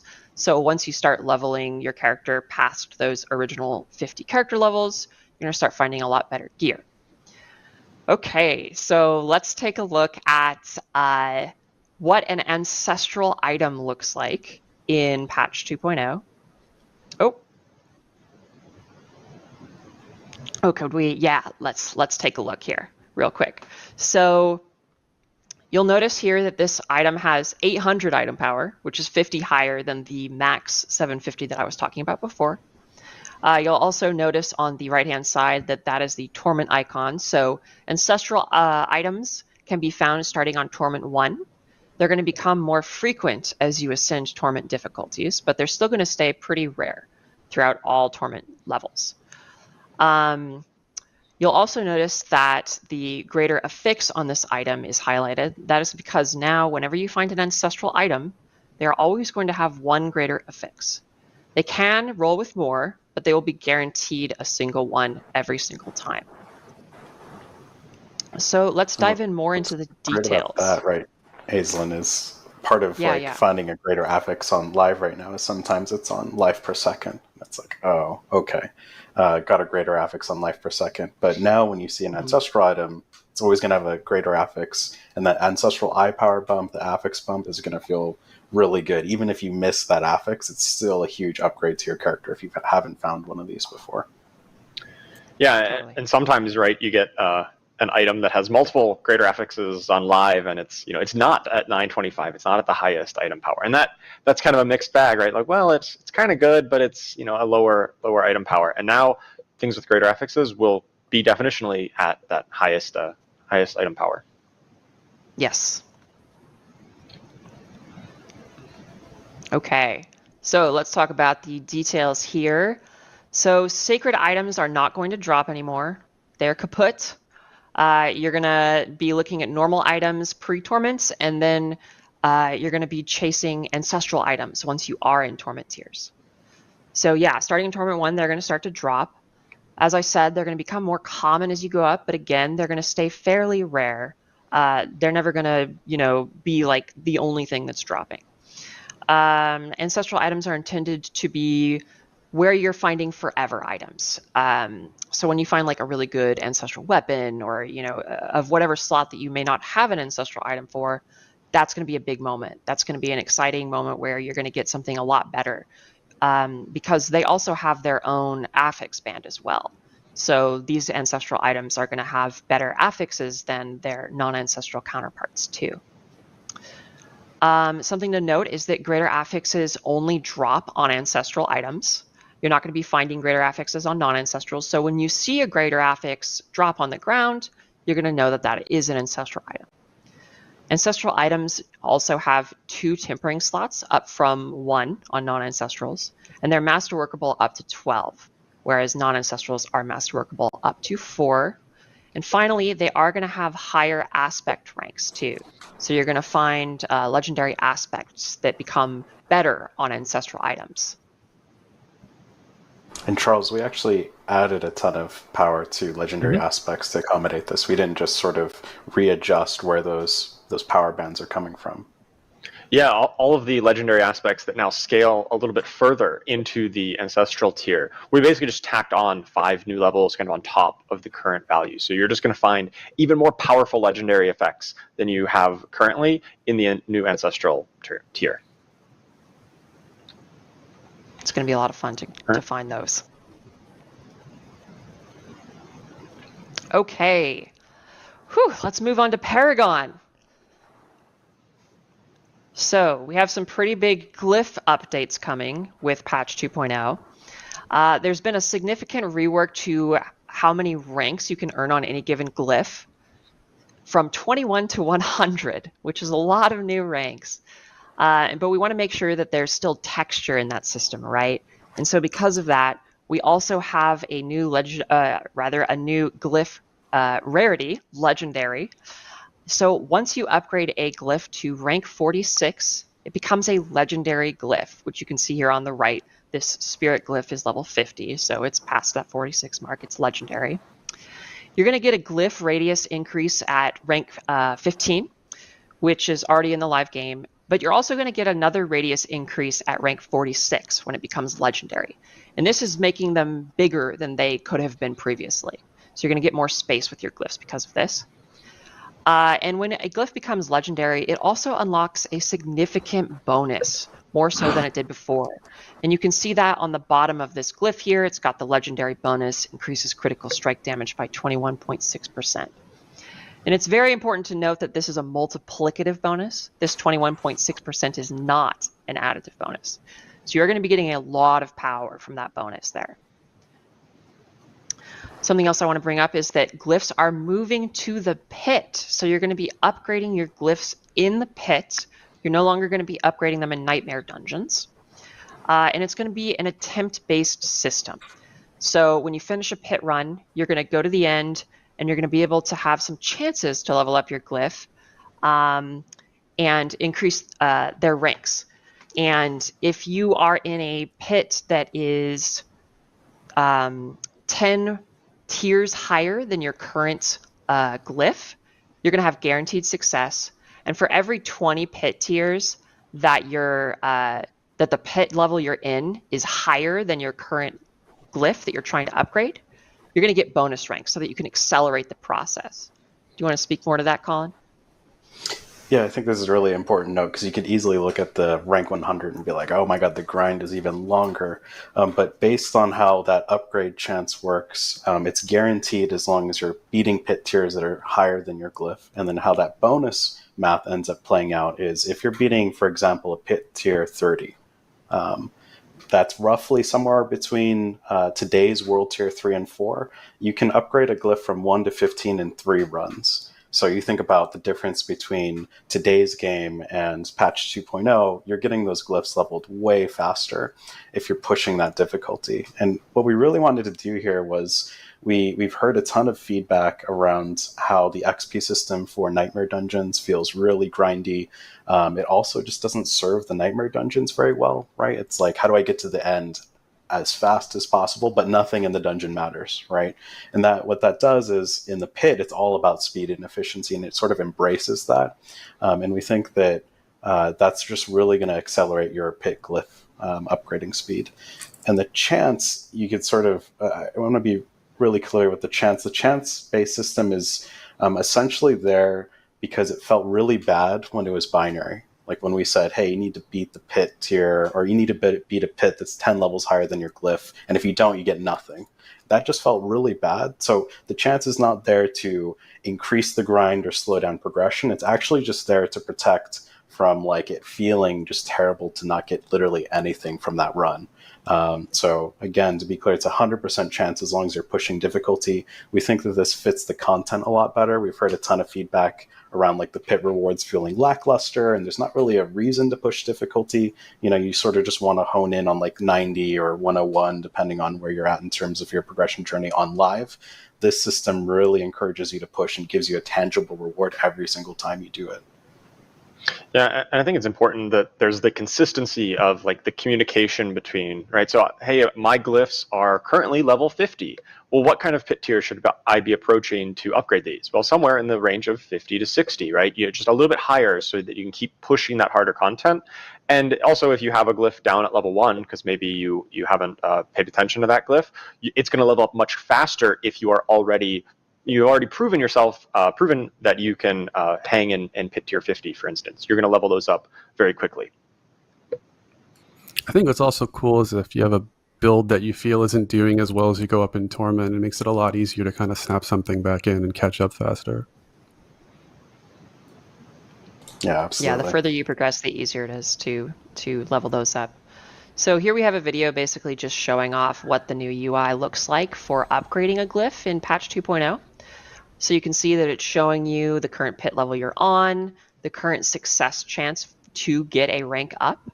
And something else I want to call out is that when you are, oh yes, right. So this is rank 45 to 46 explicitly, which is the moment where you are increasing a glyph from rare to legendary.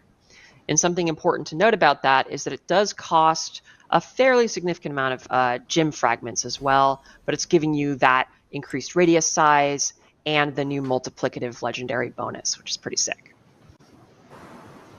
And here we have an example of showing how the radius gets even bigger in patch 2.0. I want to call out here that the midpoint says level 21. That is not correct. It is level 15 where the radius increases. But yeah, previously there was only one radius increase. Now with legendary glyphs at rank 46, there is a second radius increase.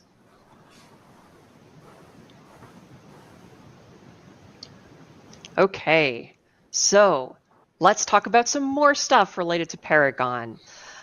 We have realm partitioning for Paragon now, and this is kind of getting into alting that Colin was talking about. We have realm-based Paragon points now, so your Paragon points are going to be shared across an entire realm. And remember that what a realm is like either seasonal softcore or seasonal hardcore or the same for eternal. Those are realms. And these Paragon points are going to stay latent on a pre-level 60 character. And what that means is that, you know, if you have, let's say, 150 Paragon points on a realm, those Paragon points will remain inactive on any character that's pre-level 60. But once you hit level 60 on that character, they will have those 150 Paragon points. And it's also important to note that any Paragon points you earn on any of your characters in that realm are going to be shared among all characters in that realm. So if you earn 25 or 50 Paragon points on one character and then hop over to your alt, you're going to have 25 or 50 more Paragon points to spend on that character too. And in addition to this change, we have a pretty hefty Paragon level increase. So right now the current max besides Renown and Altar of Lilith bonuses is 200, and we're increasing that up to 300. Which is going to give you a lot more levels to chase throughout any given season.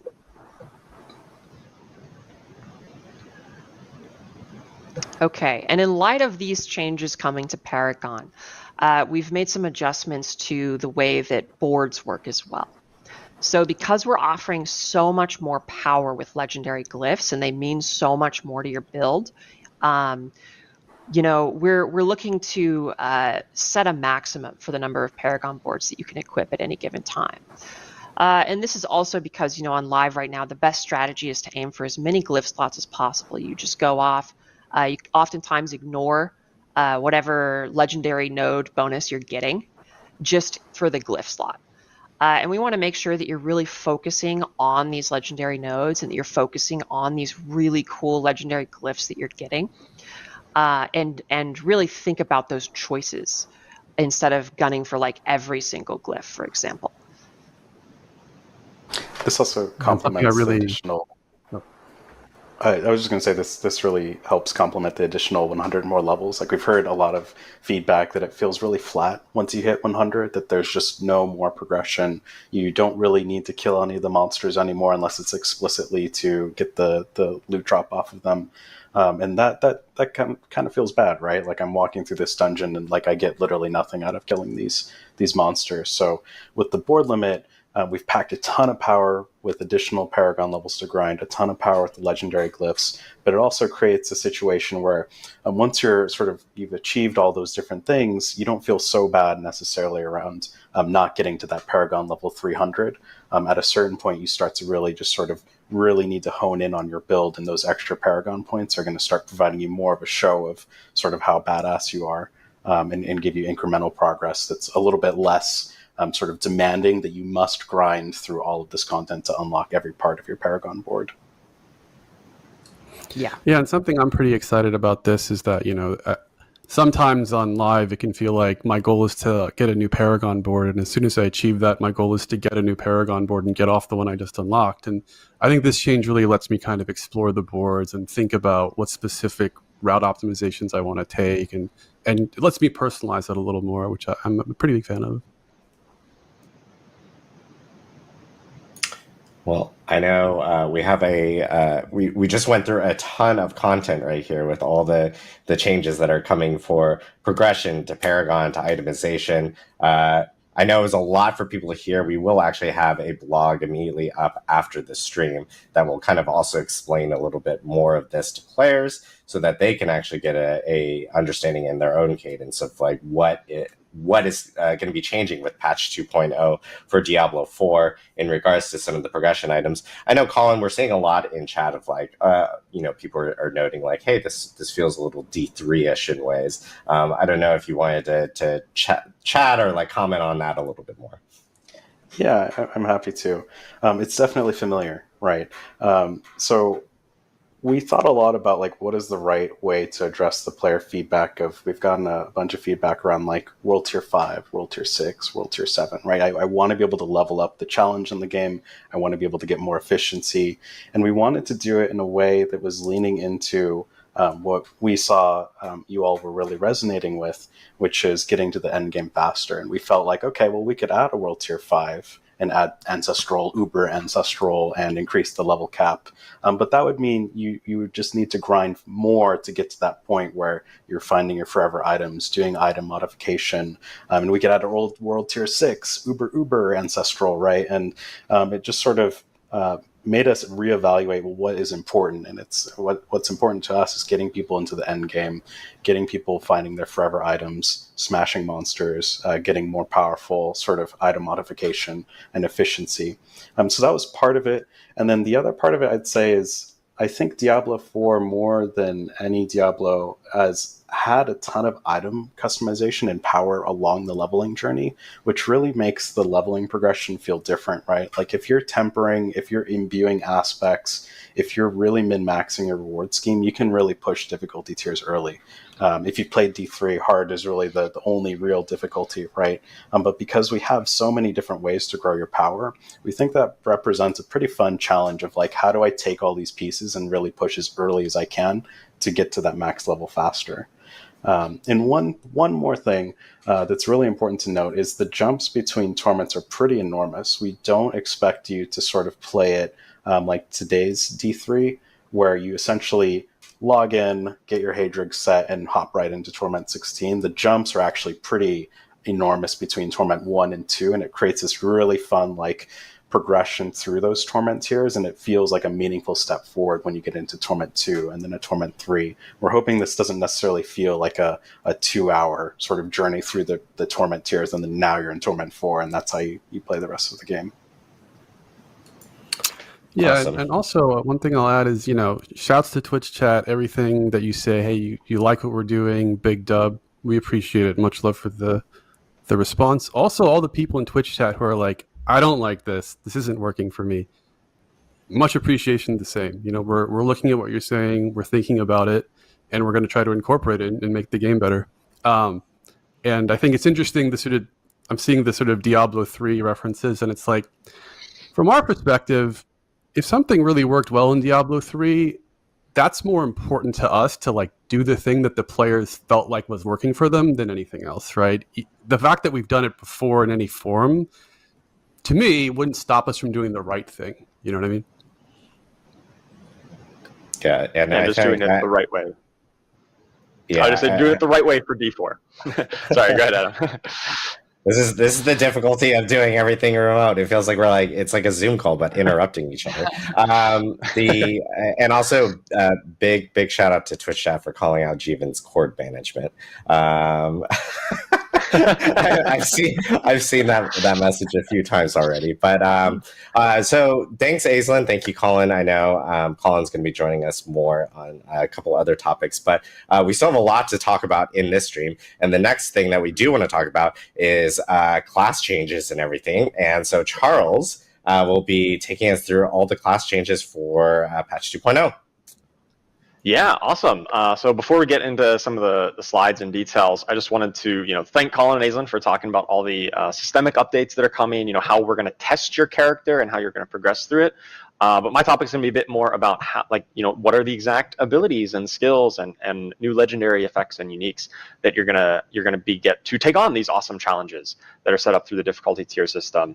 And also a slight disclaimer, PTR is a very early build for whatever is going to go live on patch 2.0, and some of the assets that we've captured here are also still early on, and so some of the exact numbers or some of the wording may slightly be changed, so definitely refer to the patch notes, which we're going to be publishing right after the stream, for the exact details and kind of final, in air quotes, numbers that are going to go on the PTR, and of course it still may be subject to change before we actually launch patch 2.0 live.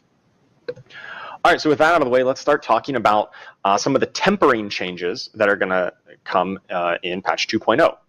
So tempering is a system that we introduced back in Season of Loot Reborn, Season 4, that gave you a way to really customize your items and kind of make your build your own.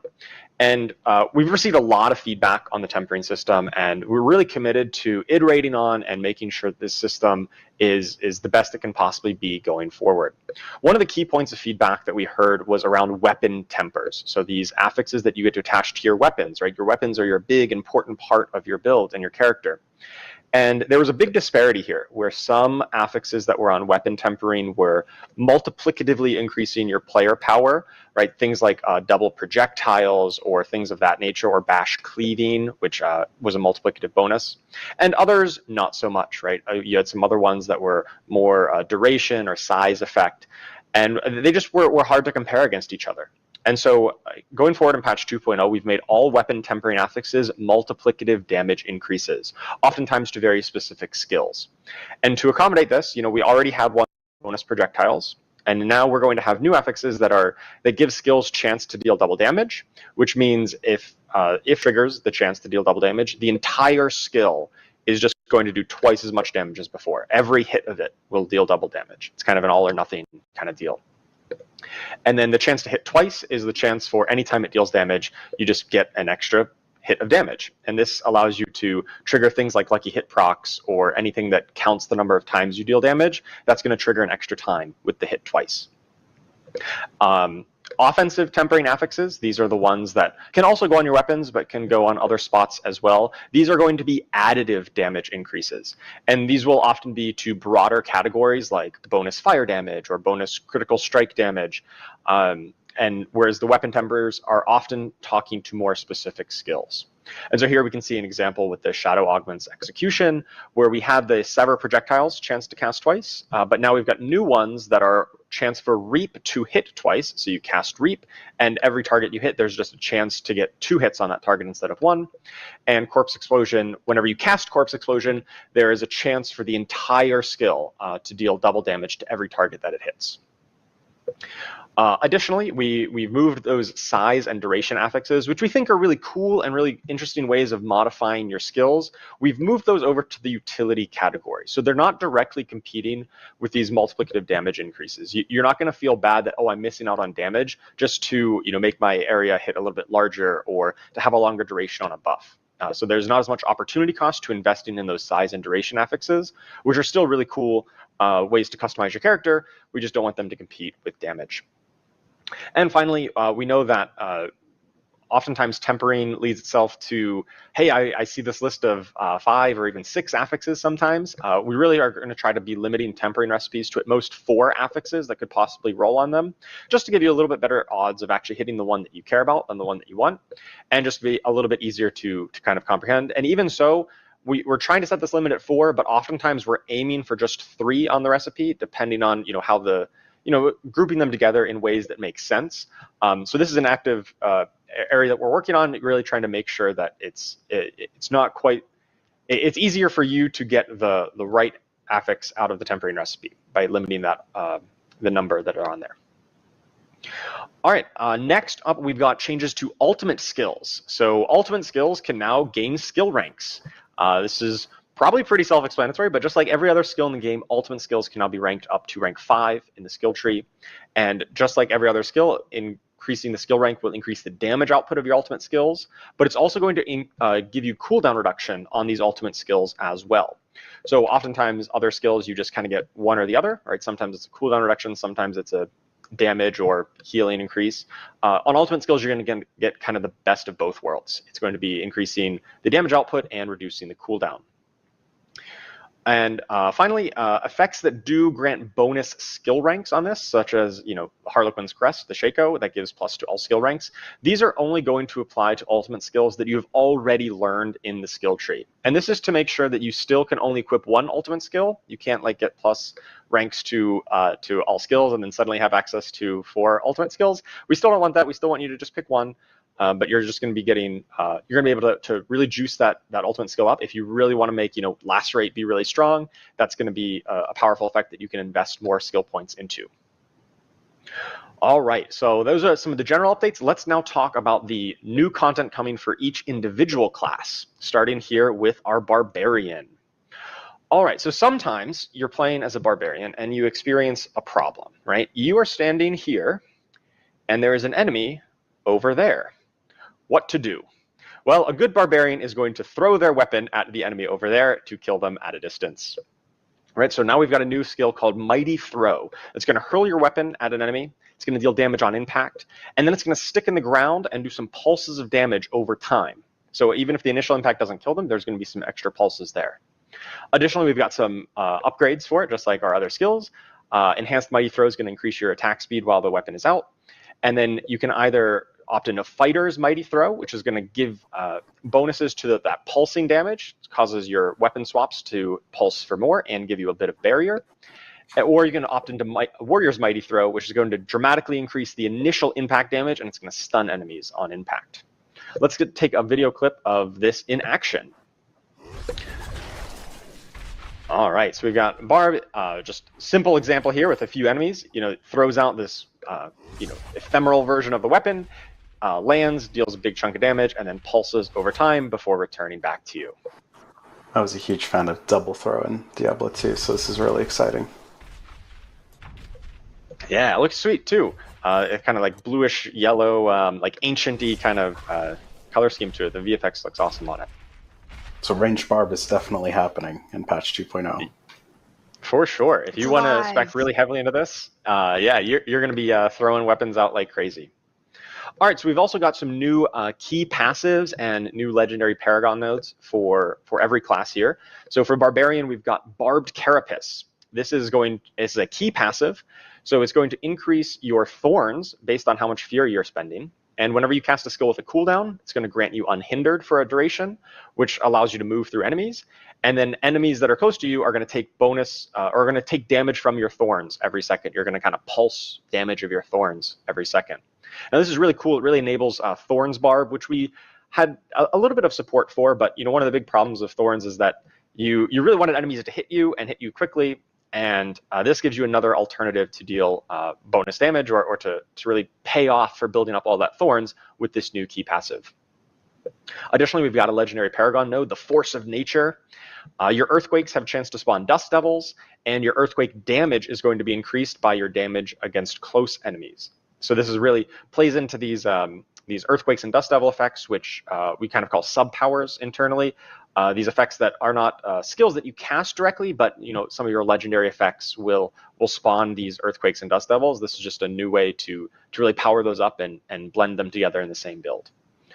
Additionally, we're adding some new passives to the skill tree, and this has really helped to give you a way, along with ultimate skill ranks, to spend a lot of those new points that you're getting by leveling up from 50 to 60. Those new skill points you're getting, we're giving you some new ways to invest those. All right, we also got some new items, of course. We've got the Ugly Bastard Helm, a new unique helm for barbarians. And it makes you so ugly that whenever you are berserking, all of your damage is converted into fire damage. And so that's really interesting. Barbars always had this little bit of like light fire theme. You had a few different effects that dealt fire damage. And now if you really want to play a fire barb, this is the unique helm for you. Also playing into that, we've got Aspect of Flaming Rampage, which causes your charge to deal some fire damage, and Aspect of Shuddering Steel, which will cause your Steel Grasp and Iron Maelstrom to do some bonus physical damage.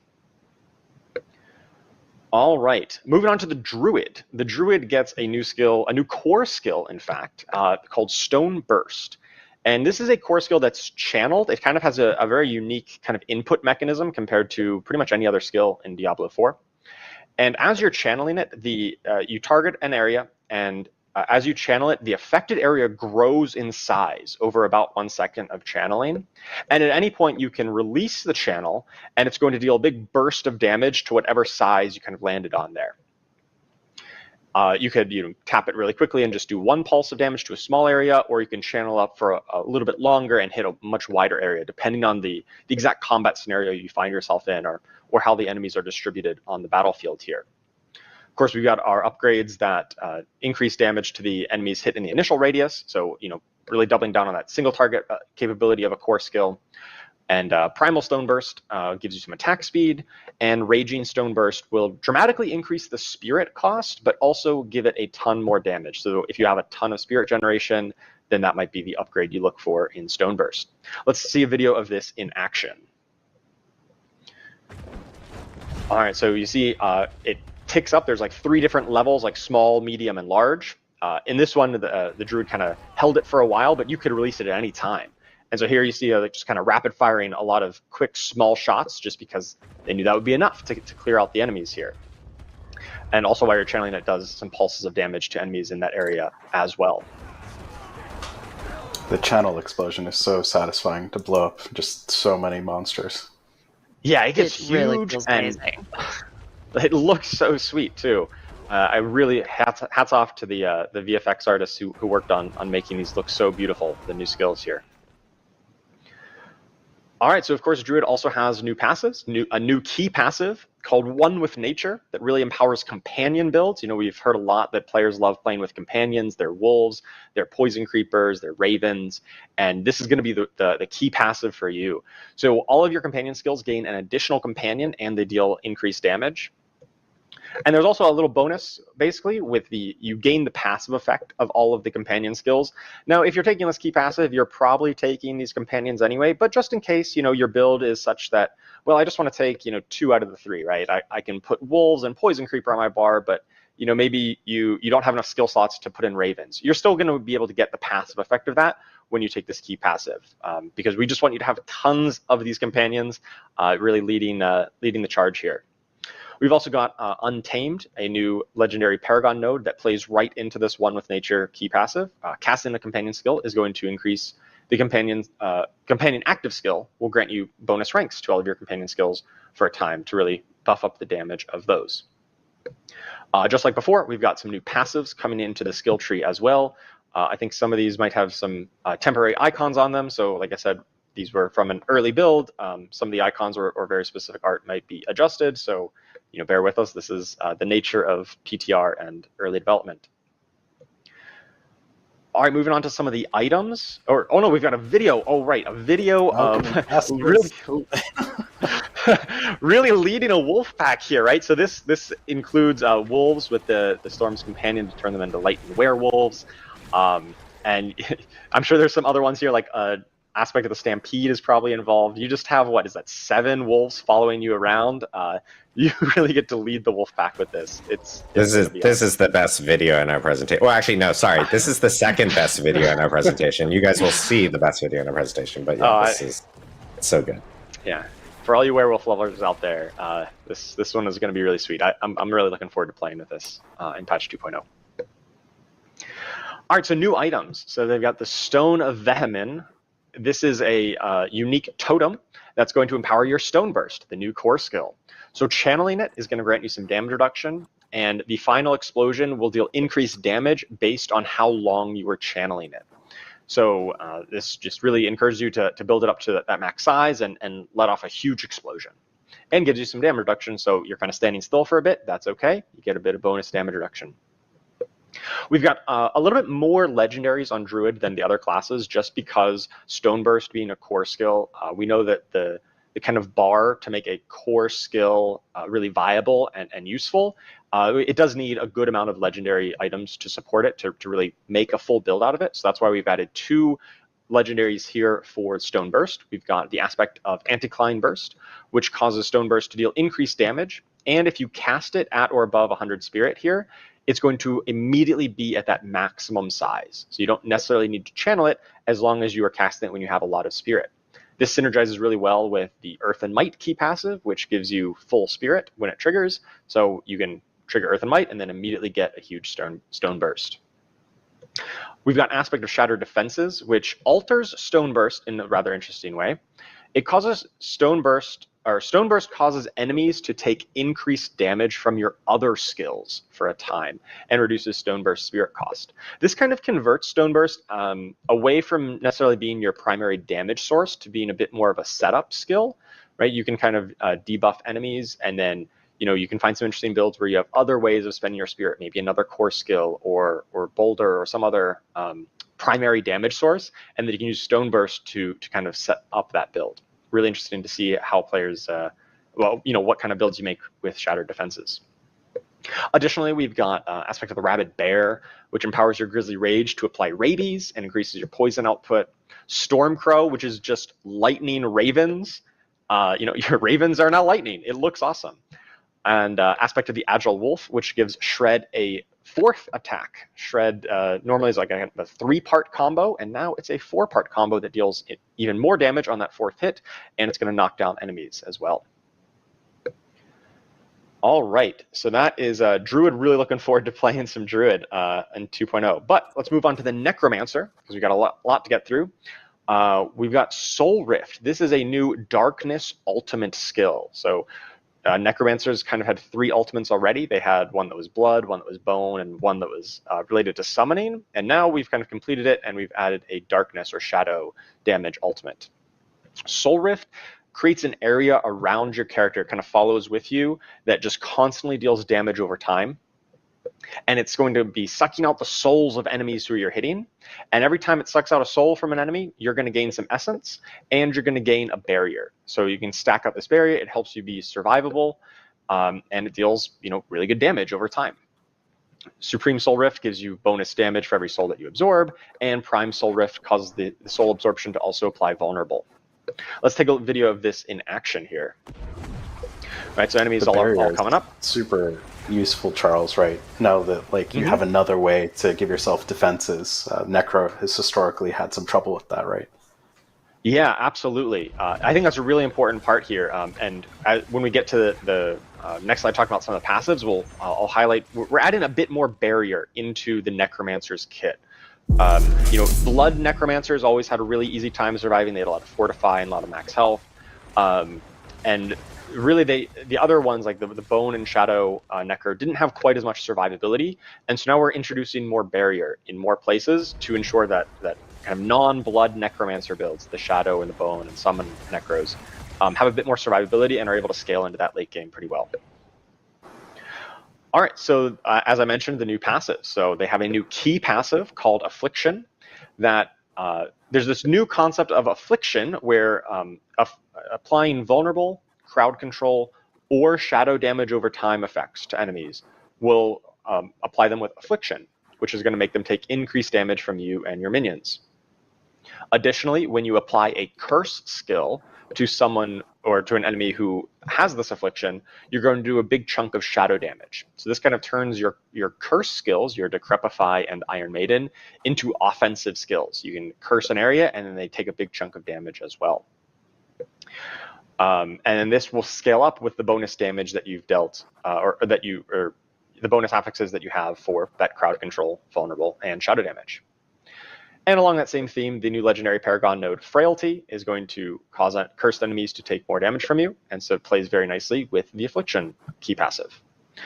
And once again, more skill tree passives to spend those extra points on. And I want to highlight Necrotic Fortitude here in the upper right that gives you, it's just a generic passive that gives you a lucky hit chance to gain a barrier. And so that's going to be really good for anybody who wants just a bit more bump of survivability and to play into the more barrier focused on Necromancer.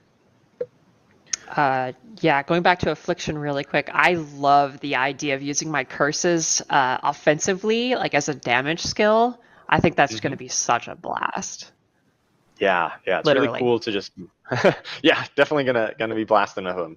I think it's really thematic too. I love playing with it. It pairs really well with the utility changes. Now that we have way more size increases in utility, it gives you so many more utility options. Those curses get pretty huge, and it feels great. Yeah, for all of us who just want to win by debuff spamming, I love that one. Absolutely. All right, let's talk about some of the new items coming for Necromancer here. So we've got a new unique item, the Unmaker, a unique helm. This is going to empower the Soul Rift, the new ultimate skill. Of course, you gain some skill ranks to Soul Rift, because now ultimate skills have skill ranks.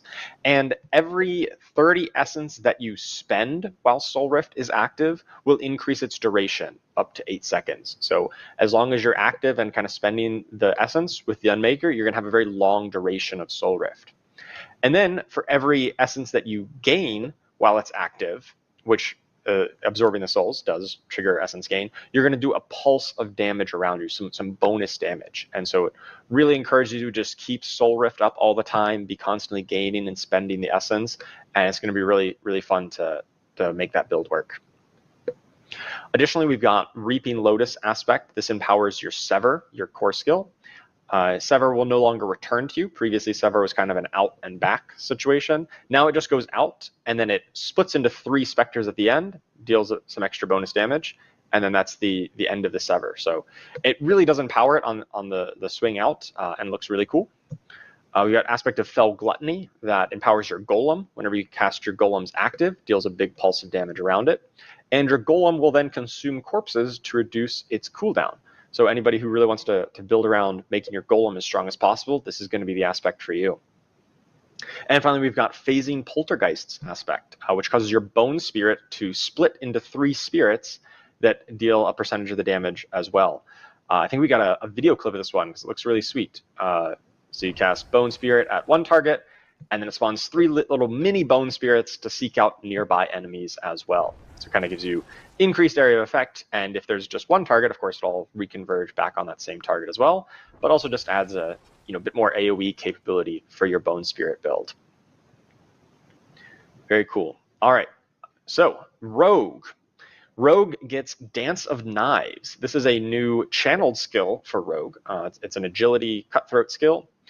And it also has a pretty interesting mechanic where it has some charges that will recharge, and how long you can channel it is based on how many charges you have. It's going to take 1 charge per second of channeling, but there's no energy cost or just like a normal cooldown.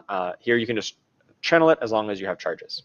And while you're channeling, you're going to be spinning around, you're going to be throwing knives at enemies nearby, and you're going to gain some movement speed and dodge chance. Really is kind of like a spin to win kind of build on Rogue here. You've got Enhanced Dance of Knives, which gives you some charge refund as you're moving with it, because that's what we really want to encourage, is this constant motion, this forward momentum. And Methodical Dance of Knives drops some stun grenades when you finish channeling, or Disciplined Dance of Knives will slow enemies and has a chance to pierce through the enemies that you're throwing the daggers at. Let's take a look at this in action. So here we got the rogue just going spinning, throwing some daggers around at everyone, and yeah. This is awesome for speed farming. This is like the best speed farming skill. And that animation Yeah, is just amazing. Absolutely. And you can see there at the end they had the upgrade that drops a bunch of stun grenades at the end. Obviously, enemies were all dead, but if you use this to get into a big cluster of enemies, then you stop the channel, you drop some stun grenades, reset some of your charges, and you're good to start spinning again. Ton of fun. Yeah, those are perfect for like you run into an elite pack after slaughtering a bunch of normals and it just annihilates the elites. It feels amazing. Yeah. All right, so we've got new passives as well. New key passive is Alchemical Admixture, and this is empowering your non-physical damage. So rogues can do poison, shadow, and cold through their various imbuements. And when you deal 3 different types of that non-physical damage, the potency of your imbuement skills is going to be dramatically increased for a time. And the more bonus damage that you build on your gear for bonus poison, shadow, or cold damage, the further that potency gets increased. Really encouraging you to mix and match the different elements. It's really thematic with the alchemical kind of theme, and really supporting a build of rogue that we've kind of had in the game, but really wanted to give that robust support of a key passive for. And also we've got a legendary Paragon node, the Dance Macabre, which encourages this kind of 1-2 combo of casting mobility or subterfuge skill, increases the damage of your next skill, whatever it might be, by quite a substantial amount. So you can cast your dash and then position yourself, cast a big rain of arrows, and it hits very hard. Very cool, and actually impacts your moment-to-moment rotation as well. And of course we've got the new skill tree passives as well. All right, new items. We've got the Pit Fighter's Gall. This is the Ancestral Unique Ring. Or sorry, just it's a unique ring. It's not necessarily, you can find it before Ancestral Tier. And this Pit Fighter's Gall will empower your Smoke Grenade. So your Smoke Grenade skill will increase your critical strike damage and then leave a cloud of shadows behind. And while you're within that cloud of shadows, you're going to be constantly regaining stealth. And so there's a lot of interesting ways you can play off of triggering going into or out of stealth, and Pit Fighter's Gall is just going to really enable that when you cast Smoke Grenade. We've got Aspect of Star Shards. This is a new legendary to directly support Dance of Knives, and the daggers from Dance of Knives have a chance to shatter, creating more shards of metal that deal bonus damage, and you can now use combo points on Dance of Knives to further increase the channel duration if you've opted into the combo points specialization. Aspect of Poisonous Clouds plays well with Pit Fighter's Gall. When you gain stealth, you create a cloud of poison damage. And Aspect of Splintering Shards, there's just a chance whenever you're hitting a frozen enemy to create some ice spikes. So if you're freezing enemies because you're playing Alchemical Admixture and using Cold Imbue, Splintering Shards might be a good aspect for you as well. All right, moving on to the Sorceress. The Sorceress gets a new conjuration skill called the Familiar. This is a conjuration skill that is all 3 elements. It is a shock skill, a pyromancy skill, and a frost skill. So there's 3 charges of it, so you can cast it back to back, and you summon a Familiar of the element of your last skill cast. So if you just cast a pyromancy skill, you're going to summon a fire Familiar. If you just cast a lightning skill, you'll summon a lightning Familiar, and same with a cold, you'll summon a cold Familiar. And with the enhanced effect, these Familiars will do a bonus effect. So the fire Familiar will constantly apply some burning to enemies that it's around, the cold Familiar will chill, and lightning Familiar will stun. And of course, their damage type is going to be based on what type they are, so that it'll benefit from all of your bonus fire damage. And that aura, Charles, is really great, right, to tap into some of the the passives on the Sorcerer. Yeah, absolutely. So, if there's a lot of passives that say, hey, you get bonuses against burning enemies, for instance. Now, if you have the Fire Familiar, that's going to really easily be able to apply that constantly, and you're going to have pretty high uptime on having Familiars out because of the way the charge and duration works. Let's take a look at this in action. All right, so initially we cast a Frost Familiar here, right? It's jumping around and it's landing, it's dealing frost damage. Then we cast a Fire skill. Now we get a Fire Familiar jumping around and kind of dive bombing on enemies. And then finally, we get a shock familiar, a lightning familiar here that's going to deal lightning damage. So you can kind of mix and match these depending on what skills you use, what combination you cast them in. And it's really flexible. It fits into a lot of different builds. You know, even if you're just a pure, say, fire sword, and you just want to do fire damage, you just want to do burning, this could still fit because you're just going to be able to summon the fire familiar. But it really reaches its maximum potential as you're kind of mix and matching these to suit the situation and apply the debuffs that you want onto the enemies. You can have quite a few of these out. For the Sega demonstration, I think we only have a couple of them out on screen, but I think you can have up to like 6, right? Yeah, you can have up to 6, and that would make a lot more sense once we get to talk about some of the unique items that are coming with this patch. But first, let's talk about the new passives, and we've got Enlightenment. This really also plays into the concept of mixing and matching the elements. You see it's got all 3 kind of colors on there. Casting a skill grants a stack of Enlightenment, or 3 stacks if your skill was a different element to the one before. So you're alternating here. And whenever you gain max stacks, you're going to become enlightened, and you get a ton of bonuses for being in this enlightened state. But then it drops off over time. It's really a reward for mixing and matching those elements, more so than any other key passive we've had on Sorc before. And similarly with the legendary Paragon node fundamental release, each fire, lightning, cold attack you make against an enemy increases the damage they take from all sources by 10%. So you really need to hit them with all 3 types to gain the maximum bonus here. All right, on to the unique items. So Side Bindings, this is a unique gloves, and this plays right into the familiar. So whenever you cast familiar with this unique on, you're going to summon all 3 elemental variants at once. However, it does come with a bit of restrictions on it. So familiar's duration is going to be dramatically increased and its cooldown reduced, but you're going to have 1 less charge of it. So you won't be able to spam this quite as much, but you press the button once or twice and then you get the max for familiars out. They're all over the screen and they're going to last for quite a long time with this unique glove. So it's going to be really, really powerful. If you're all about this conjuration build, all about amping up the power of the familiar, it's an awesome unique for that. Additionally, we've got new legendaries for the aspect of overheating. After channeling Incinerate for a time, you're going to deal bonus damage to the target. And casting Incinerate will refresh and maintain the bonus. So really just powering up your Incinerate. Charged Flash, this empowers charged bolts. And after you hit a certain number of enemies with charged bolts, your next 3 casts of charged bolts will no longer send out bolts. They're going to send out big waves of lightning that deal even more damage, and it's always going to be a crit. And then aspect of Elemental Constellation, once again, more about the mixing and matching of all 3 elements. Casting one of the elemental skills will summon a matching type elemental dagger that'll pierce through enemies. And the damage of that dagger is going to be increased if you get all 3 of the different element types in that time frame.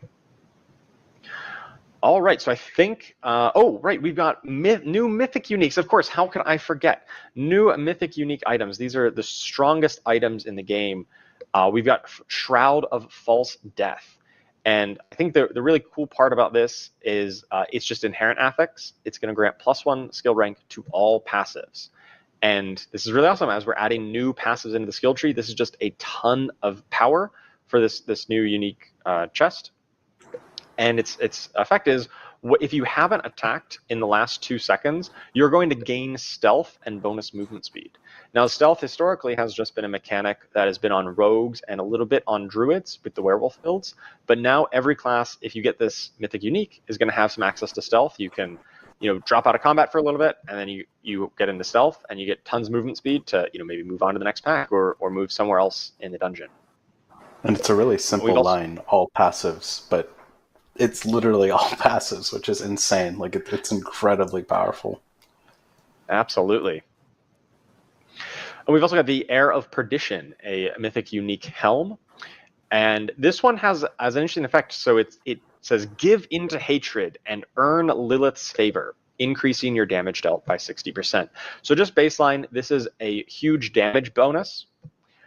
And the second line here says, slaughtering enemies to briefly steal Lilith's favor from, or slaughter enemies to briefly steal Lilith's favor from nearby allies. So this means if you're playing in a group with somebody else who happens to have the Air of Perdition equipped, you are able to steal Lilith's favor from them. Lilith will only favor one of you, and you actually gain double the bonus of this, right? If you steal someone else's favor, you get 120% bonus damage, and they would get 0.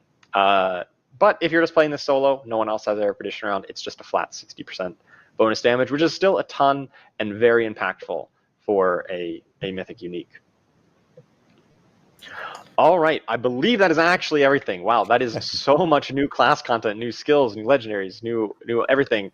And I didn't even get to talk about some of our other, more regular class balance changes, updates to existing skills and legendaries. So make sure you definitely check out the patch notes. There is still more changes to come, but we're already really deep into this campfire chat, and we didn't want to extend it too much longer. So make sure you check out the patch notes for all the details on those other changes coming as well.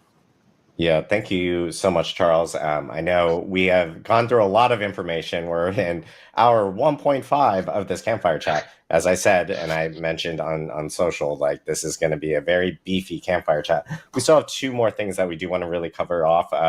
And as Charles had mentioned, there are a lot of other class changes that we didn't actually fit within the presentation, like a lot of balance-specific items. So that will be on patch notes, and patch notes will be available on our blog for PTR immediately after the stream. So please check that out.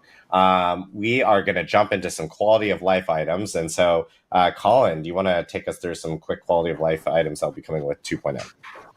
Yeah, I'll go quick so we can get to the super exciting, cool thing. So the first one here is you can now select your preferred town portal location.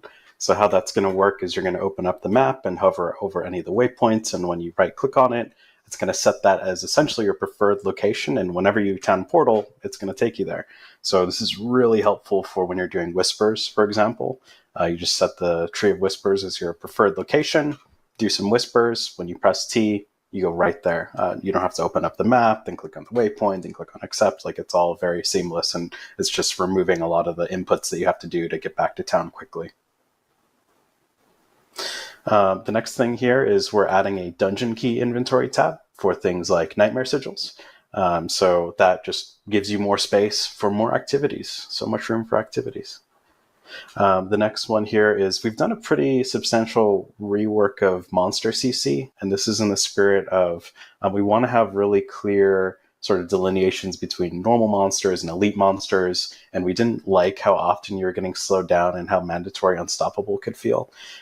So, it always felt bad to be fighting this huge horde of enemies, and you see this elite, and you're paying attention to the elite, and then like this goat man mauler comes up and like sneak attacks you and knocks you down for 3 seconds, and that's the thing that kills you. That always felt like bullshit, right? So what we've done is we've sort of overhauled a lot of the normal monster CCs to be quick and snappy. Like you still feel them, you kind of want to avoid them still, but they're much less sort of the reason why you die entirely. So the vampire impale, when like the two-hander like comes and stabs you and stuns you for 3 seconds, that's turned into an immobilize. So you can't move, but you can just smack him in the face.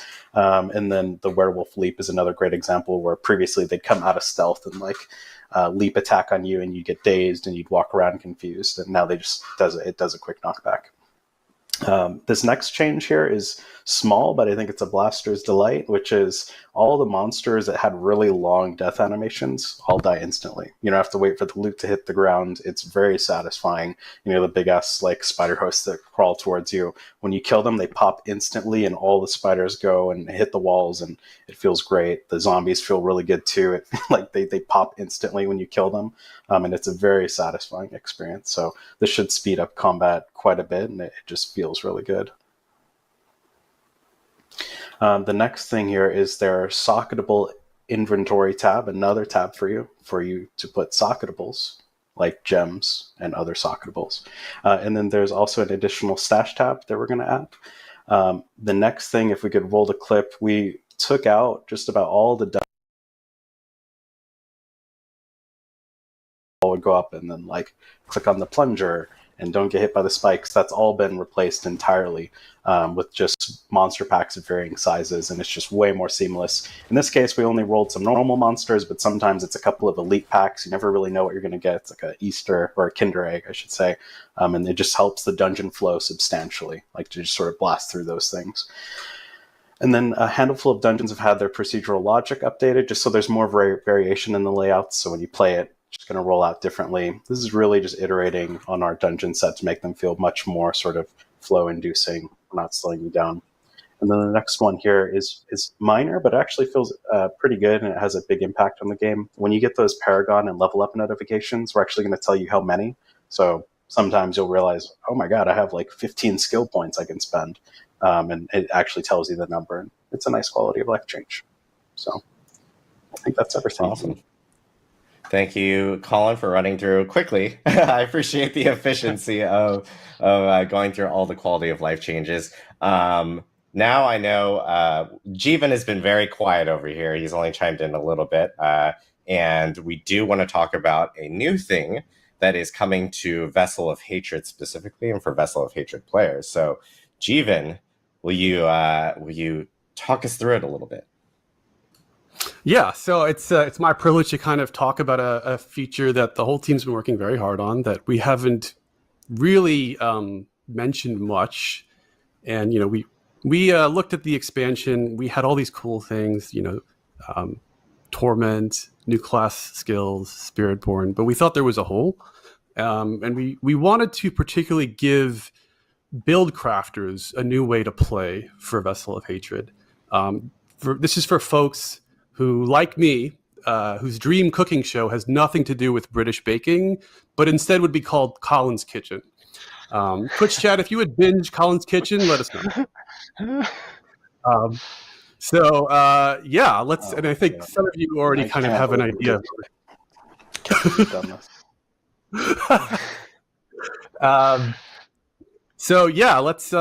Let's get into. As some of you already know, we're going to be talking about rune words. Yeah. So let's start with a little background. So rune words were in Diablo II, and they were a very powerful way of augmenting gear with socketable content. And there's a lot of good sort of nostalgic feelings. They were popular. They were remembered fondly. You can look on the right. That's one of the most iconic examples from Diablo II. The name is Enigma, and you would make it with runes Ja if Bur, and it would get you some really cool skills that would come out of it when you put it all together.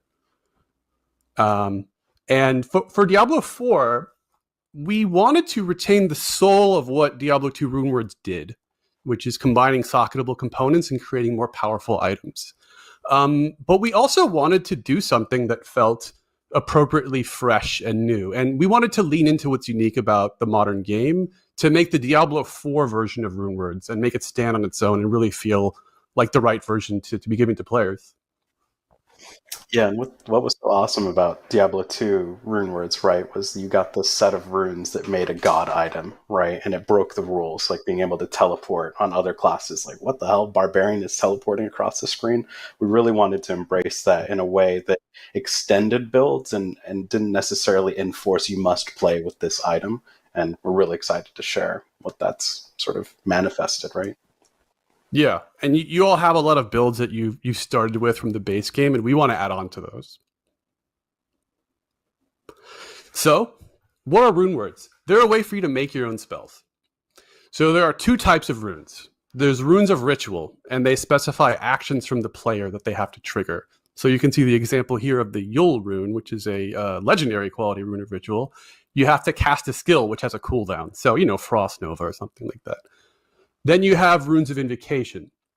And these grant powerful effects as a result of satisfying those runes of ritual. So the example here, the Gar rune, gives you 2.5% critical strike chance for 5 seconds. And you can stack up to 10 times, up to 25%. And you can mix and match these. There'll be a lot of different runes of ritual and runes of invocation, and you can put them together as you see fit. So when you combine a rune of ritual and rune of invocation, you pair them together, you put them in an item with 2 sockets, boom, you form a rune word. And as you can tell, there's going to be rarity. We're going to have magic, rare, and legendary, and the higher rarity runes will have more potent conditions or effects. So one of the important elements of this is called offering, which is the rune resource system.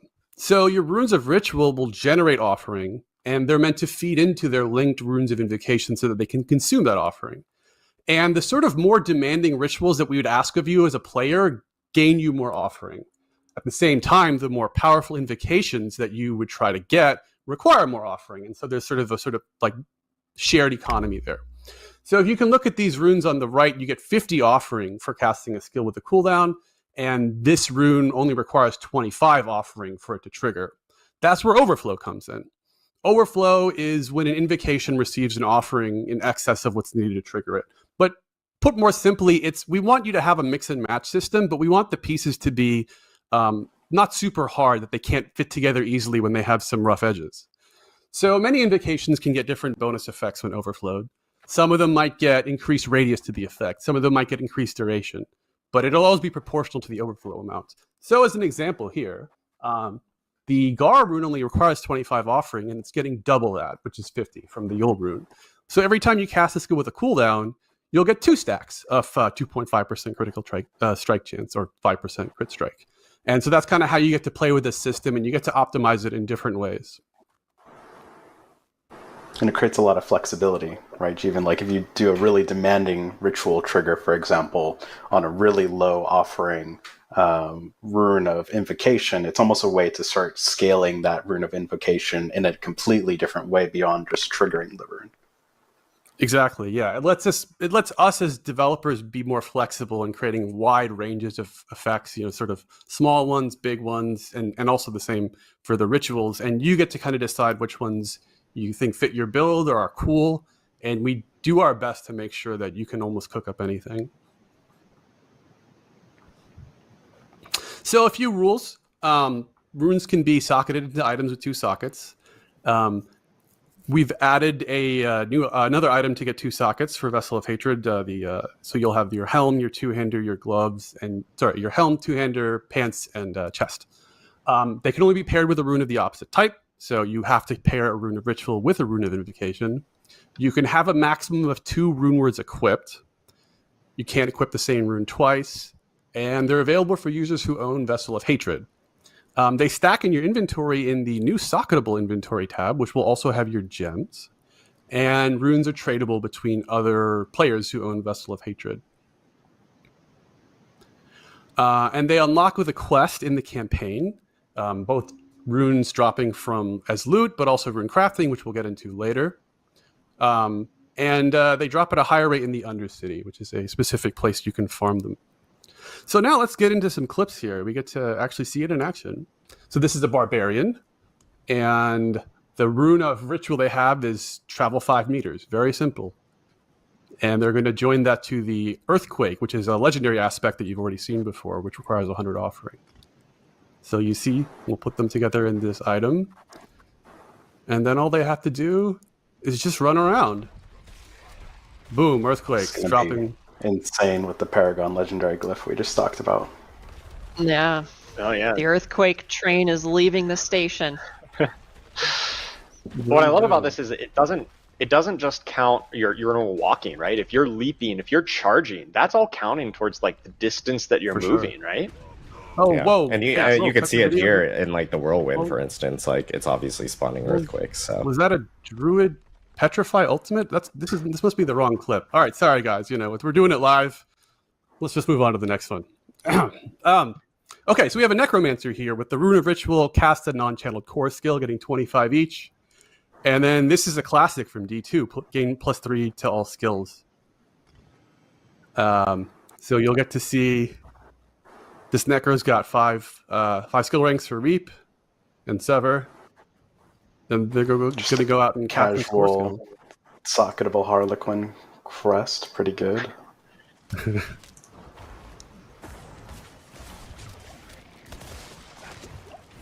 So a little pew pew, just doing your basic core skill usage, filling up the offering needed. Yeah, I really like the little tracking buff that fills up as you're getting it. So you don't need to really micromanage this. You can just at a glance see that, hey, I just filled it up, and now I get +3 ranks of Sever.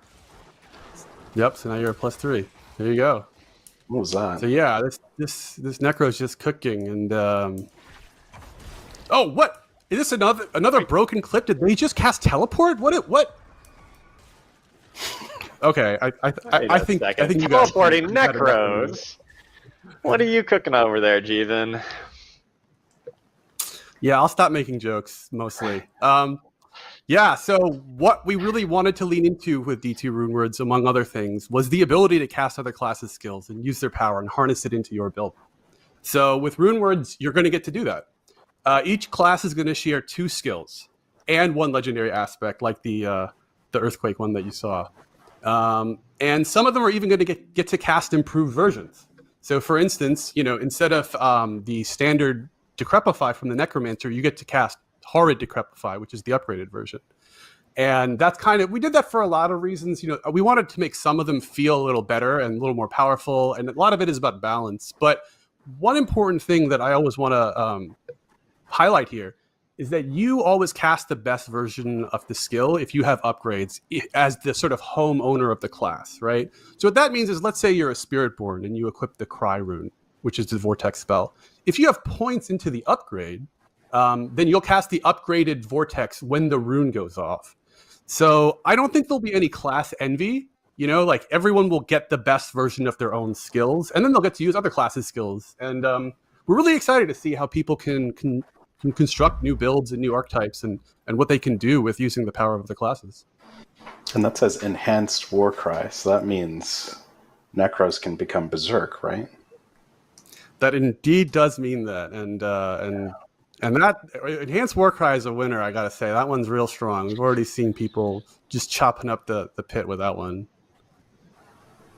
Yeah, absolutely. Really looking forward to what kind of interesting new combinations and builds you can come up with by dipping into other class skills in unique ways. It really just multiplies the possibilities of what you can do with any given class. Yeah, exactly. And not only do we want you to augment your builds with other classes' skills, but runes will scale with gear. So when you get more interesting runes of rituals, you'll find ways to optimize them as well and get more output. So we really feel like people will have a lot of theory crafting that they can build off of the Runeword system, and I'm very excited to see how you break the game. By the way, that's what she's do on PTR for me. Just break the game. See every build you can find that totally destroys everything. So now we have the crafting element. So using 3 of the same rune, you can use them to roll a new rune. You go to the jeweler, or it might not be the jeweler, but we'll see. And you will combine 3 of the same exact rune, and you'll get a new rune out that is guaranteed to be different than the rune you put in. And there's a chance to uproll it to the next highest rarity. So if you put 3 magic runes in, there's a chance that it'll be a rare rune. Same with rare. There's a chance that it'll be a legendary rune. And then on top of that, we'll have the ability to craft mythic uniques. So you can use runes. Each mythic unique can be crafted with a specific set of runes. You'll need a legendary, rare, and magic runes of a certain quantity, and 1 resplendent spark. And this is in addition to the existing mythic unique crafting flow. So I was just going to say, this really harkens back to the sort of crafting that was so core in D2, with the runes of being able to match 3 and get the next upgrade, but in a way that's a little bit more flexible and gives you more progression out of it. And this is all tradable, right? So that match 3, those crafting mythic uniques, what do you think that's going to do with trading? Yeah, I mean, I think it's going to really build a sort of player community around how to acquire the runes you need, whether it's because you want to combine, you have 2 and you want to find that 3rd one to combine for a new one, or you're hunting for a specific mythic unique. I think we're going to have a lot of player interaction, and well, someone's going to win the capitalism game there, so we'll see how that goes. I really like how the rune crafting system makes it so you're kind of always progressing, right? If you're getting rune drops, then you're getting materials that can use to progress towards higher rarity runes and potentially towards these mythic unique items. Unlike some of the other loot drops, if you don't find a good piece of gear, it just ends up being salvage. Here with runes, you're kind of constantly getting some of that progression, even if it's not always the perfect rune right now. Yeah, I think that's something that when we did talk to a lot of sort of D2 diehards when we built Runewords, and one of the things that most of them tended to mention consistently was every rune drop is progress, right? You're always moving up that ladder. And so we wanted to make sure that even if you didn't get the exact thing you wanted, it still meant something to you one way or another. Well, I know we've talked a lot about a lot of stuff today. We had progression, itemization. We talked about quality of life. We talked about class changes, and of course, the newest thing, which is rune words, which will be in Vessel of Hatred. But the one thing we did want to quickly talk about was PTR. PTR is coming up. And we want to give a little bit, or at least some specifics on what that PTR test is going to be, and also hear from the team on exactly like what they're looking for from you guys out there that are playing, like for feedback as you guys play through the systems. Everything that we've actually talked about today is going to be present in this PTR. So all the class balance changes, the progression changes, rune words will also be part of the PTR. So we actually do want players jumping in and checking it out. So let's jump right into some of the PTR items.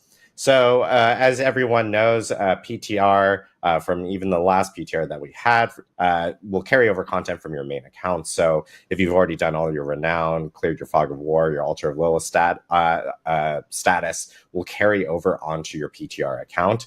We did do a character copy as well. It was a while back though. So there you may find that it might be a little dated from like the character copy that you have on live, but that will exist for players to actually use.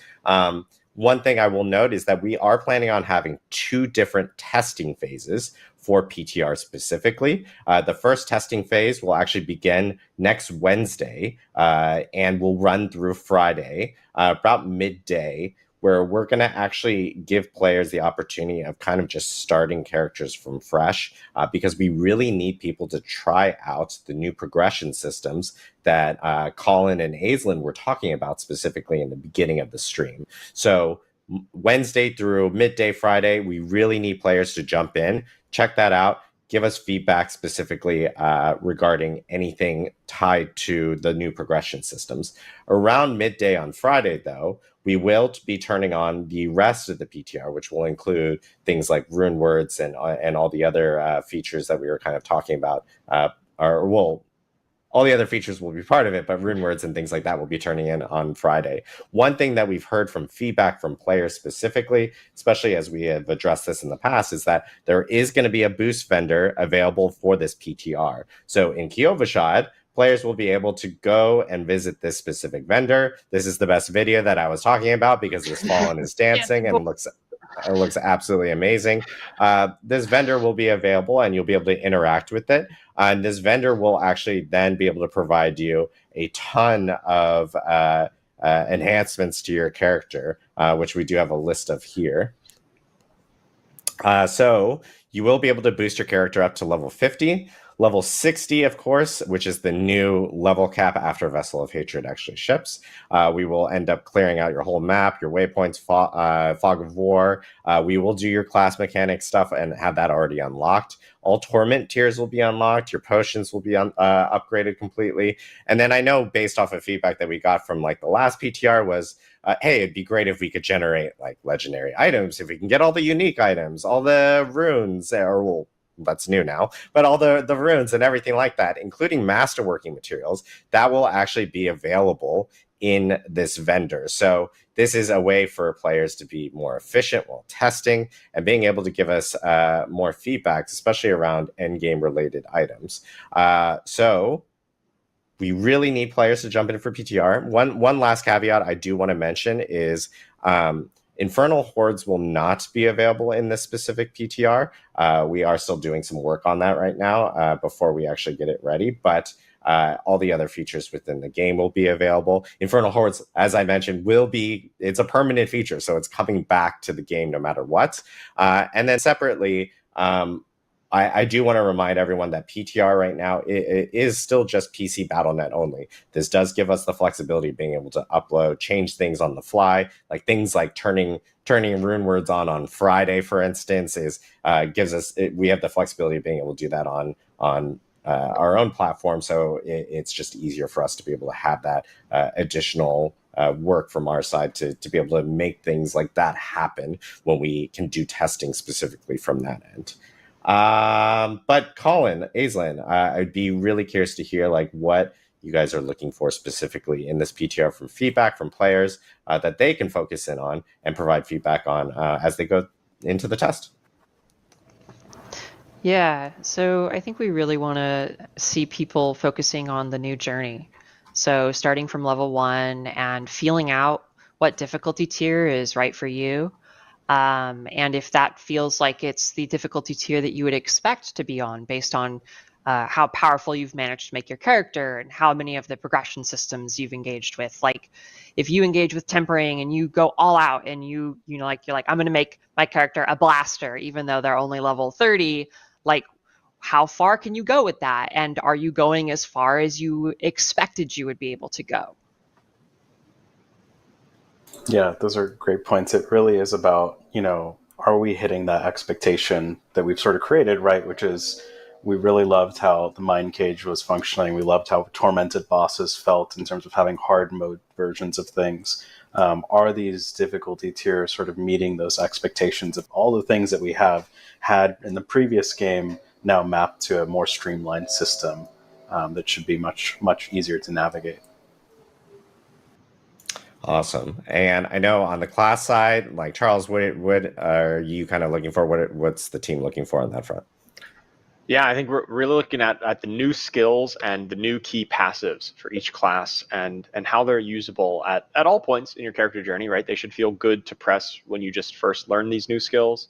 But they should also feel really good when you're in the late game and you're trying to, make a build all around them, right? Around your stone burst. Like, does it feel like that has enough support and that you can, make a stone burst build or dance of knives and or all the other different skills? Like, do they fit in? What's their appropriate power level? And really want to make sure that the new skills and the new key passives enable new ways of playing our classes and they feel satisfying to build that way. Awesome. And Jeevan, I know you mentioned to everyone, break the game with rune words. So is there any more extra items you're looking for in terms of feedback? Yeah, I mean, it's definitely mostly about that. I want to see what people come up with. I want to see, what you can cook in terms of builds. You can do something fun or cool or unexpected. And also, I'm highly interested in the sort of balanced feedback. I think we'll get it from all of you. But we've had a lot of people on the team work very hard on conceptualizing how to make sure this stuff is right on the edge of broken without actually being broken. And you'll get to prove me wrong if that isn't the case. Yep.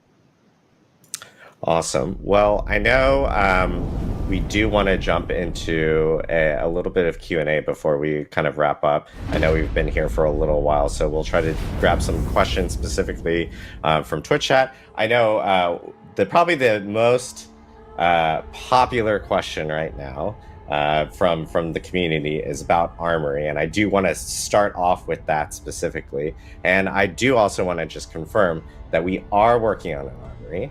The team is cooking on it right now. We just don't have it ready immediately, but as soon as we have an update, we will be providing that to the community. There is work for an armory happening. We're not purposely ignoring it, I promise you.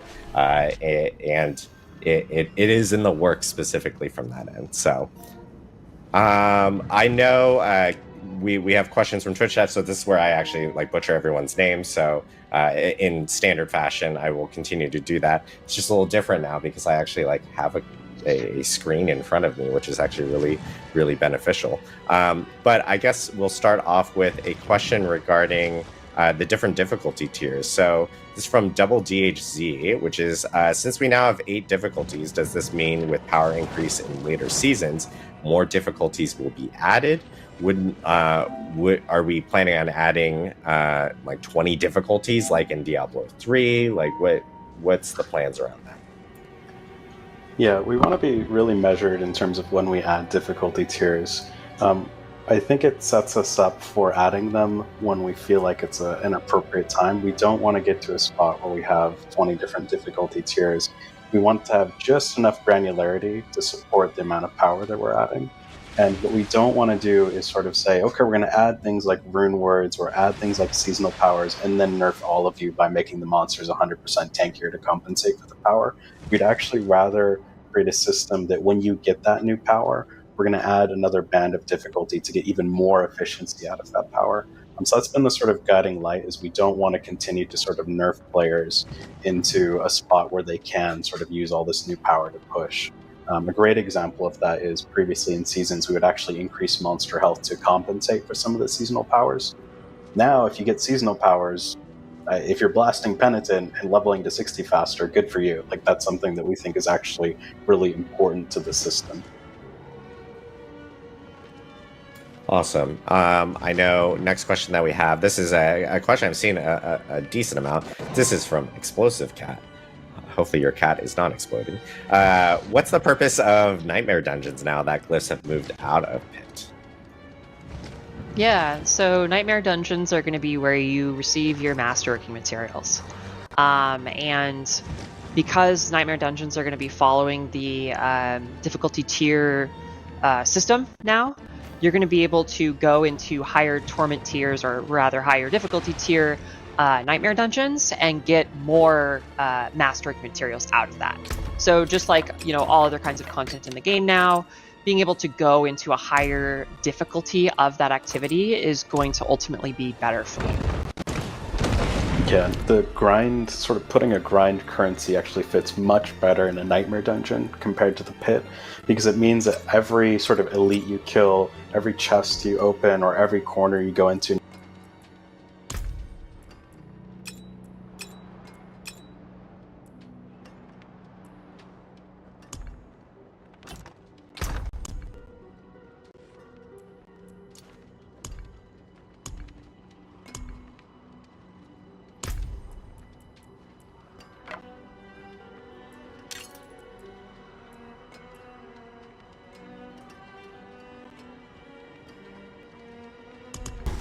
Okay, guys, we are back.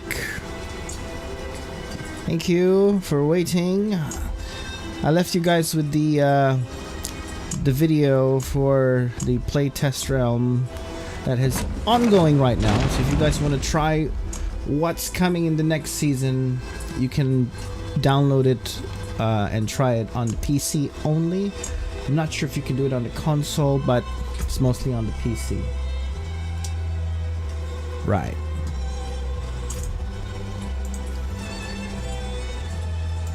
I need time to prepare that. Back to glyphs again. Glyphs galore.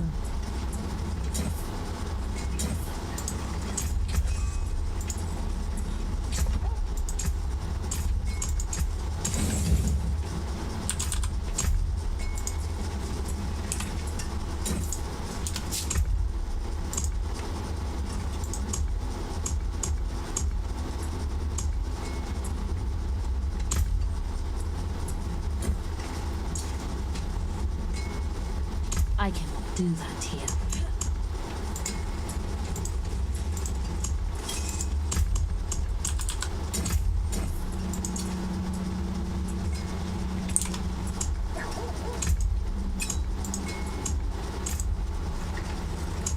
Season of the Infernal Hordes will end on October 9. That means after a few days we will be seeing the new season. And I guess that would be the new season with the wala eh. Oh? Yeah, he's still eating.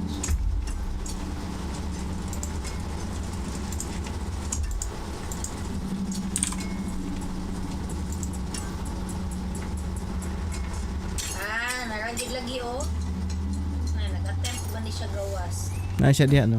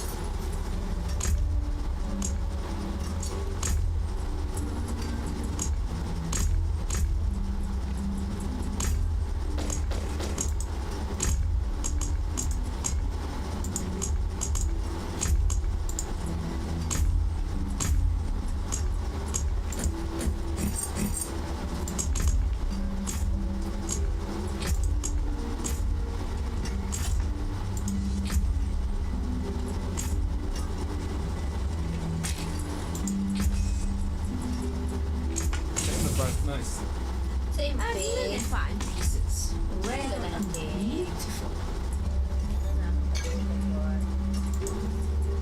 Many fine pieces. Rare and beautiful.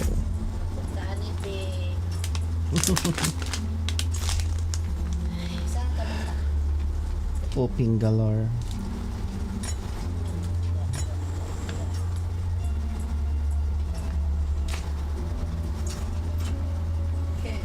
You guys wanna try level 100? Sige to, kanin. Naka 100 lang ka? Naka? Sige.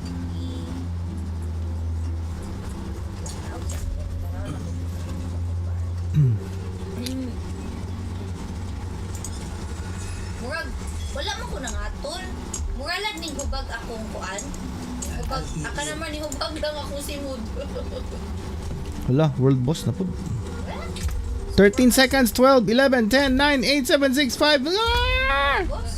World boss. Adri ay, makapas pa munting ay.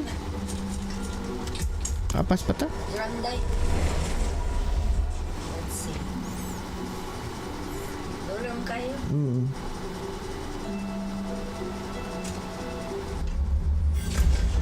Nah, bugay kay mulod akong kuan ay.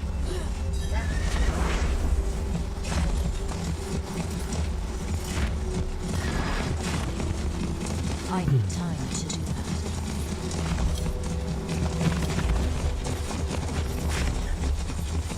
Come on, let's go. I need time to do this. 15 minutes? Seconds lang nito. Okay. 15 minutes ang away ba? Ah, okay. Dagan lang dahil. Plant.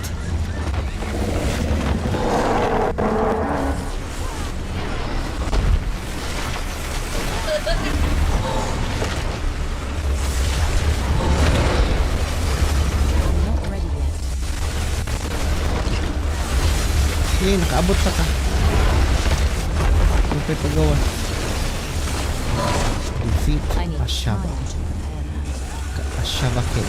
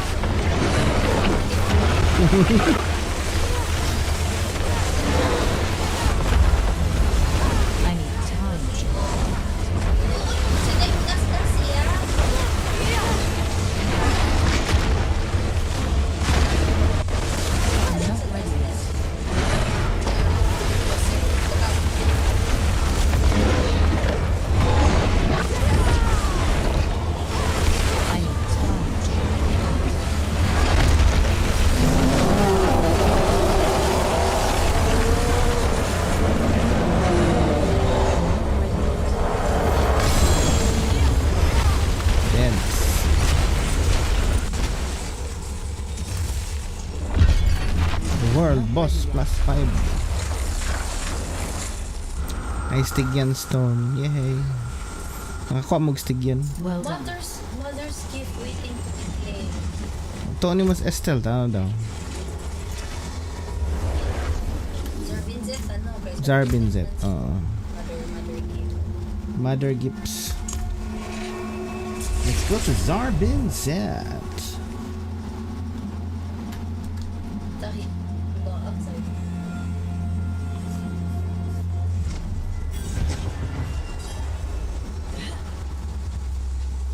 Oh, you again. You again. Mura magikapuyan. You again. Oh.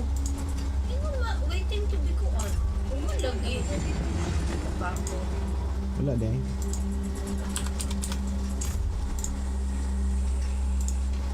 Basi kadto sa kuan. Feel whispers.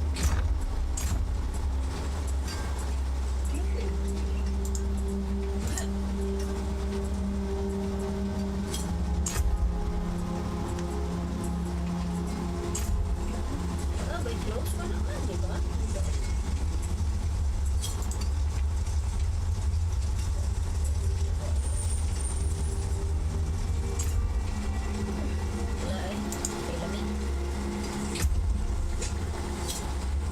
At least nakakuha tag Stygian Stone.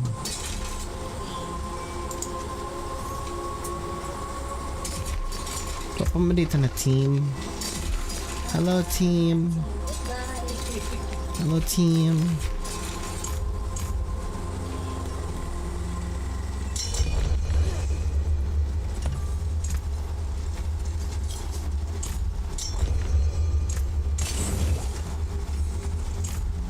What pa niyong accept? Oh? Karon pa siguro. Haha, karon pa. Mihia. You there, you here, me here.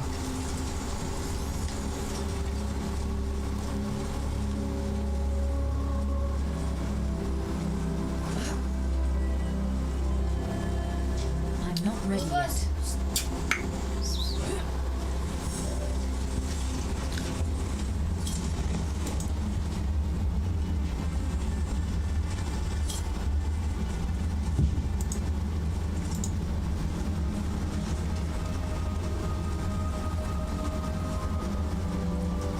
Level 100, guys. One try. I have gathered the mother's gifts. Oh, pa din ako nagikuha. Ang Greater Trion Arms Cache. I need time to prepare that. Trail whispers. Maagi di ay. Ay, buha kami kinulo. Greater Trion Arm. I think wala pa ako nakaklaim sa ako ang Sorcerer. Wow. Resplendent Spark. Woohoo! Imuha siguro to no, ni ingon nga gather. Pero kung nakatimad to. Oh, wala pa. Inyo ha. Wasig ko ano siguro to. So, storya lang. I need time. Yeah, 2 Resplendent Sparks now. 2 more to go.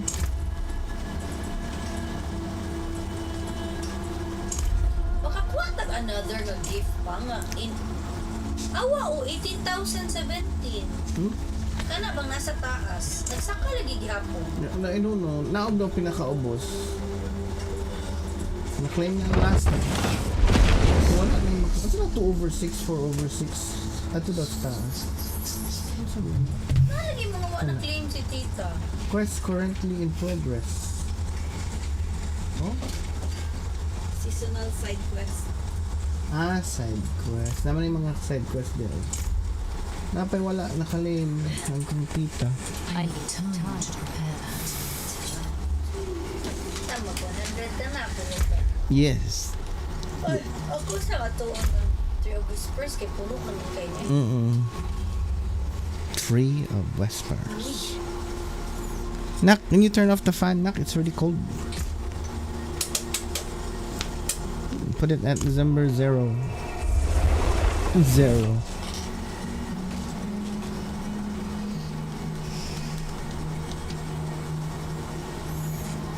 Frost Blitz. What is it?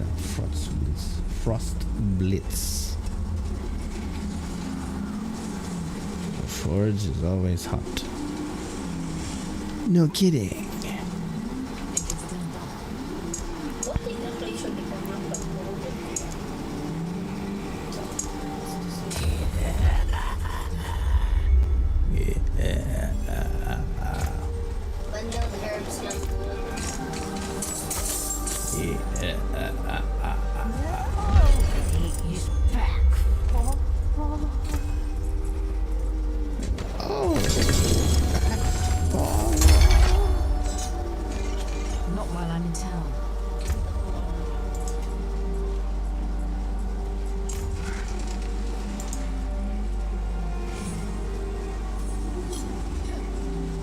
I need time to prepare that.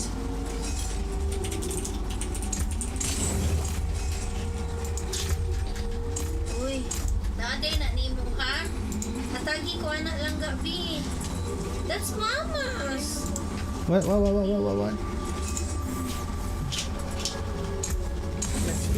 Ay, nagsitapad-tapad na. Yung lubot pagid na siyang atubangan. You guys ready? Let's go. Okay, you want me to open the 100? Yes, please. Open yung ano na, please.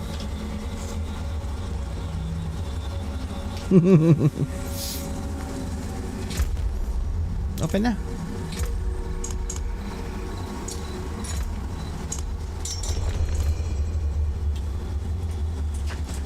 Woo! 100. Good luck.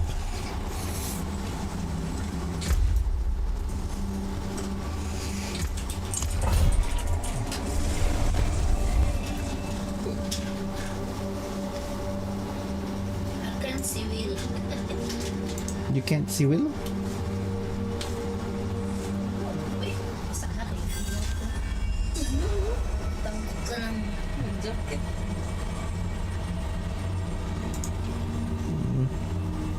Okay. Let's go, Sago. Okay. Just teleporting now. And here we go.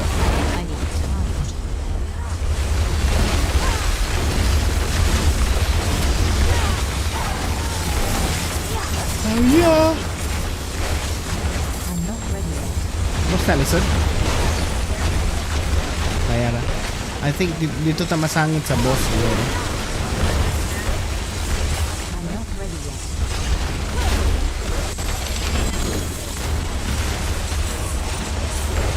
Collect the pristine key from small coffer.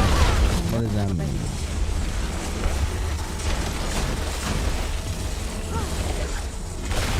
Aray. I'm not ready yet. Amo ni eh. Small coffer. I got the key. Use the pristine key to open the memorial gate. I need time.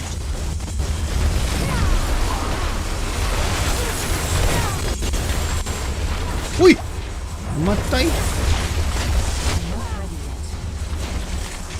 Nabutan. Thank you. I need time.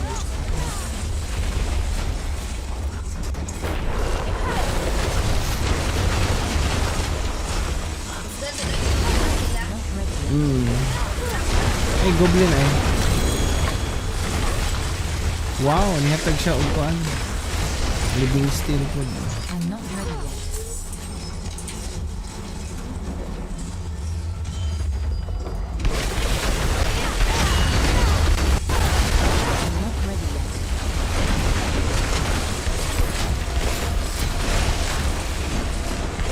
Found the entrance. Na. Ang gate, nakita na ko. I need time. Wow, what is this?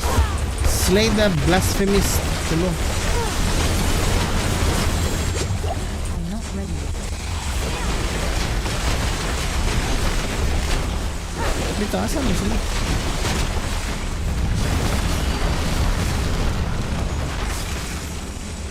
I'm not ready yet. Dili ni straight ko. Hindi na, padayan na mo. I need time to prepare. Something feels wrong.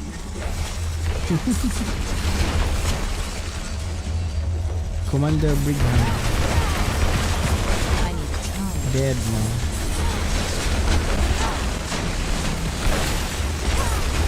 Found him.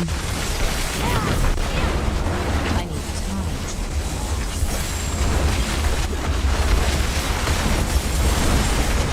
Kamira no? I'm not ready yet. Okay, one more blasphemist.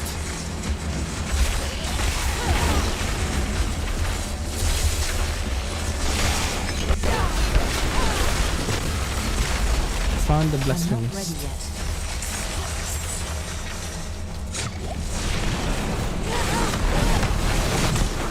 Travel to the awakened Crusader's chamber. Not ready yet.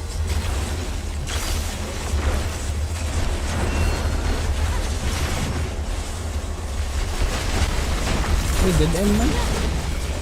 I'm not ready yet. Dili ay.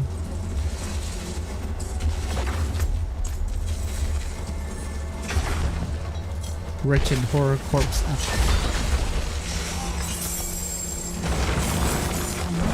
Oh, wala ko.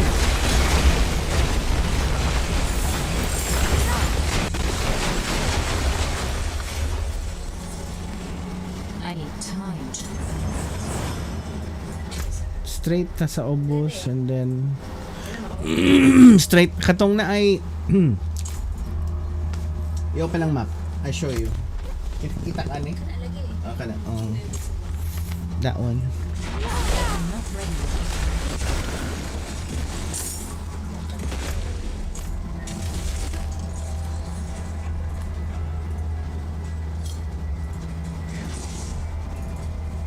And boss na ni siya. Okay naman yung 100. Depende siguro sa kwan.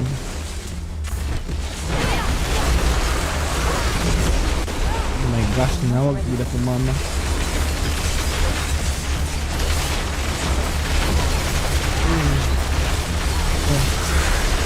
Nawag ko balik.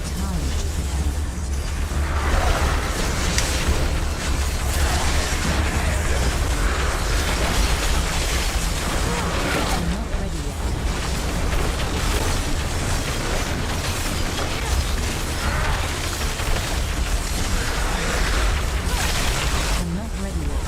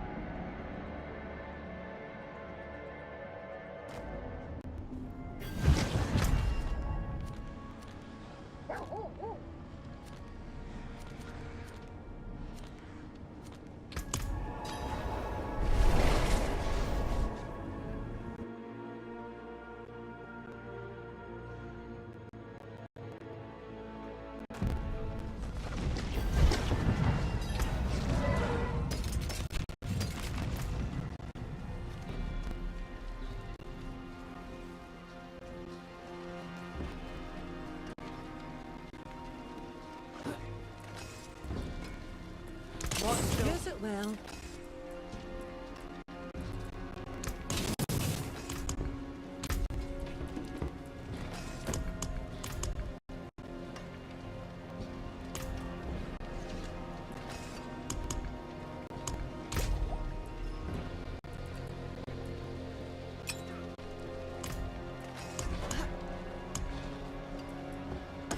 I'll keep my forge hot. Return soon.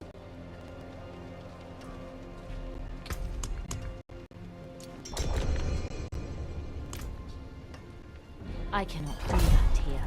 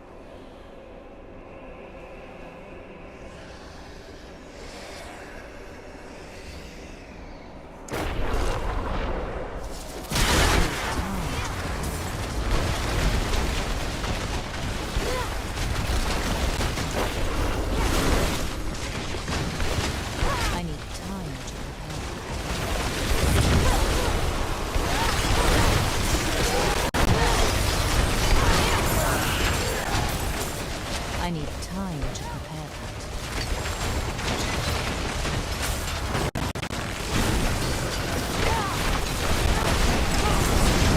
I need time to prepare that.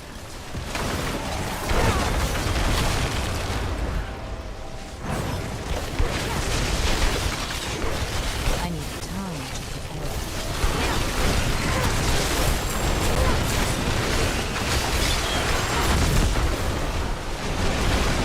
I need time to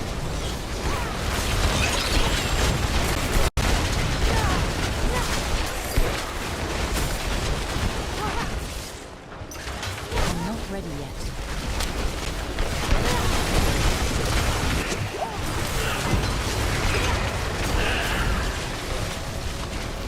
I'm not ready yet.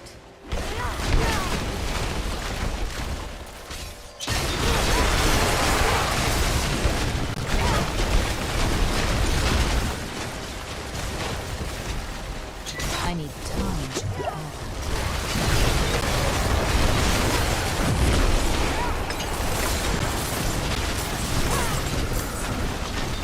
I need time to prepare that.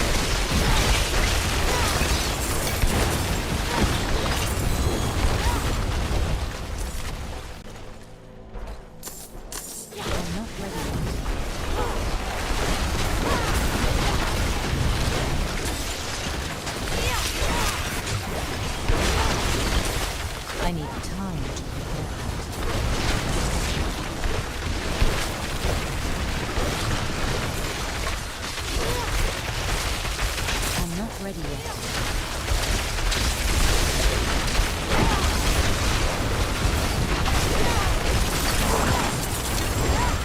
I'm not ready yet.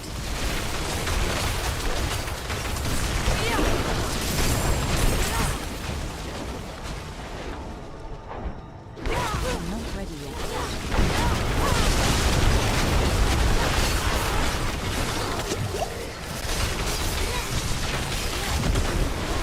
I need time to prepare that.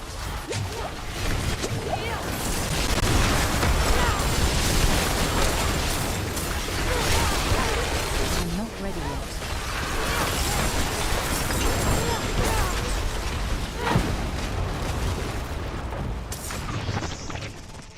I need time to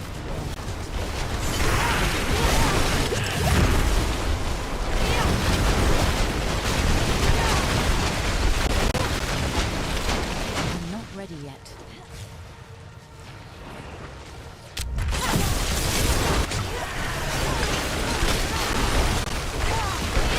I'm not ready yet.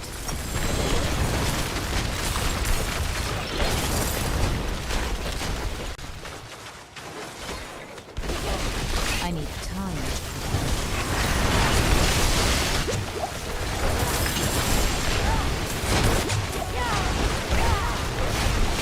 I'm not ready yet.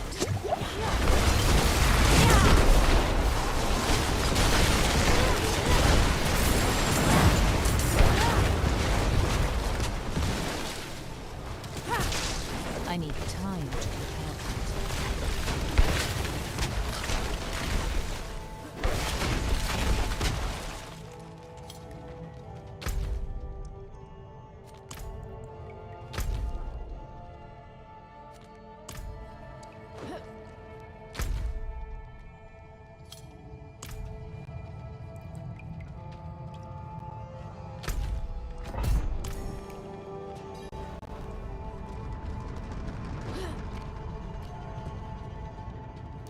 I need time to prepare that.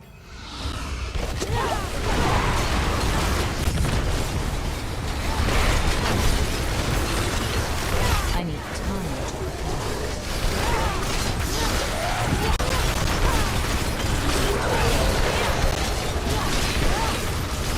I need time to prepare that.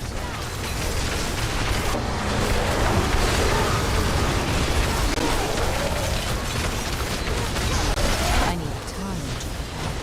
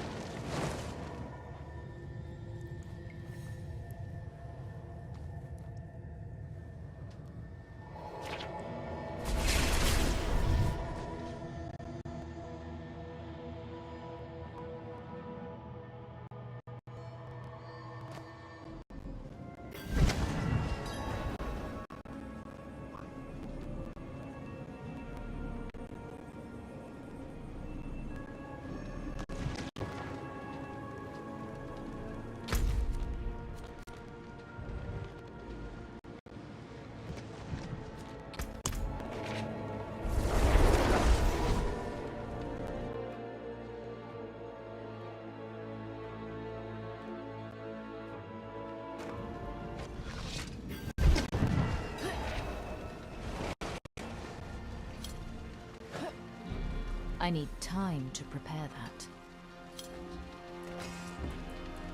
What? I'll keep my forge hot. Return soon.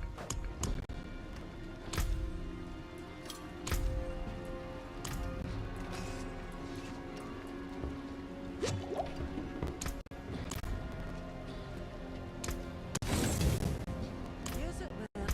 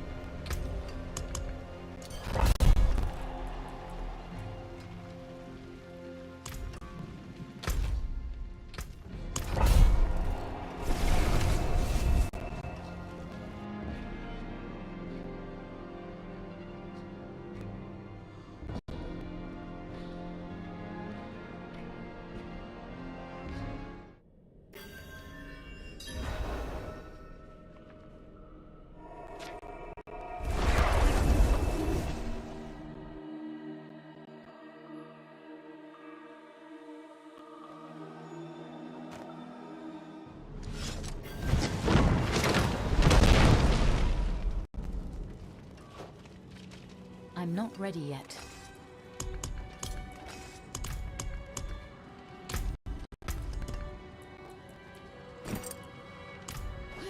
I need time to prepare that.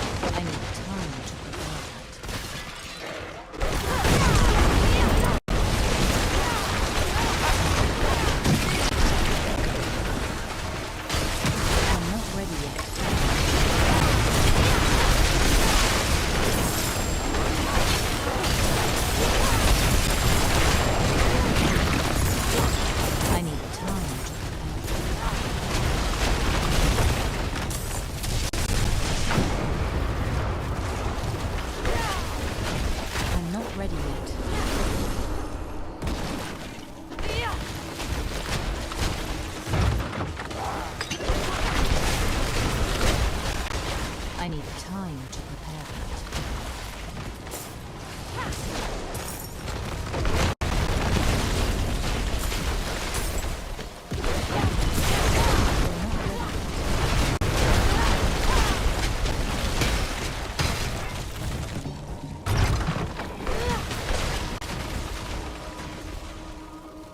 I need time to prepare that.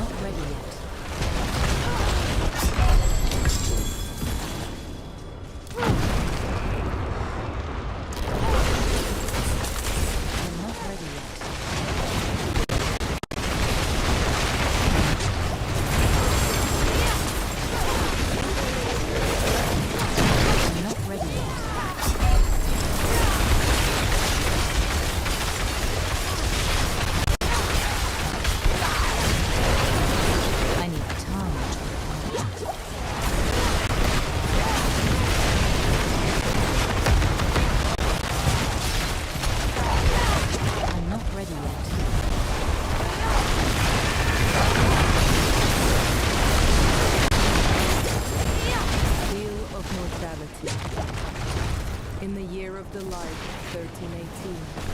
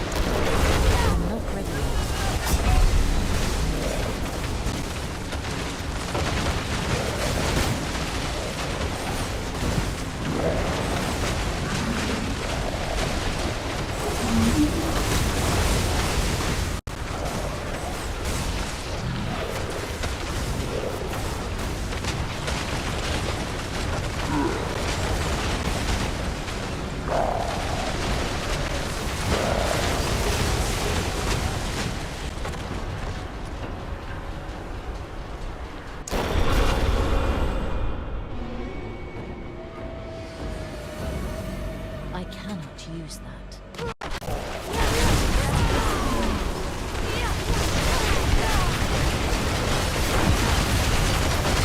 I need time to prepare.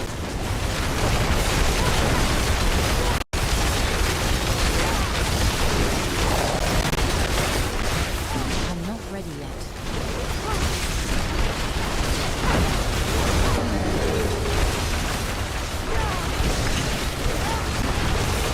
I'm not ready yet.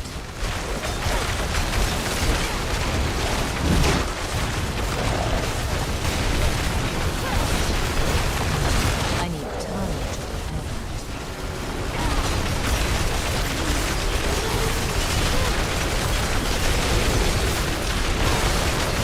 I'm not ready yet.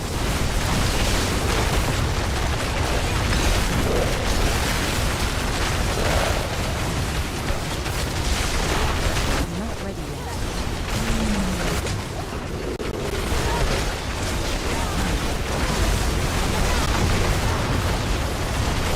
I need time to prepare that.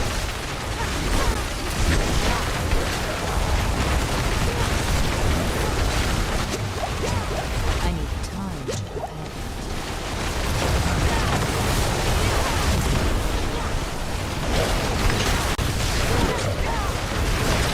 I'm not ready yet.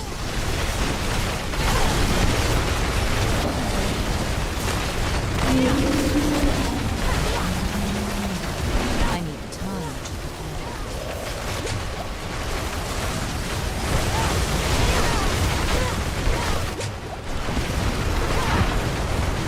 I'm not ready yet.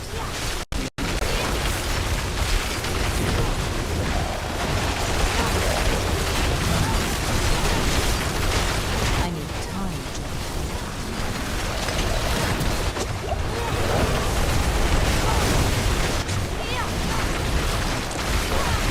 I need time to prepare.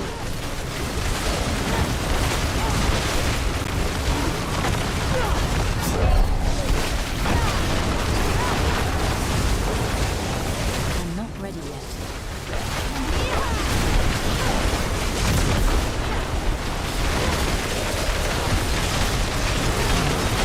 I'm not ready yet.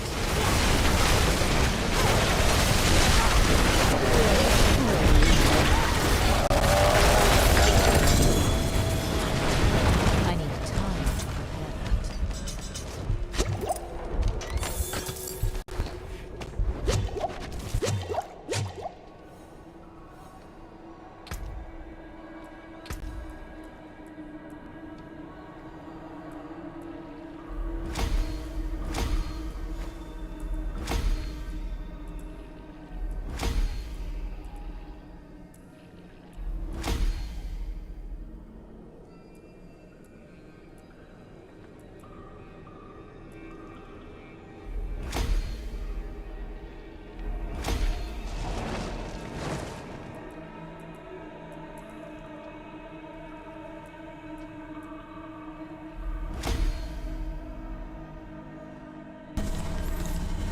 Hordes?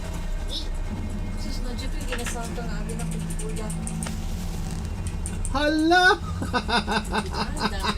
Oh my god! Oh no! Makalipat ka na siya unya gaan pag siya magdagandagan. Malipat, makalipat. Gituyo din nila. Makalipat yun. Tama imagine na. 14 o 13. Grabe, no? 15. One more? One more. Kay nanak ko nakananay 15 ako, ah. Isa di abot og 21, no? Volcanic, di nataan ng volcanic, uy. Empowered elites na lang. Shacklans.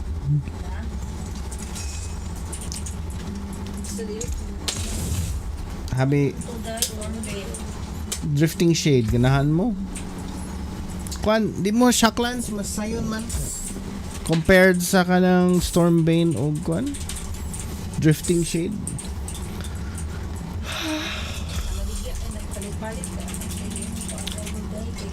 Para maano ni mga Ano siya dire ang Your prayers have been very nice. Not much, is it? Fair bit of magic in that one. Yeah, very bit of magic. Until next time. I hate you.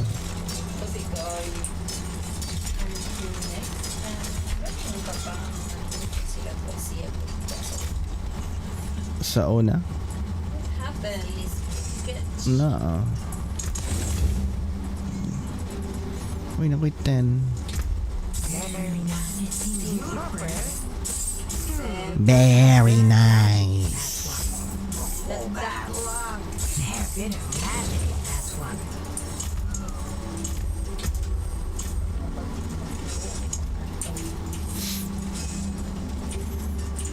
Come back if you need to.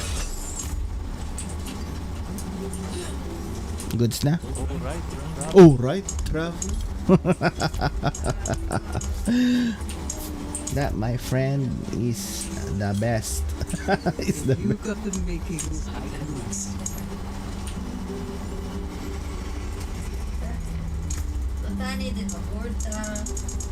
Tanawan ni si... Ali, good na? Kining player ba nga? This and I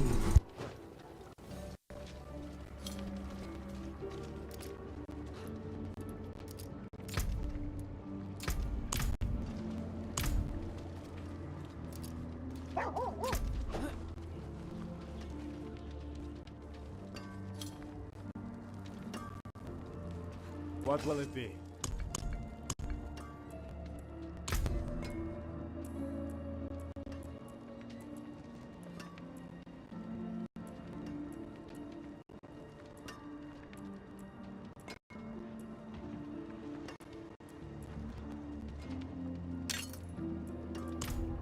Father bless. What do you need?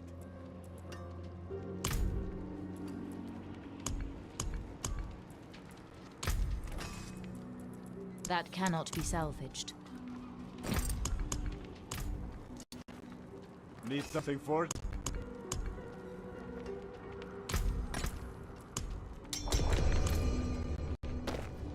Anything breaks?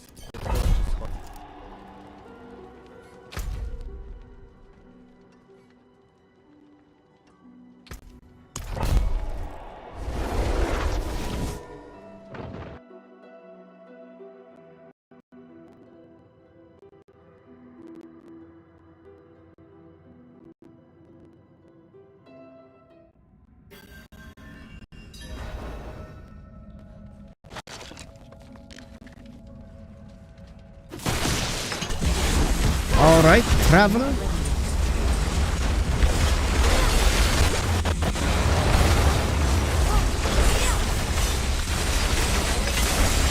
I need time.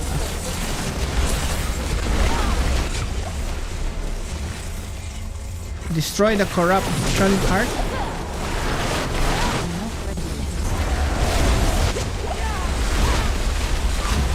Corruption heart. I need time to prepare. Corruption.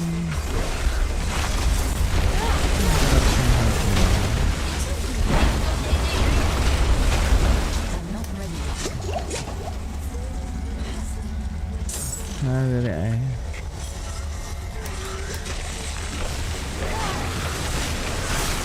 Mirroring Thorn Beast. I think I found the corruption heart.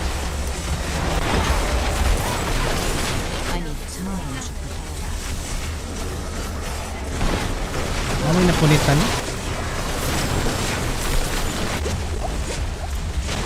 What did you see?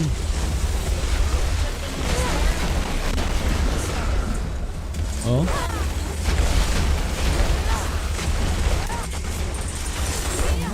Isa naman, di ba? Destroy the corruption heart? Or napa isa? Ay, kuhan dito yun. Shrine, artillery. I need time to prepare.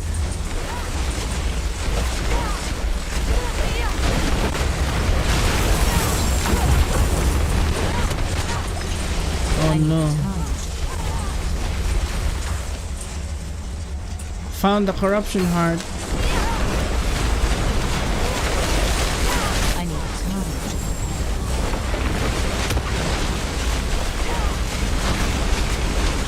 Ayun, ako yung stone carving. Kasi naka... Ikuha! No. No, let's go. Dala. Turn to the right. Dire. Over here. Straight lang. Dara ay. Butang dire ay.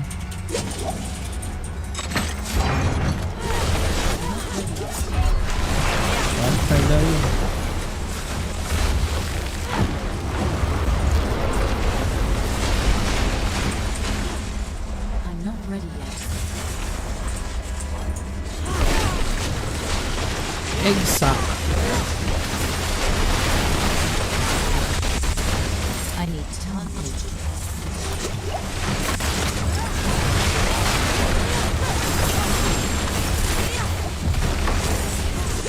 I'm not ready yet.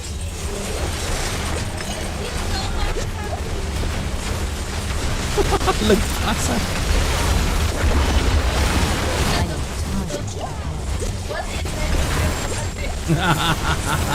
Sa mukha eh.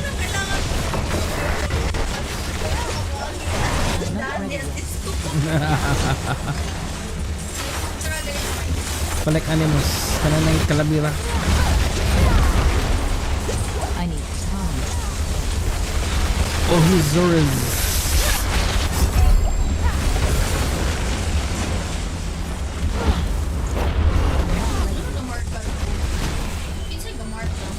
Ano na ikuan? Kalabira? Oh? Oh no. What does that mean?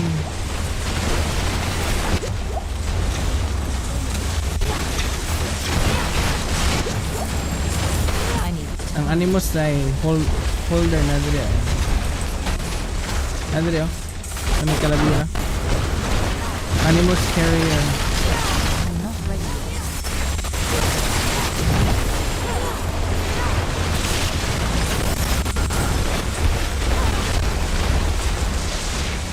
Na?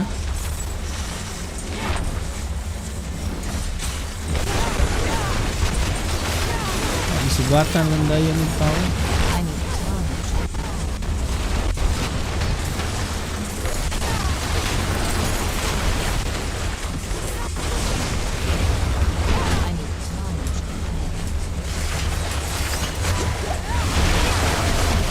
Animus carrier nila.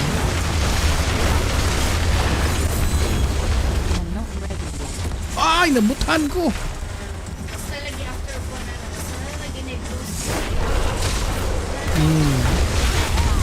I need time to prepare.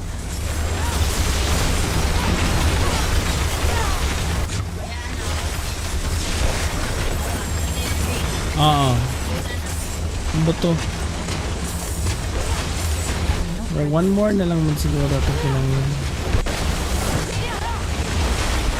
Oh, watch out! Baril!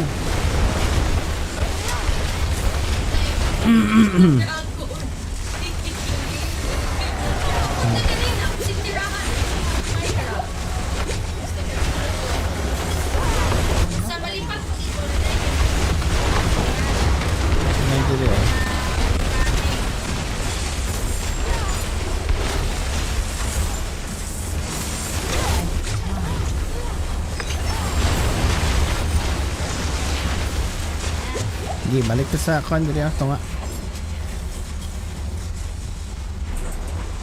I need time. Kailad.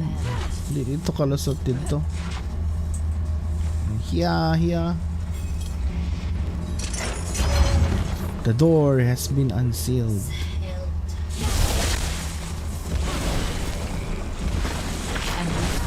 Khazra abomination. Okay. Ini kay dali ra. Lipong.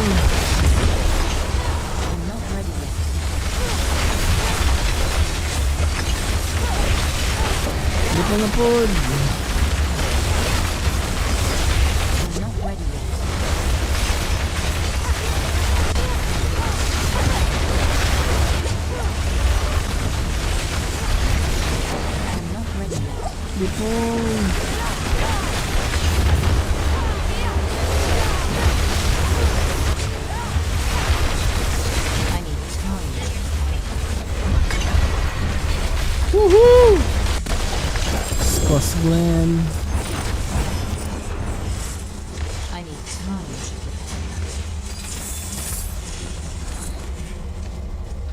Rune shard para mo to sa kwan. Pit. Para sa pit.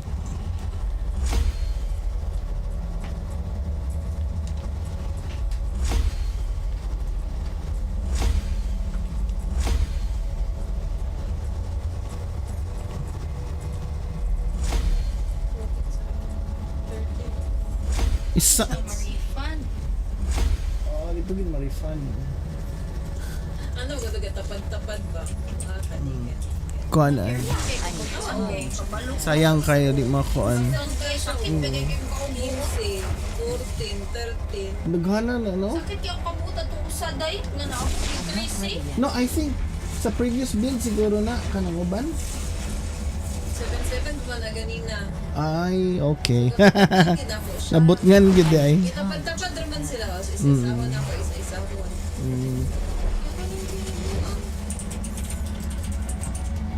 Last. Then hordes, what do you think? Nakakapiyong na gani ko na. Lakaw man. Sige. Let's go, Enkelbert. Kadawat na po kong point. 12. Ah, layo pa. Pwede pa na mag-hordes.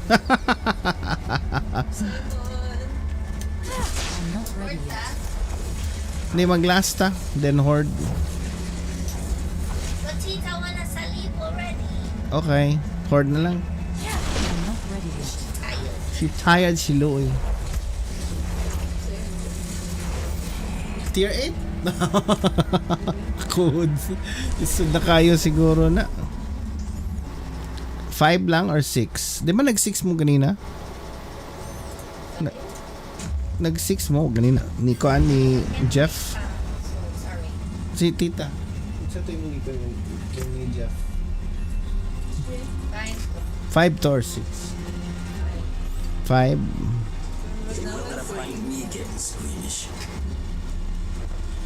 Five ta?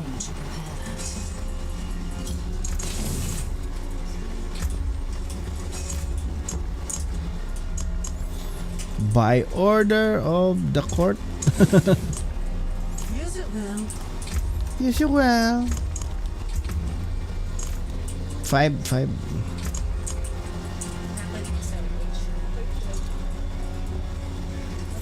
Bonus chest with the guaranteed greater affix drops that cost 60 ether. A new worth. So, unsa din ang uban? Ang tier 8 was nindot siguro kaning tier 8, no? Try na kong himo. Mahimo lang.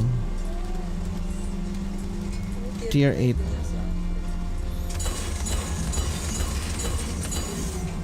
Afflictions 2 requires word tier 4. Me try. Not while I'm in town. Tier 8. Unsa na yung dali? Same ra magyapon. The door to the... So wave 10. Wave 10 na.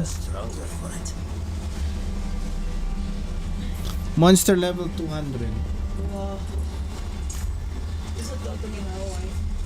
Tier 5. 140 monster level. Blue. Let's give it a try. Pagkuhan lang og iron barbs.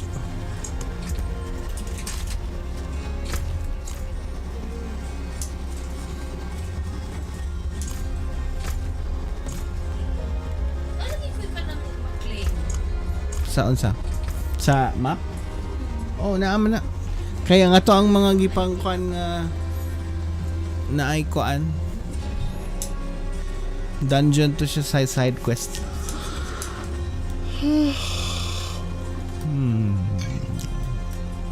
Echo of hatred. Echo. Oy. Iron barbs. Asa naman to nawala lagi? Where is it? Diba naman to dali pita? I found it. Wow, nakakuha ko og kuan ka ng incense kisa kay nagbutang na to. Di na ko incense. Natakdan siguro ko sa mga bystanders. Nagdasag na incense ba?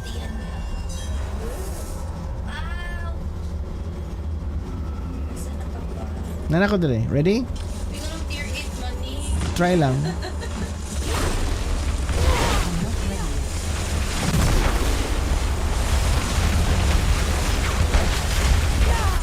Loh, boyo ni. I'm not ready yet.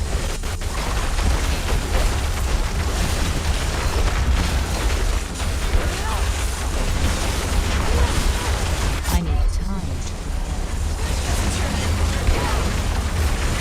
Hindi kaya eh. I need time.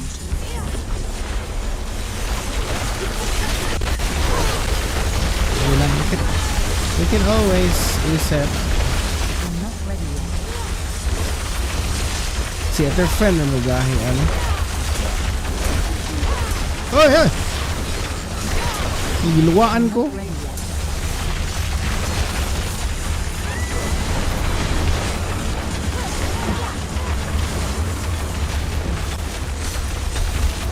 I need time. Level 6 na siguro. Goyo ano. I'm not ready yet.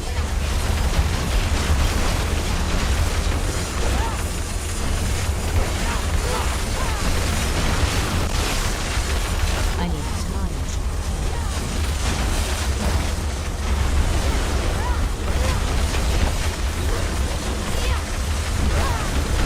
I'm not ready yet.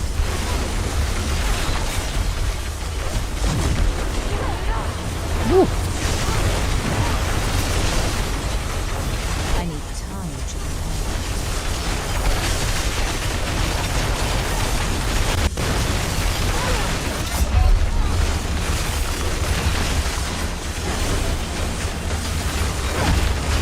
Basig after ani wala na.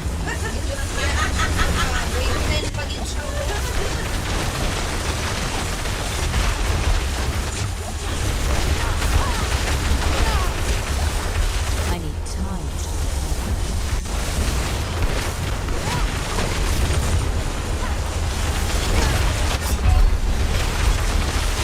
I'm not ready yet.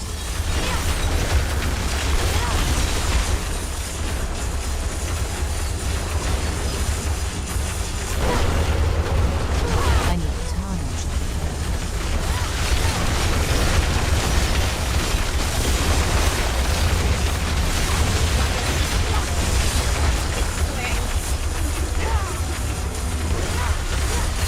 I need time to prepare.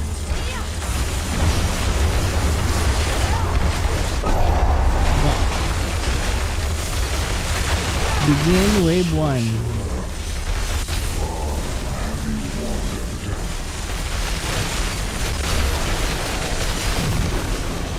Oh my gosh, kaya ninyo. I need time to Oh.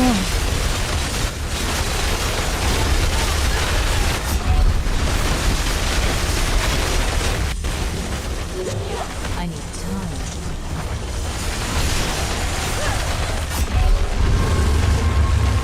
Wala. Undang. Kaya na to sa isa.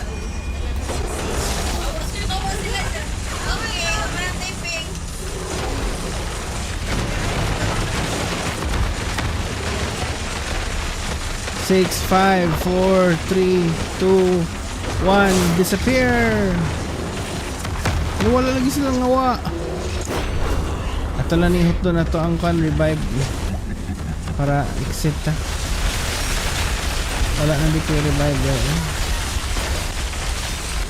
I'm not ready yet. Grabe po ito. Undang eh. Daghan kay sila utong ano Talawang sila nila ginawa. Dungan sila ginawa. Six sila kabukya pa kaya. Sharong Lihok gamay diha lihok. Di ba? Boom! makaligtas pa lugar ka. Tatatakuan na yung basyad na. Ma-repair ta.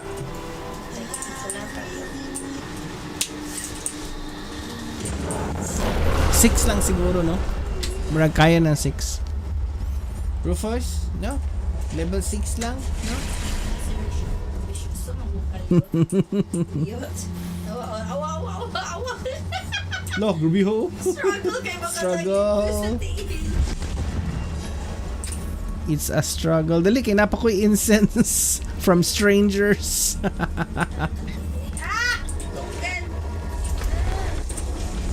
Incense from strangers. Tier 6 lang ta. Tier 6. Kanto lang suod sa pagtungkan. Allergy. May kalami account to na eh. Magsiyod.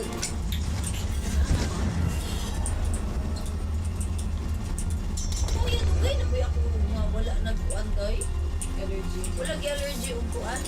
Manok kontra kaayo pero ano siya girl? I put more than sauces and nails. What you need? Uy, wala mo nagkuan na pot. Awa, repair di ay. Magic, steel. I see all manners.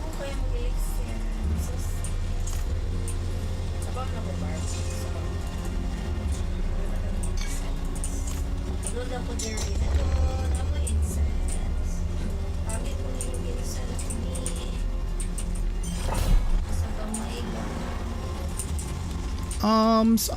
Spare me a piece of bread.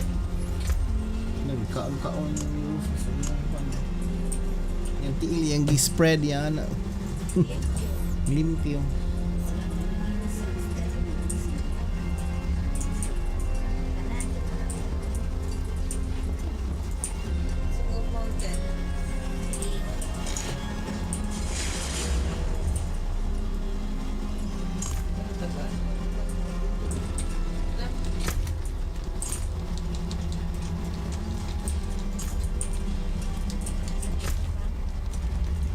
Tell it to me. I cannot do that. Wow, kaya ra kayo. Hero ni mo. Ano daw sa 8 7 6 mani.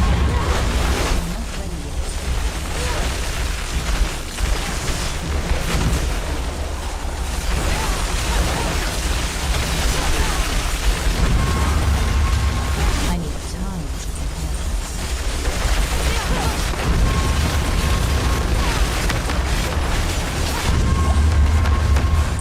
Destroy the etheric mass to gain ether. Asa man ang ether? I found the etheric mass. 20 seconds left on the clock. I'm not ready yet.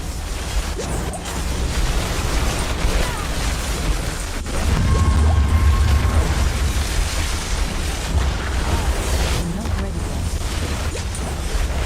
Soul Spire mo. Ang Soul Spire dili muhatag ba? Soul Spire muhatag og ether.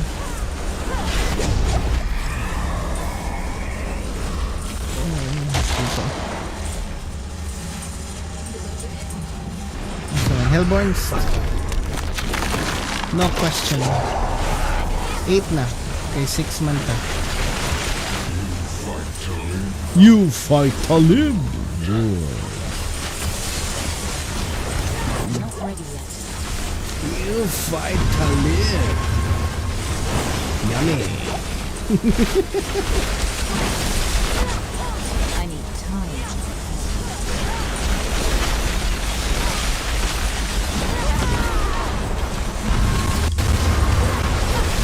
I need time to prepare.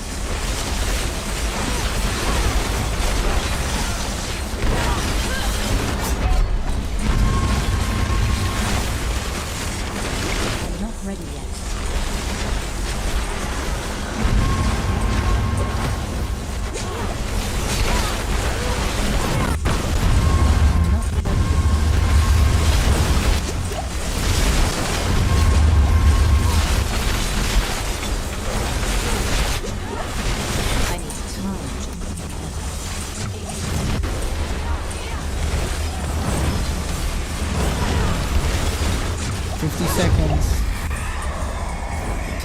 50 seconds. What did you guys get? Etheric mass. Mass is still unavoidable. Waves start with killing them spawns ether events plus 50% faster.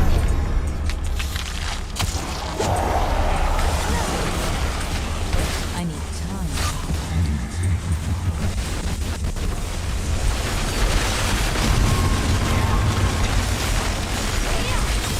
I need time to prepare.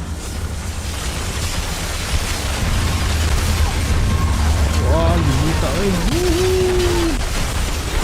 I need time to prepare.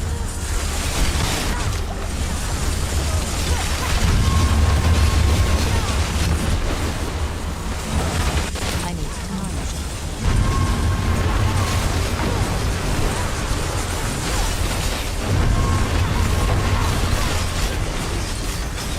I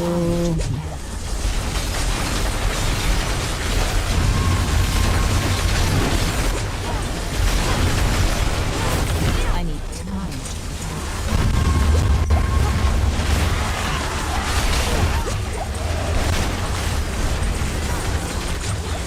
I need time to prepare. I need time to prepare.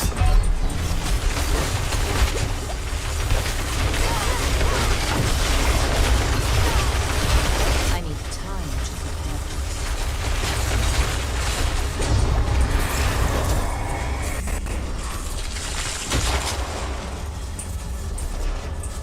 Hellborn damage for slaying. Hellborn invigorates you. Hellfire rains upon you. Yes. Spawn 3 to 9. Ether.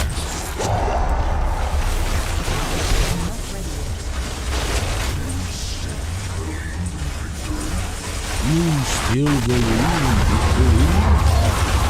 Slay the Hellborn together. Ether.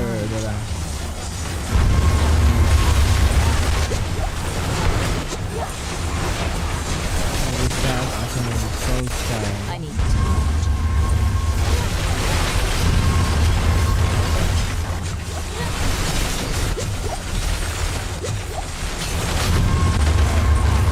I'm not ready yet.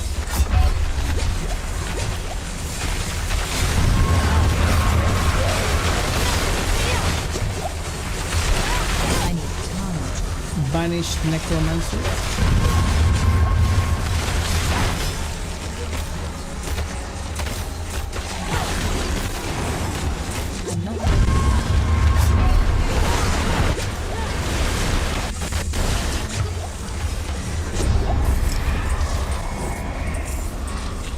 Oh, the Hungry Ether. I need time.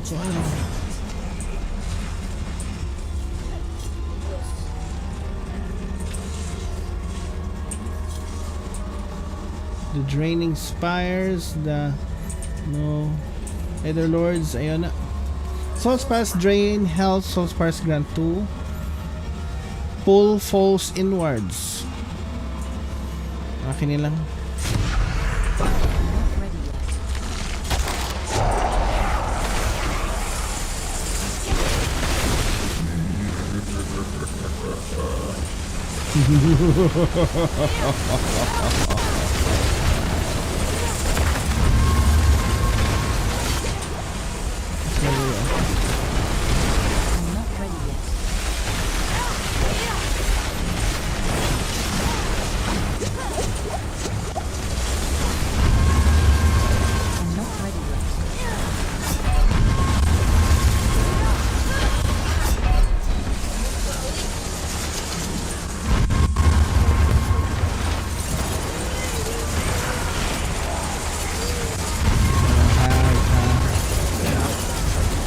Nalipong.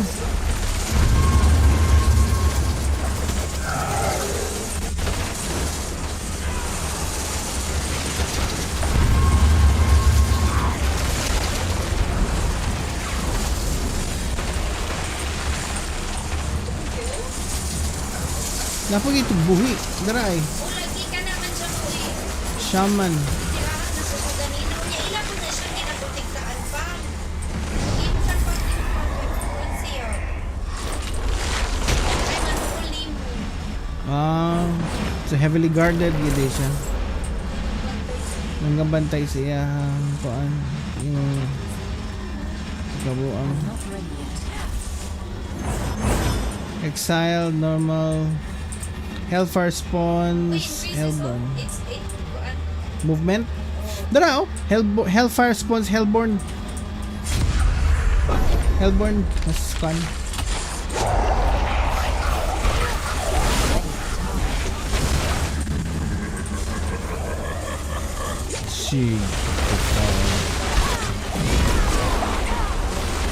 Sorry.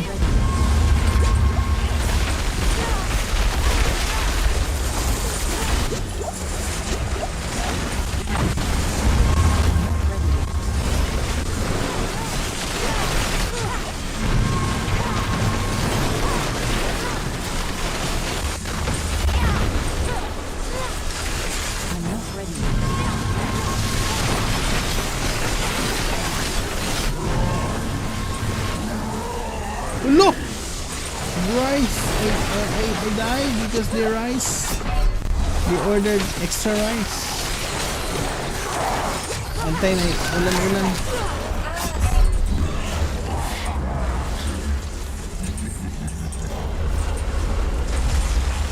Antay may himo.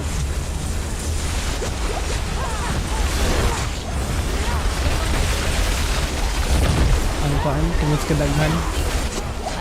Tungod na nas kadaghan tao.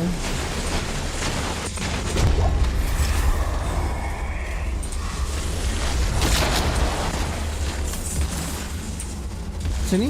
Slaying etheric masses slow you. While slowed this way, you have unlimited resources. What take choice? Kini na lang ato 6 pa.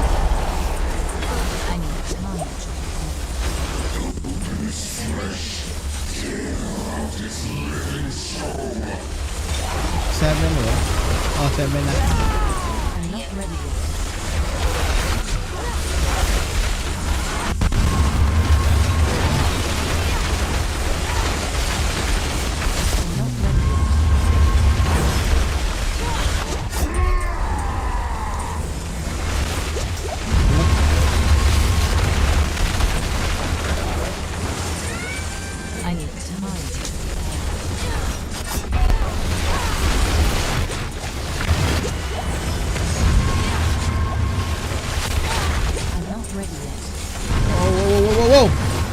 Kayuhan ko at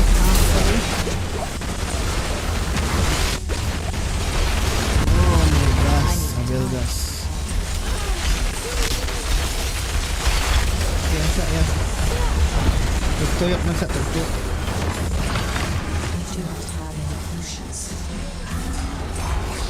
Oh my gosh, what my potion, MamaKoRn.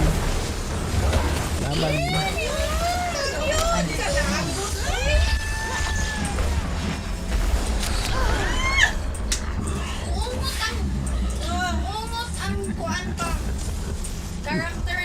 Hindi siya kalimot ba?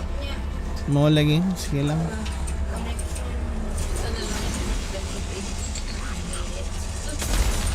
Sayang nga to eh. Sayang, diba?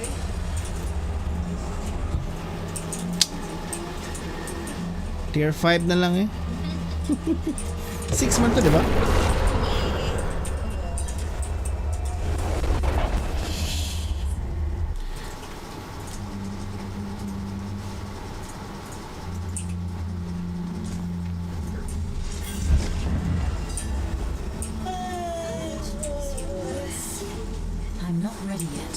You fight Talib.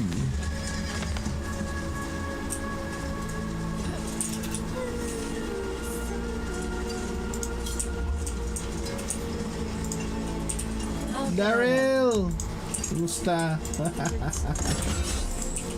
Never seen something finer.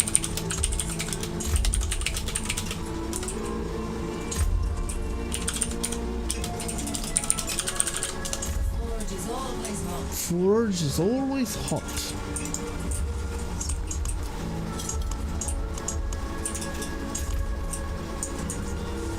Repair. Tier 5 lang to eh. Tuga-tuga eh. Grabe. Grabe na to, Yahoo. Kurot gud ako mga incense nga pinawat. Incense nga kuan hinatag sa mga strangers. Stranger incense.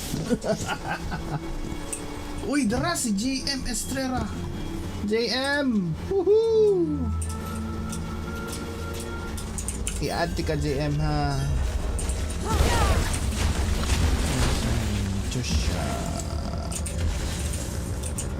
I'm not ready yet. I-add sa nakos JM. I'm not ready yet.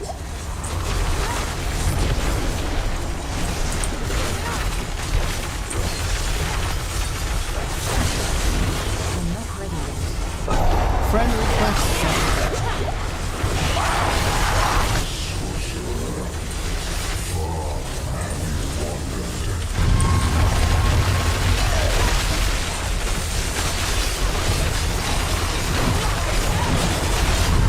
Barog naman ko.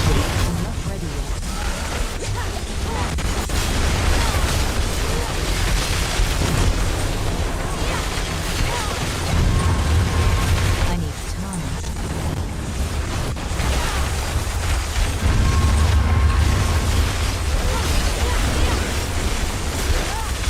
I need time to prepare.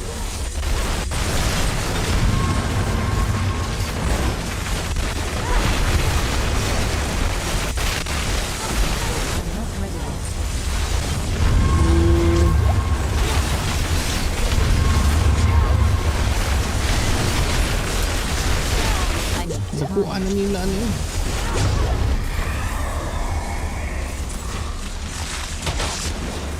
Wait sa guys ha. Wait.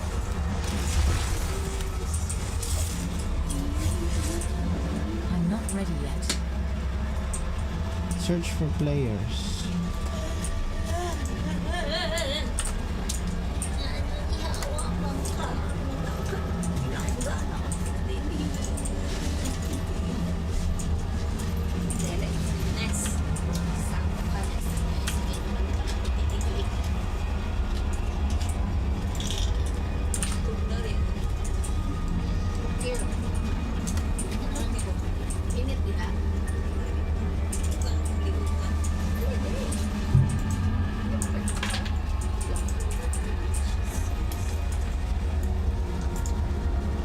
Request sent. Wala man gidawat. Okay, unsa man ta, guys? Soulspire, akin niya. Etheric mass damage. Plus 1.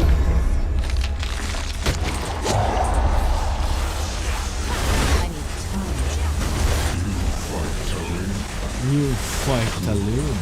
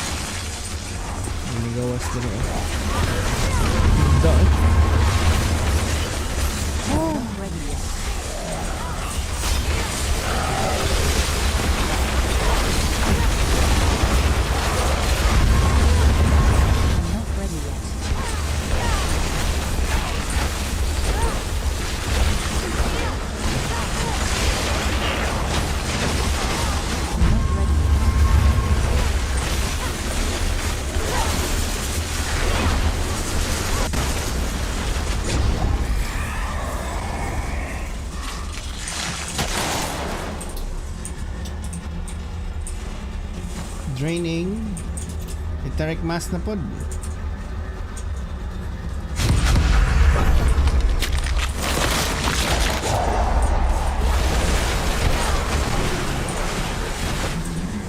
Sunod season ani.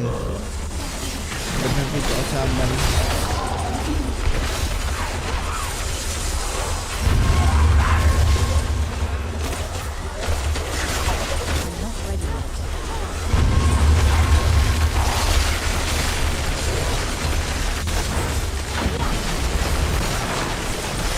I need time.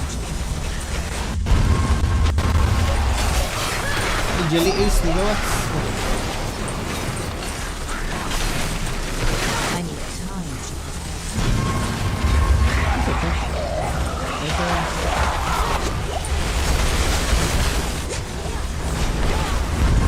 I need time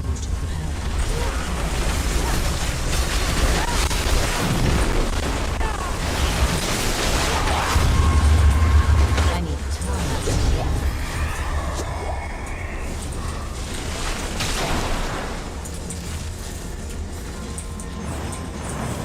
Elborn.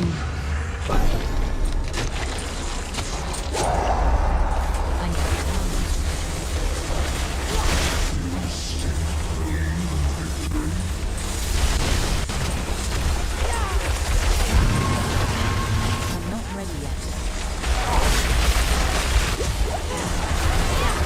I'm not ready yet.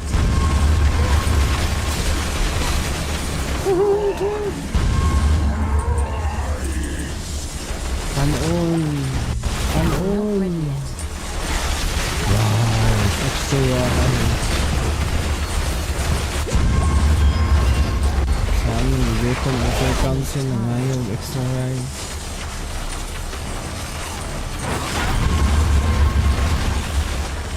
More. I'm not ready yet.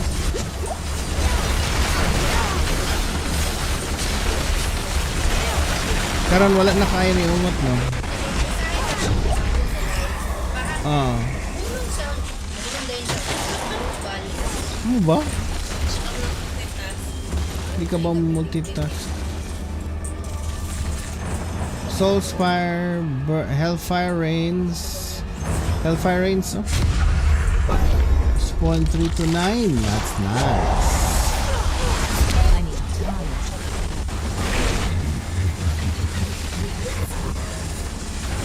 Na, namatay noon ko. Natagakan kong Hellfire. 3 to 9 man.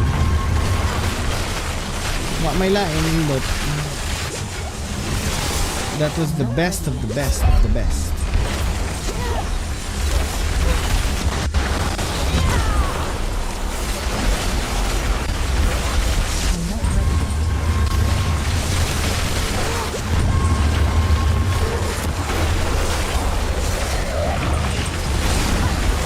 I need time.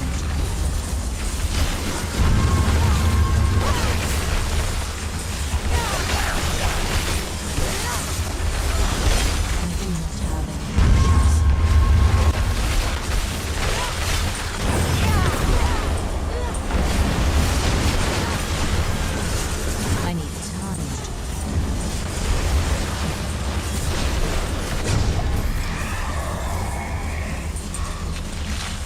Yay, many ether.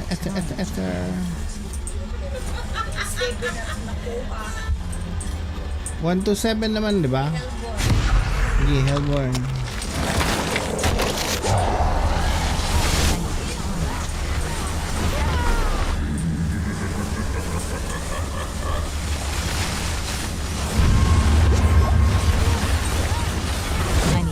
Hellborn. Hellborn now.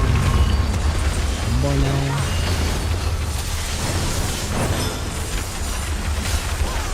Woo, you fight Talib. I'm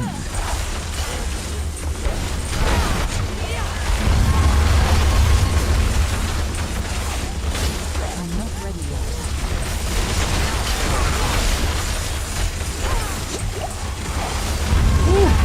My lord.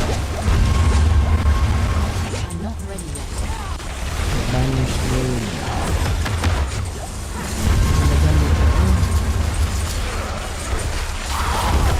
I'm not ready yet. 181 na.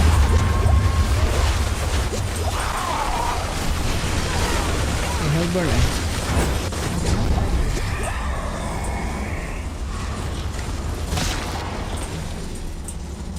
Napay last.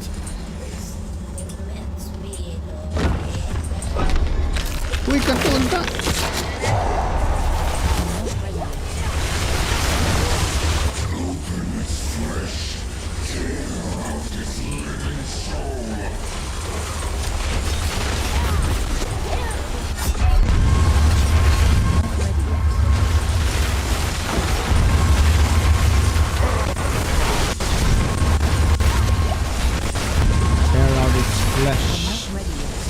It's living soul.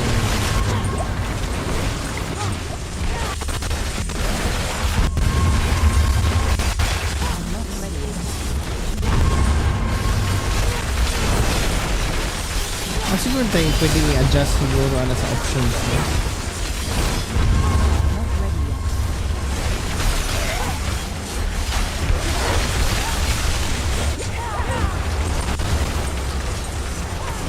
I need time.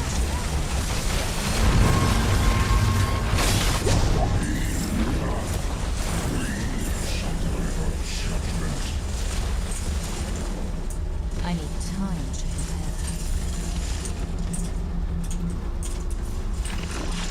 Ay, salamat mo. Open ang door. Steps forward. Paspasan na to eh. Mura mag-the-flash.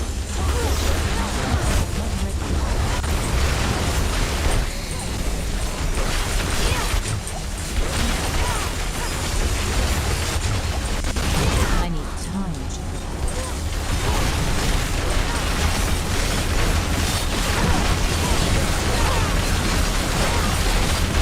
I need time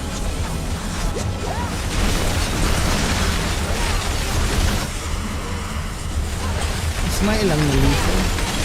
I'm not ready yet.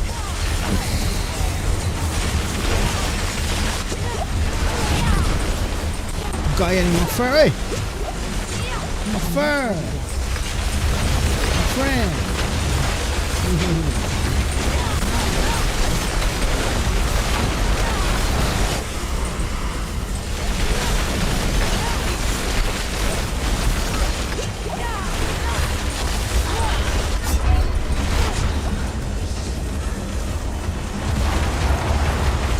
I need time.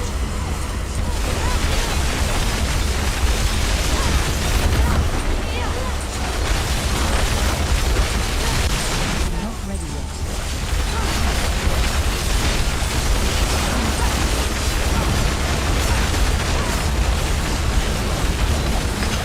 I'm not ready yet.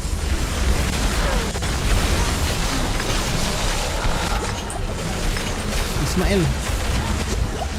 Patay na. I need time to prepare. Ano lang. Yellow the flame it. I'm not ready yet.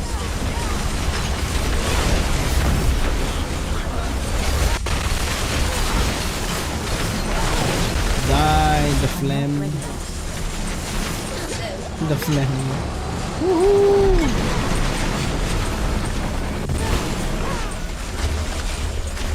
Nice. Ari na dyan ko sa materials eh. Para daghan itlog. Itlog.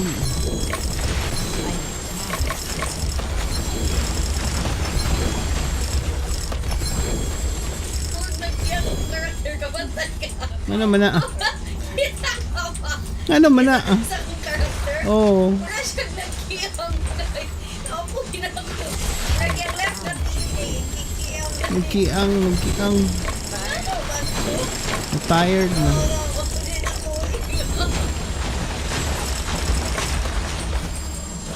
I need time. Wala na.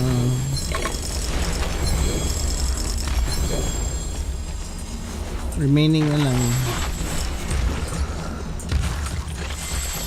I'm not ready yet.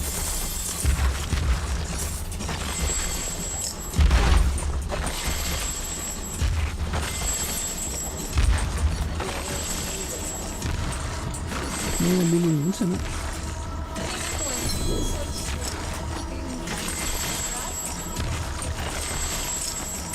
Ako forgotten soul nga nung gusto matawag ko dito. Forgotten na soul. Uy. Para nasa ka ng kuan. Gamit eh. Daghan na gamit ang kuan. Oo. Na. Abyssal. Sabi ko ka na. Pwede lang ko nakulitan na Abyssal. Ang kanang Abyssal scroll para man makahimo kag kuan. Pero hantod karon no, di gyapon ka kakuan no. Kahimo og Infernal Hordes nga scroll. Ano na? Gusto na lang gyapon kay Panes. Makoy nga wala alam. Ang junk ko talaga ang ano no, ang kanang repair. Hindi siya ka-repair tungod kay nasa tungod nasa Tyrell's might nga kanang kuan armor. Ganun na ako'y ka ng work on dagat. Murag ka ng hangin no. The Flash na ka, The Flash.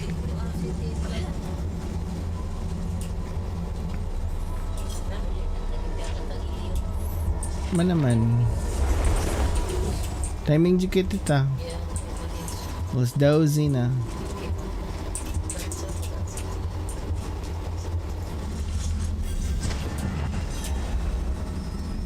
Yay, pwede na ako ka-upgrade sa mga things.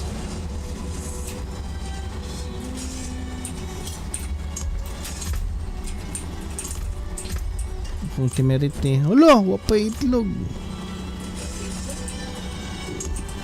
Di man di itlog yung ihatag. Basig koan. Inggulit. Anything breaks, the forge is hot. Inggulit. Hindi pang hatag.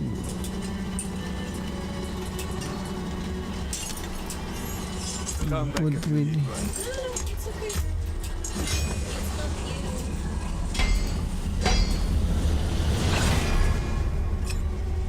Ah, esos. Oh. Hindi pwede ni.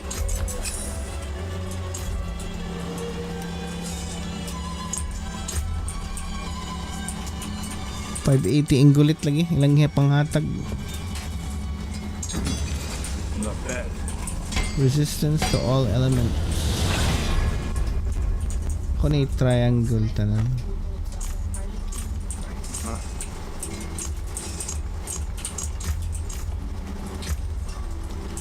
Ha. Unexpected.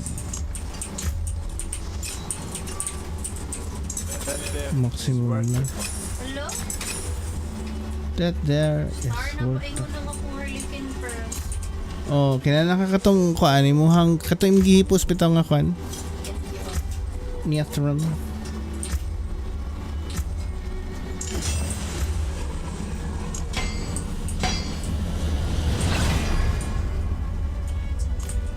Come back if you need one.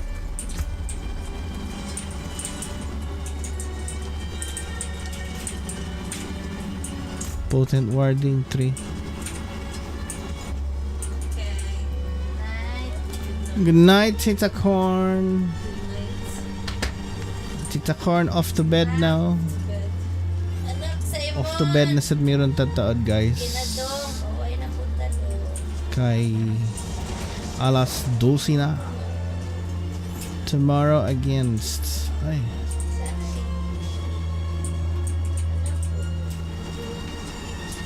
Crafting materials of the side. Gamay na lang may kuwang ani.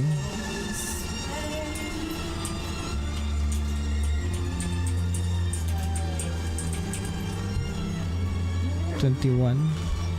Wait, pilay kulang.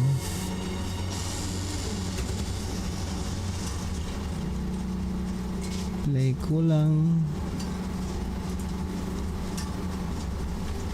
Ay, kinipod. Sakto deck. Must have a lot.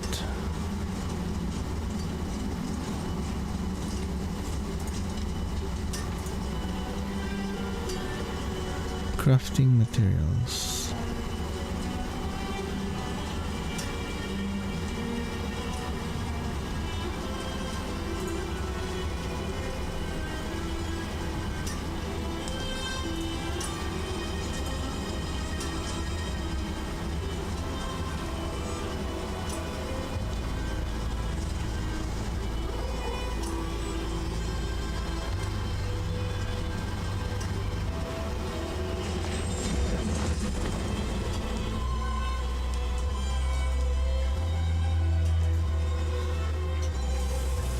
Apat na kalingin.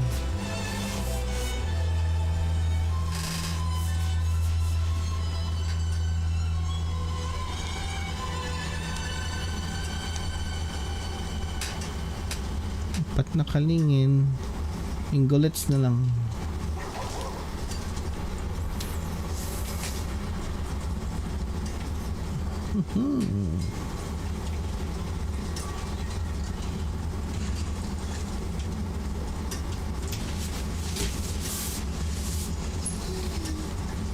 Nagpa-repair na mo, Mama Maps.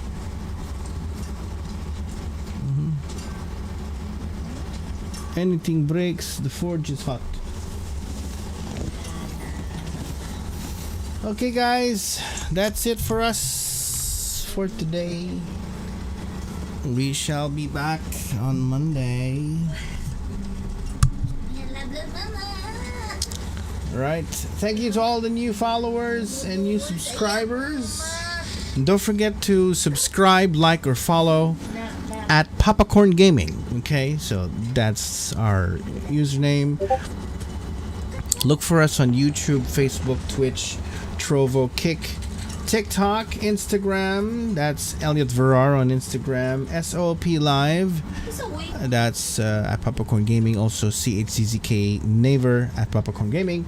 And don't forget, guys, don't forget to follow us on the newest platform out there that's called Noise. noice.com/PapaKoRn Gaming. We stream there as well when we play Dead by Daylight. Okay, it's a different kind of stream because you play the stream. You can play the stream.